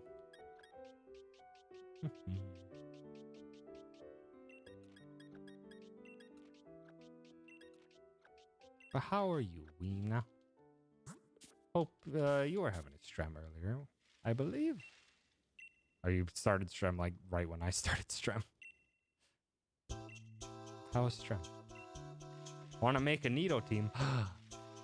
Yes. Yes. What if you make an only Nido team? Nidoran male, Nidoran female, Nidorino, Nidorina, Nidoqueen, and Nidoking. It would lose. Find a way to make it right. Laughs in Metagross. Hi, Nikki. Thanks for stopping by. Know you.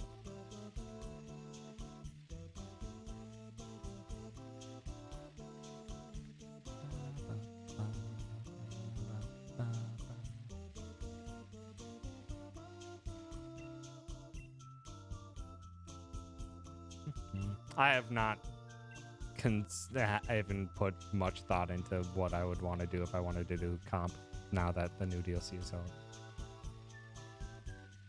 I haven't seen much of the Pokemon you were expecting, but that's because I don't play singles. That's very fair. Well, you don't play singles anymore. I'm thinking back towards what I saw from like Ultra Sun and Moon when I was like, or just regular Sun and Moon when I stopped by that for a bit, which was like Metagross, Kartana, other Ultra Beasts, the Tapus, Salamence. But I think Salamence was mostly because it was Mega Salamence. I have not looked into any of the competitive builds now that the DLC has been out. Not yet. Good night, everyone. Thanks so much for hanging out. And that's a first. That's a new one. It's not often that you have to head out for Stremon. Intimidate isn't super relevant right now because of many special attackers, or... Oh, I don't doubt the meta is wild because there's so many new possibilities that are all insanely strong. It's not just like, oh, hey, neat. They added like some things back from previous metas and maybe some new things that can be. No, it's like this one like dropped like 30 Pokemon that are viable in this in this DLC.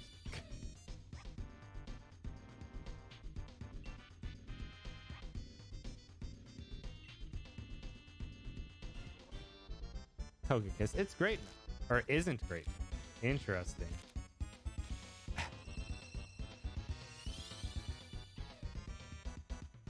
What's countering Togekiss so hard?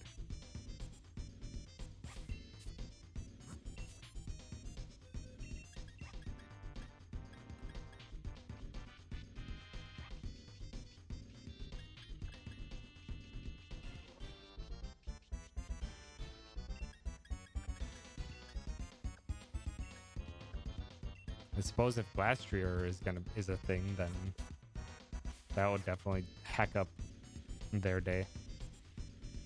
Metagross is a thing. This is also true. Metagross is a bully. Laughs in Steel type against the fairy.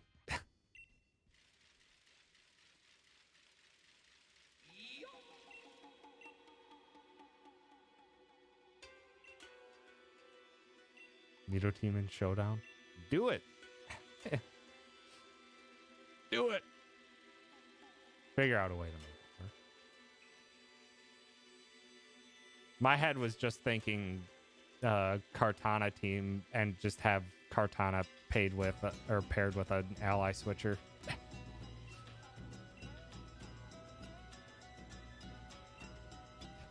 It's because Kartana's disgustingly powerful, though they die in an instant.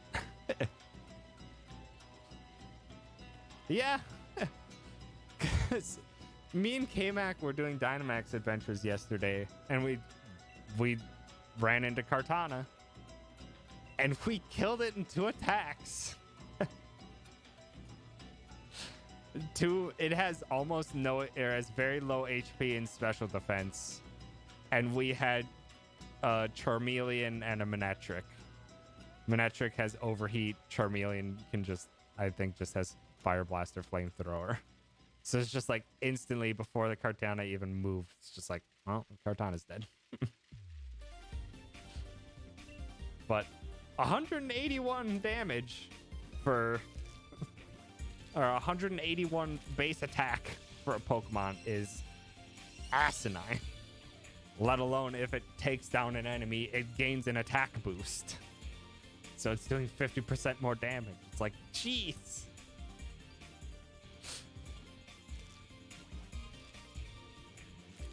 Downside is it's paper. It will die very quickly. Especially if you hit it with fire. But it can eliminate a lot of things in one hit. Focus Sash and attack. Yeah, that's why I was thinking that pair it with an ally switcher. That way you can either boost it or, like, if you wanted to run it with a Clefairy or a Clefable, have follow me so they can't target it.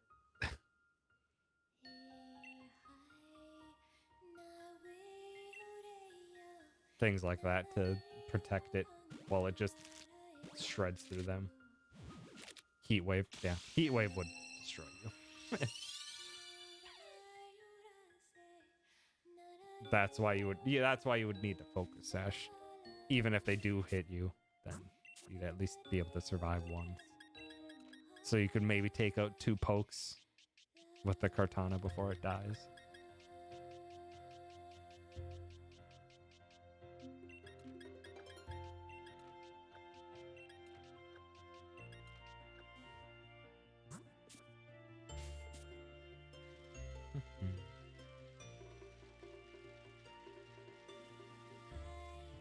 Also, I would be so awful in the current meta because I don't know the capabilities of like any of the legendaries. I have not seen them in competitive to know all of their ins and outs. I don't even know half of their abilities. Like when I saw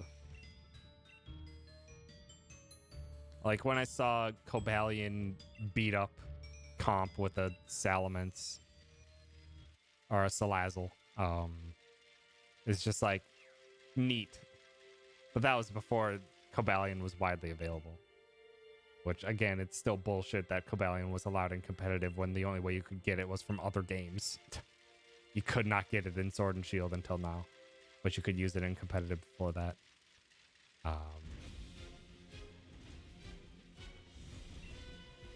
Remove status effects after switching out.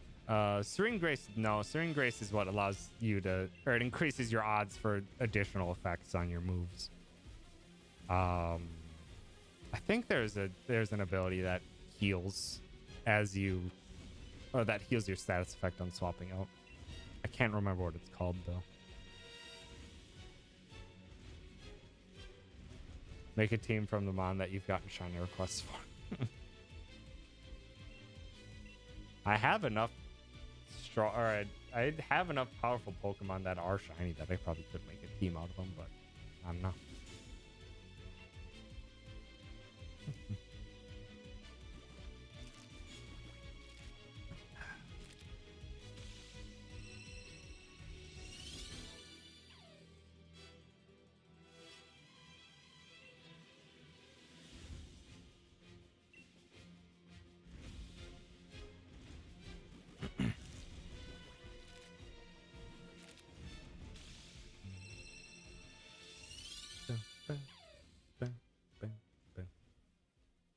Rest, move to party, the ability to remove sleep.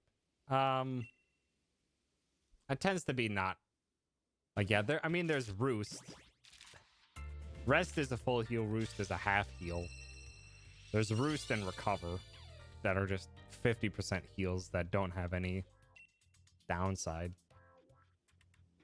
I mean, you can also, if you wanted to do resting strats, you can have a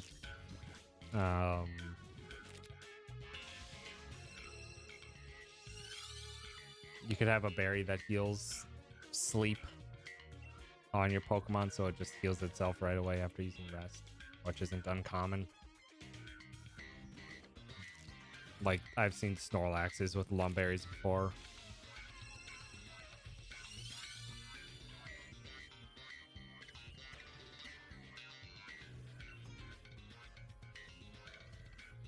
Or they'll just rest, heal off, and then if they want to be fancy, they can do a recover or a regurgitate or whatever the heck it's called, where they get the berry back.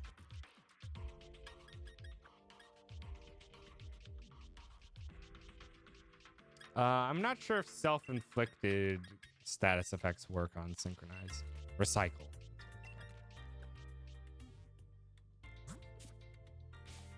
I'm not sure what all works with Synchronize.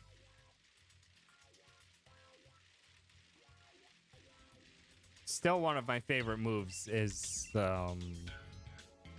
if they're expecting to use a status move on a Pokemon to swap into a Magic Bounce Hatterene to just reflect the status move back at them. But as I know too well from fighting Rena, Nuzzle doesn't care about that. Nuzzle is so frustrating. Because it's not technically a status move, but it's a guaranteed paralyze.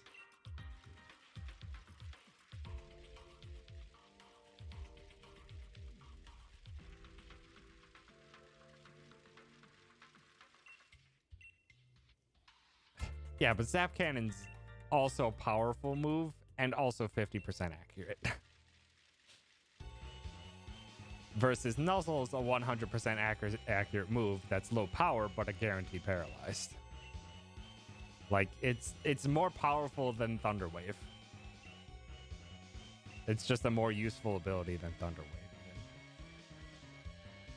Which, if you wanted to, Hatterene also can learn Nuzzle. If you wanted a Pokemon with a very slow speed to be your Nuzzle. I mean, you could Trick Room and then... Or no, you wouldn't want a Trick Room in Nuzzle.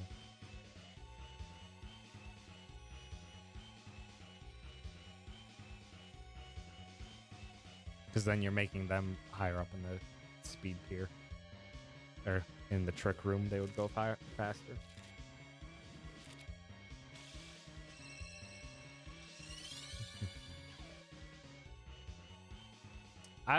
Now that I have a shiny Vaporeon, I was considering what would happen if I wanted to do a weather comp and run Weather Ball on Vaporeon.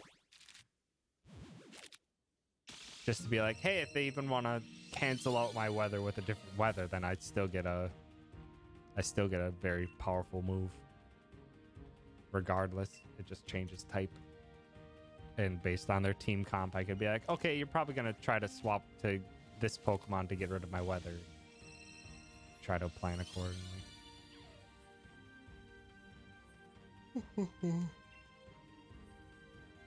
But these are just the offhand thoughts that I've had when I'm not planning on diving back into competitive at the moment.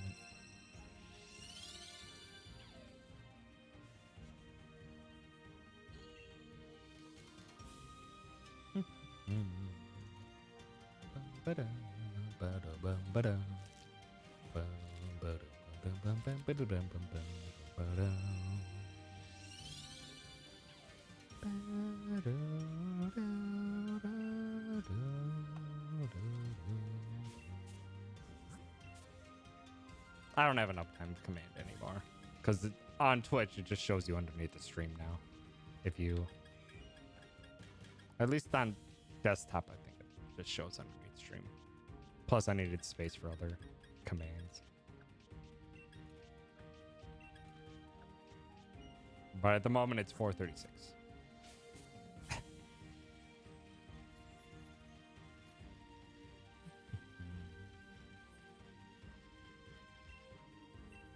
And we've only got 40 more hatches to go before stream ends.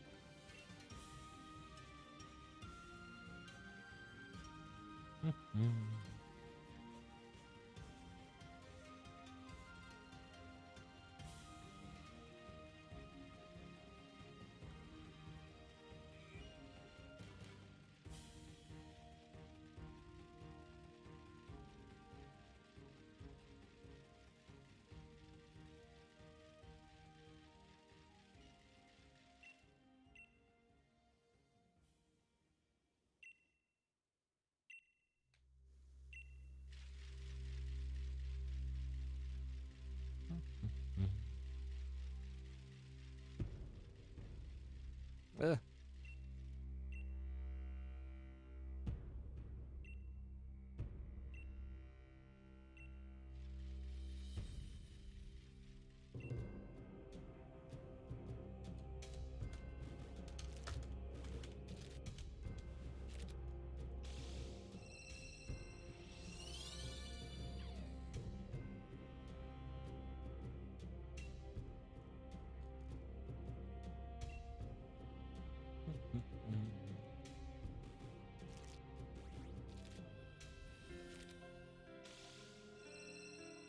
Did the survey? Nice. Thank you. There's been many a people to do the survey. Indeed. But I am very thankful for that. Definitely helps me figure things out. I had a very helpful random thought. Greg, were you all the E's? Someone just held Shift and E and just... E. Maybe.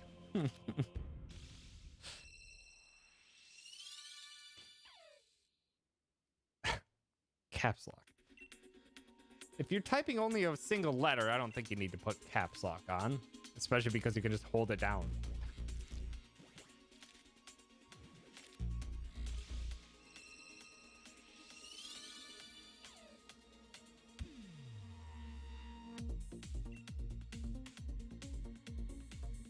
But then I only need one thing. One thingy.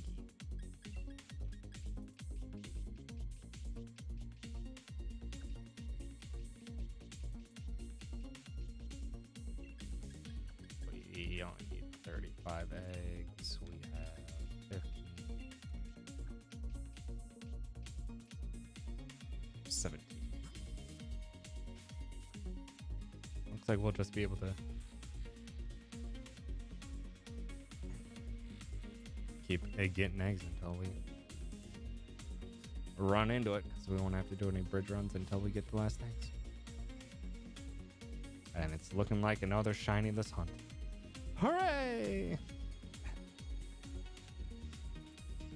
If everything is going to be capitalized, you should use shift instead of caps lock. Well, it's because you only have to hold things down. It's not like Greg hit E a bunch of times. He held down E.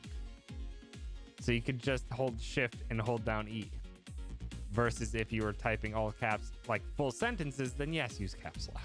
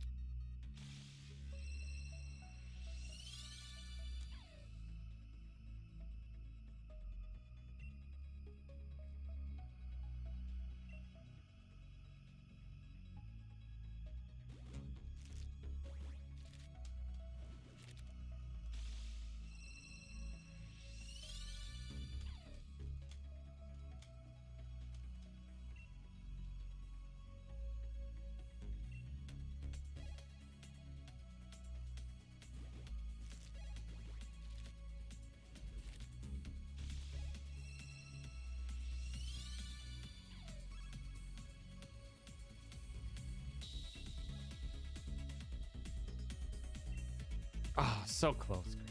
So close. Also, last nice of the night.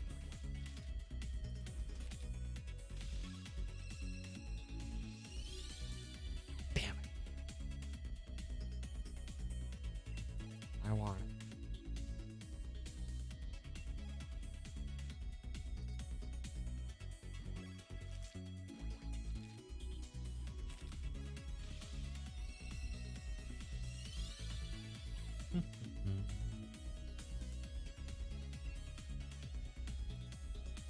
E apostrophe S.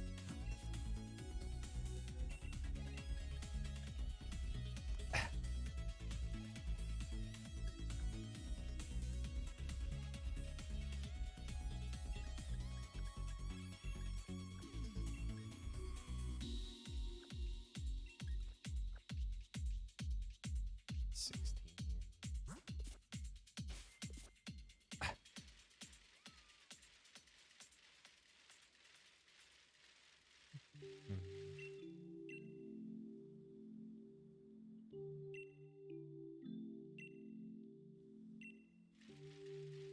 17, so I need 13 more eggs.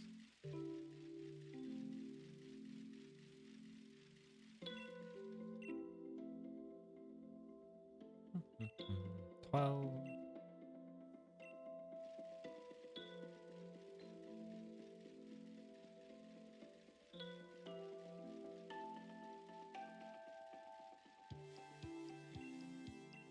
Eleven.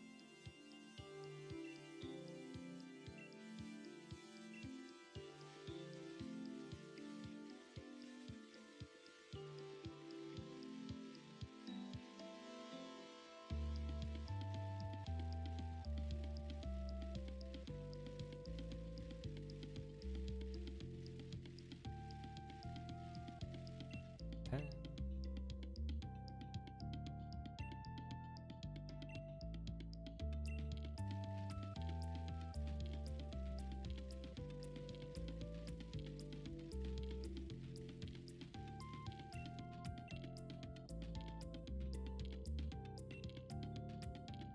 Nine.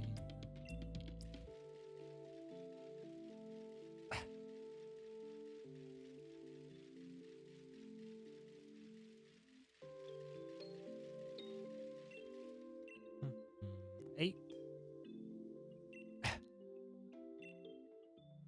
Dusk. Dawn.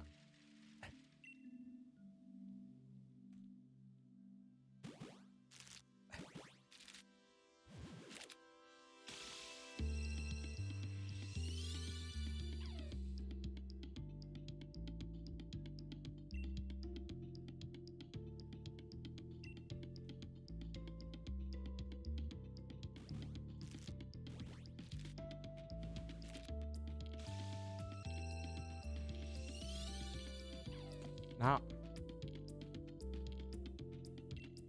I've completely forgotten what night is in Spanish. Should have known this.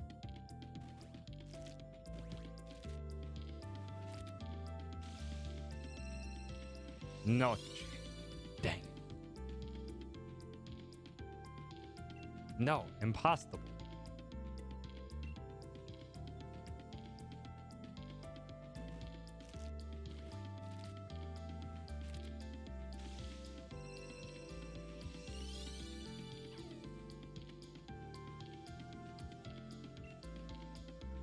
The weird autocorrect.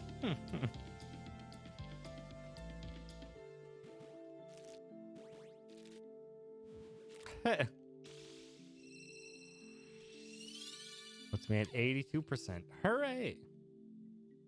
And I just consistently keep failing at the odds.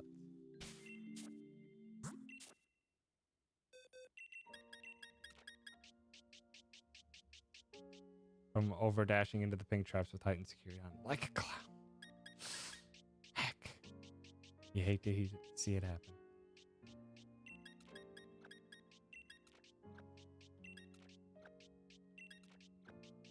Heightened security is the one where I'm just like, I don't want to put it on just because I feel like I can just be a dangus sometimes.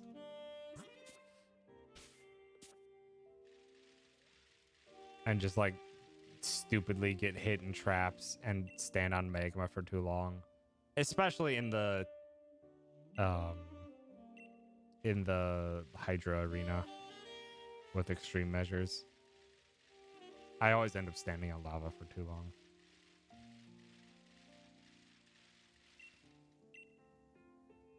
Mostly because of my playstyle is I'm very dependent on, like, I'm only repositioning basically if I'm dashing. And the dash distances are always just like ever so slightly too far and ends up like putting me like with my tiptoe barely in the lava.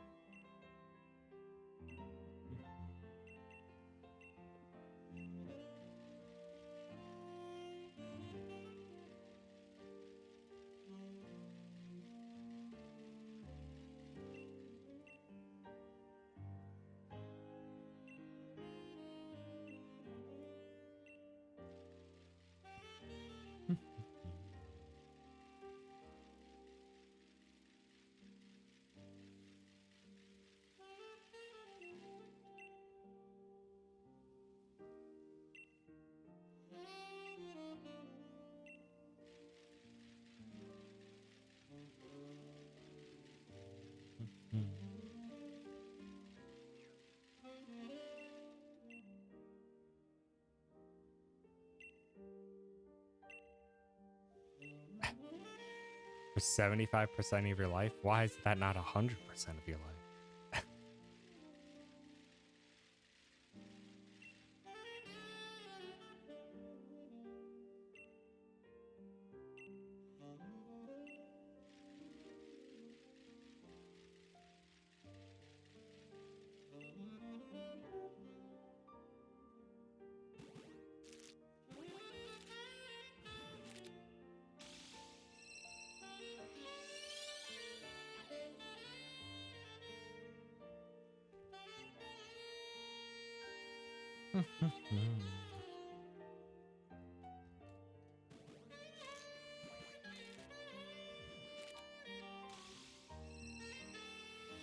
Going out of the fear of men and women is weird clothes and makeup because, frankly, that's cosplay.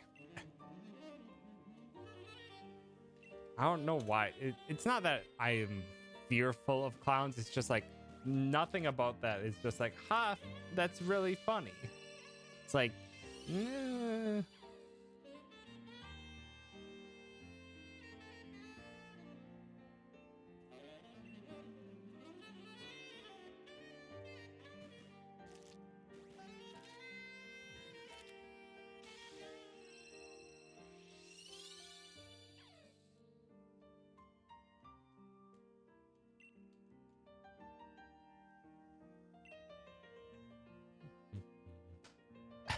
zing.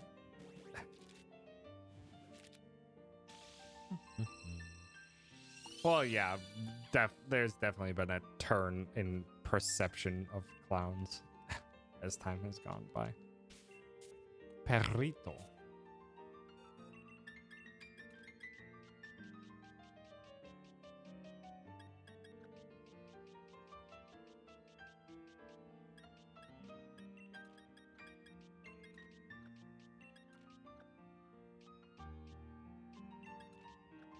One egg. One egg and we're good. Uno mas. Doggo is a trigger for it. I think they just pop time has added a cooldown.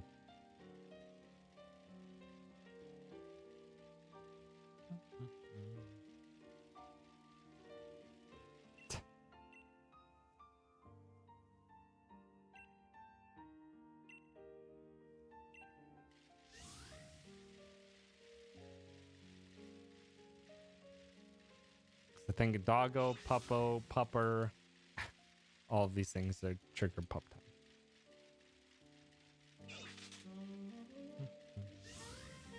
Maybe doggo isn't. Or maybe it's still on cooldown.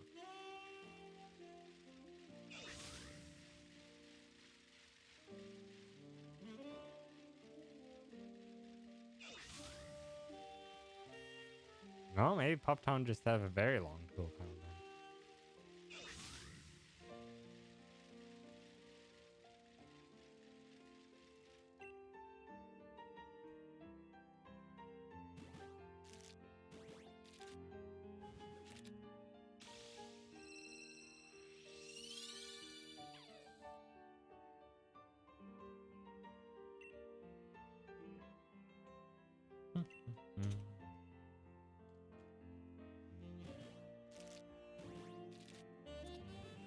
Also, now that I think about it, it's probably well beyond the time, but I'm pretty sure I passed my 2-year affiliate anniversary at this point.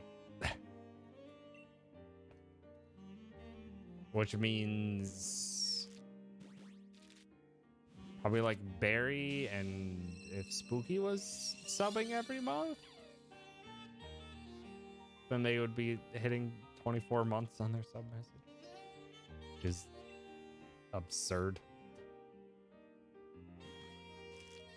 Or maybe it would be mid-November. I don't know. I can't remember. Or technically they would be hitting 25, but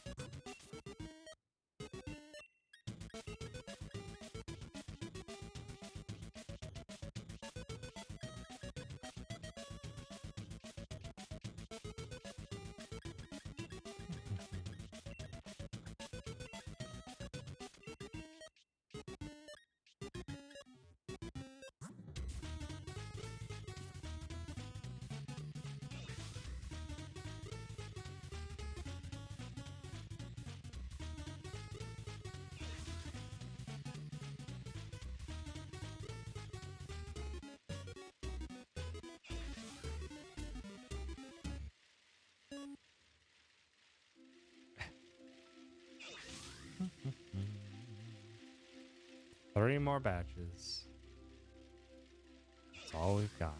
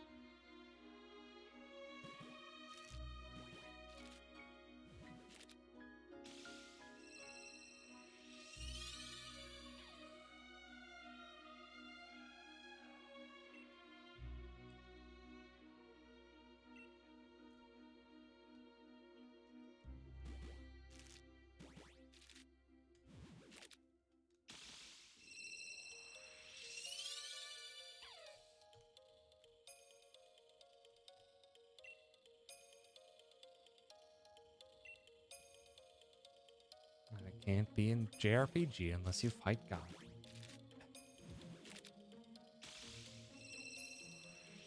When the song's title is literally "The One Who Bears Fangs at God."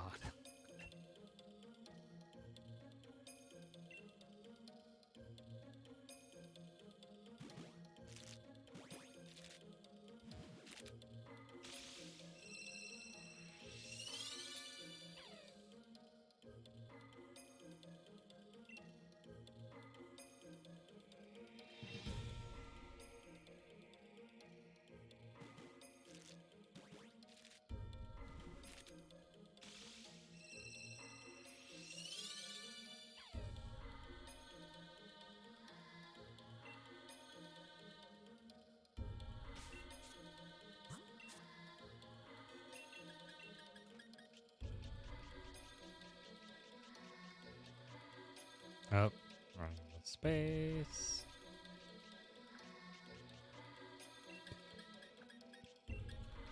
Ten Aguila.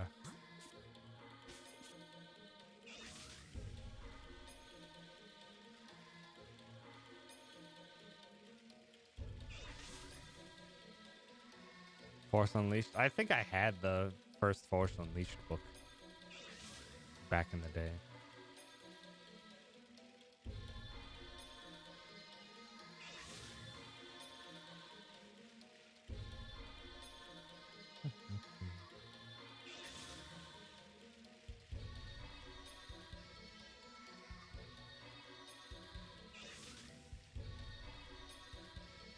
Like they've always sung about.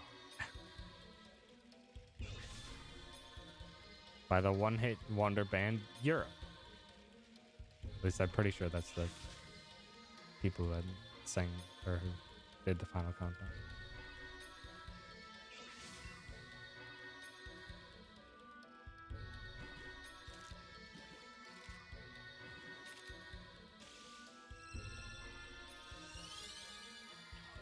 Pretty sure it was Europe. Because Africa was by Toto.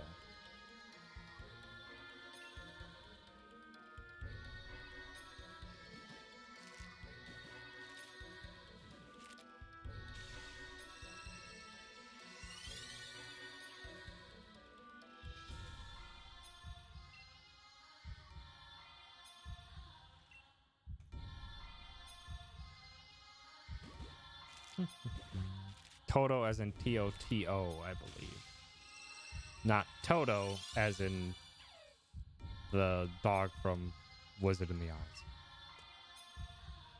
Or the Wizard of Oz. Why did I say the Wizard and the Oz?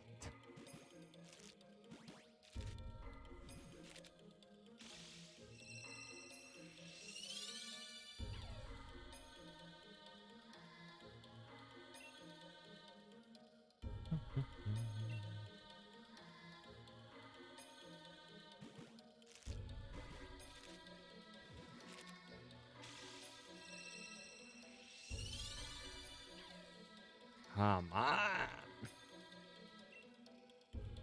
Oh, last batch. Jesus. This is absurd.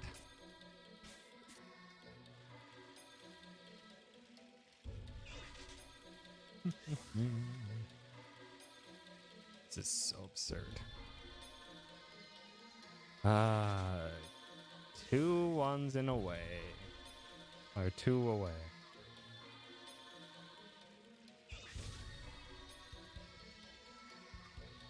No different pup. Or lion. Oh, it's the shiny lock. It's just odds. Just the odds are never in my favor anymore. They've been wasted elsewhere. They have been wasted elsewhere.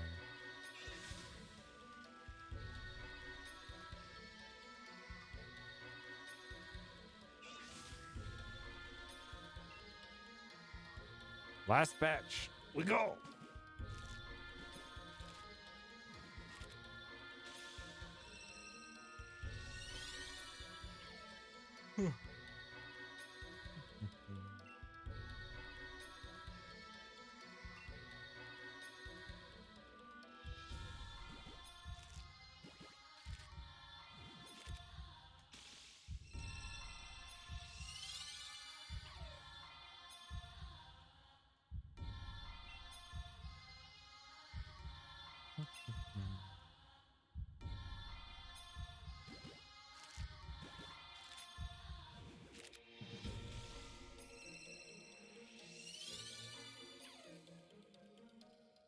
Dos más.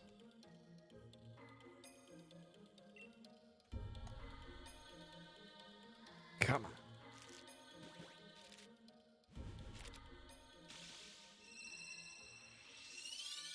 It's a dead pixel. Goddamn.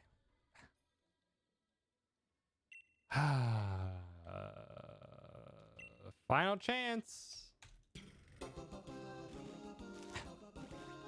It's a victory fanfare. You have to give it to me.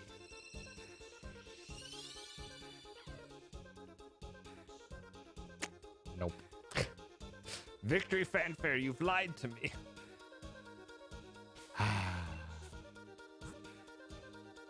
Rip. And so the journey goes on.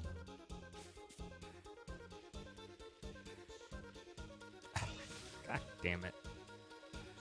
Oh, we're never gonna finish the shiny hunts. Eroc's gotta get another shiny. Eroc's gonna get another shiny before we can finish the queue again. I'm here forever. Indeed, I am. Ay, ay. Yeah. Thank you so much, everyone, for hanging out. I appreciate it. Sorry for yawning all day. I'm honestly not tired. It's just I ate way too much. Way too much pizza.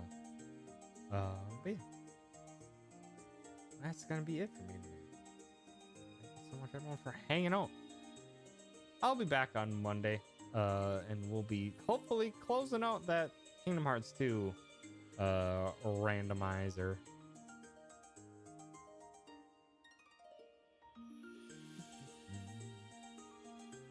Yeah. Let's go. I can't remember if I rated Bath recently or not, but Bath's having a little bit of Yeet Saber, even though it says they're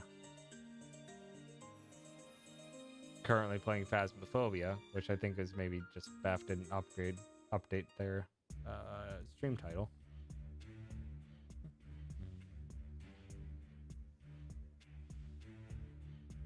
Let's go bop to some musica with Bath.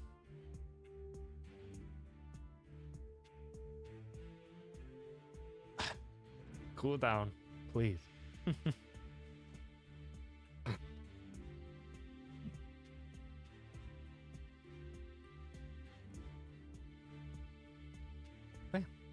Thank you so much, everyone. Wow, Greg. Wow. Yeah, thanks again, everyone, for hanging out. Appreciate it.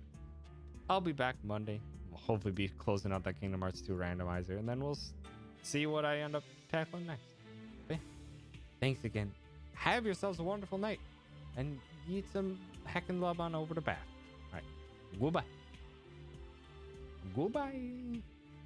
Goodbye.